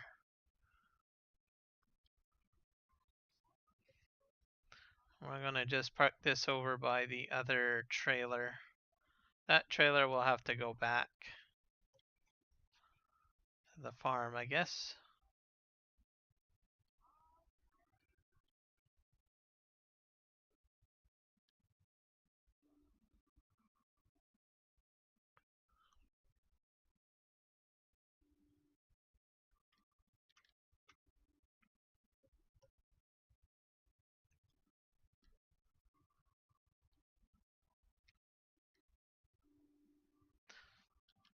Actually, you know where this has to go?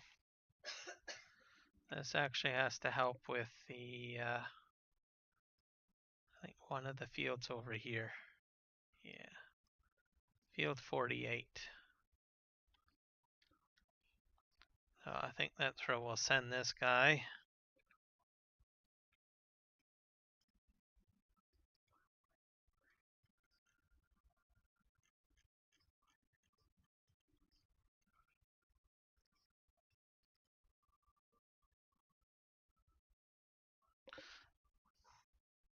And I think we'll get there. Make it sway.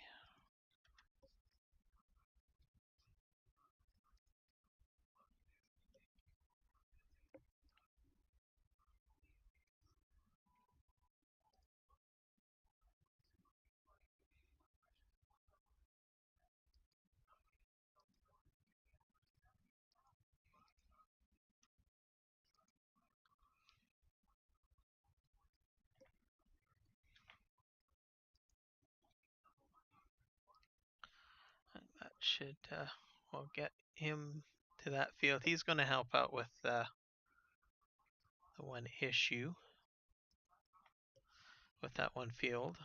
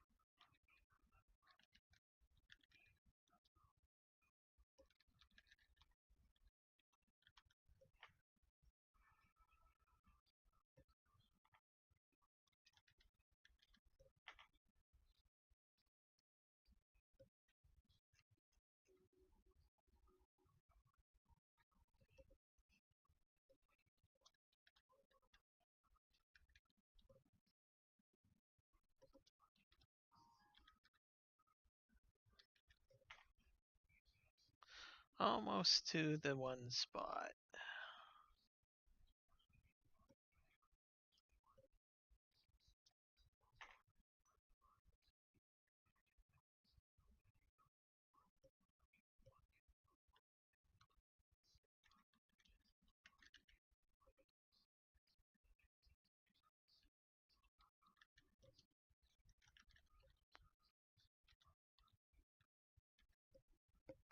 Again there.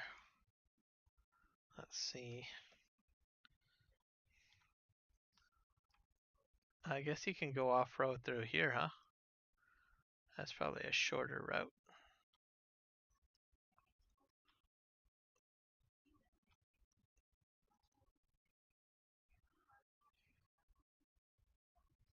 So this field over here will be course play mainly.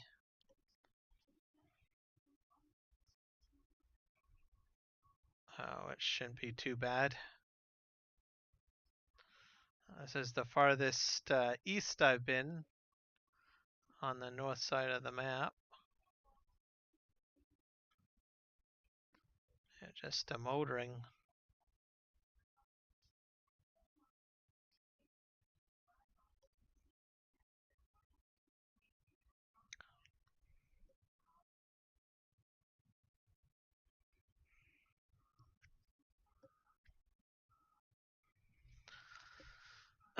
So probably the next stream I will get this truck and the combine working over here.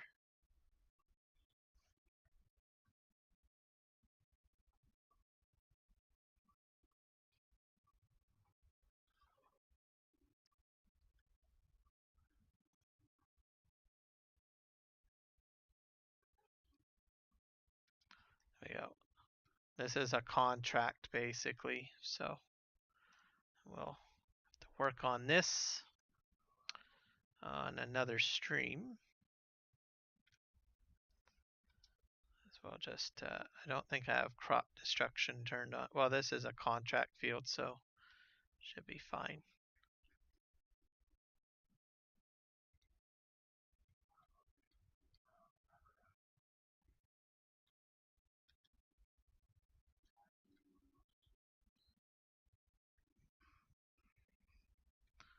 We'll see what happens, I guess. A fairly large field. I should get a lot of straw from it, which will be good. So, uh, so I'll probably work on this a little bit while doing other tasks. It'll probably be on course play most likely, for the most part, and auto drive on the next stream. And we'll have to pick up those cotton bales and a few other things.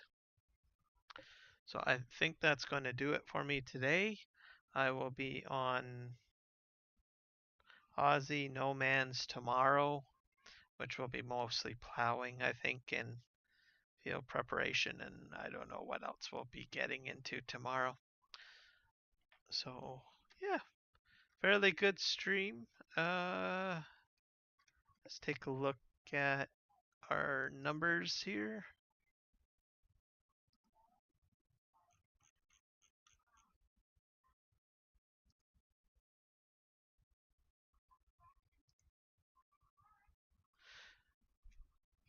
So I'm up to 301 subscribers. So thank you everyone that has subscribed for the past week and gotten me to that 301 goal.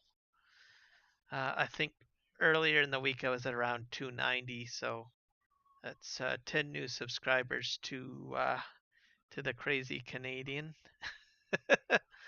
So thank you again. I want to thank TJK84 and the Trouble Gamer 67 subscribing for today. So welcome aboard. I want to give a shout out to, let's see, the Sim Guy, Mostly Harmless, Michael, Nick Kelly, Eddie, Tetra, and Oi, Mew, Chapa, and Mario Noise, I think, for all commenting in the chat today.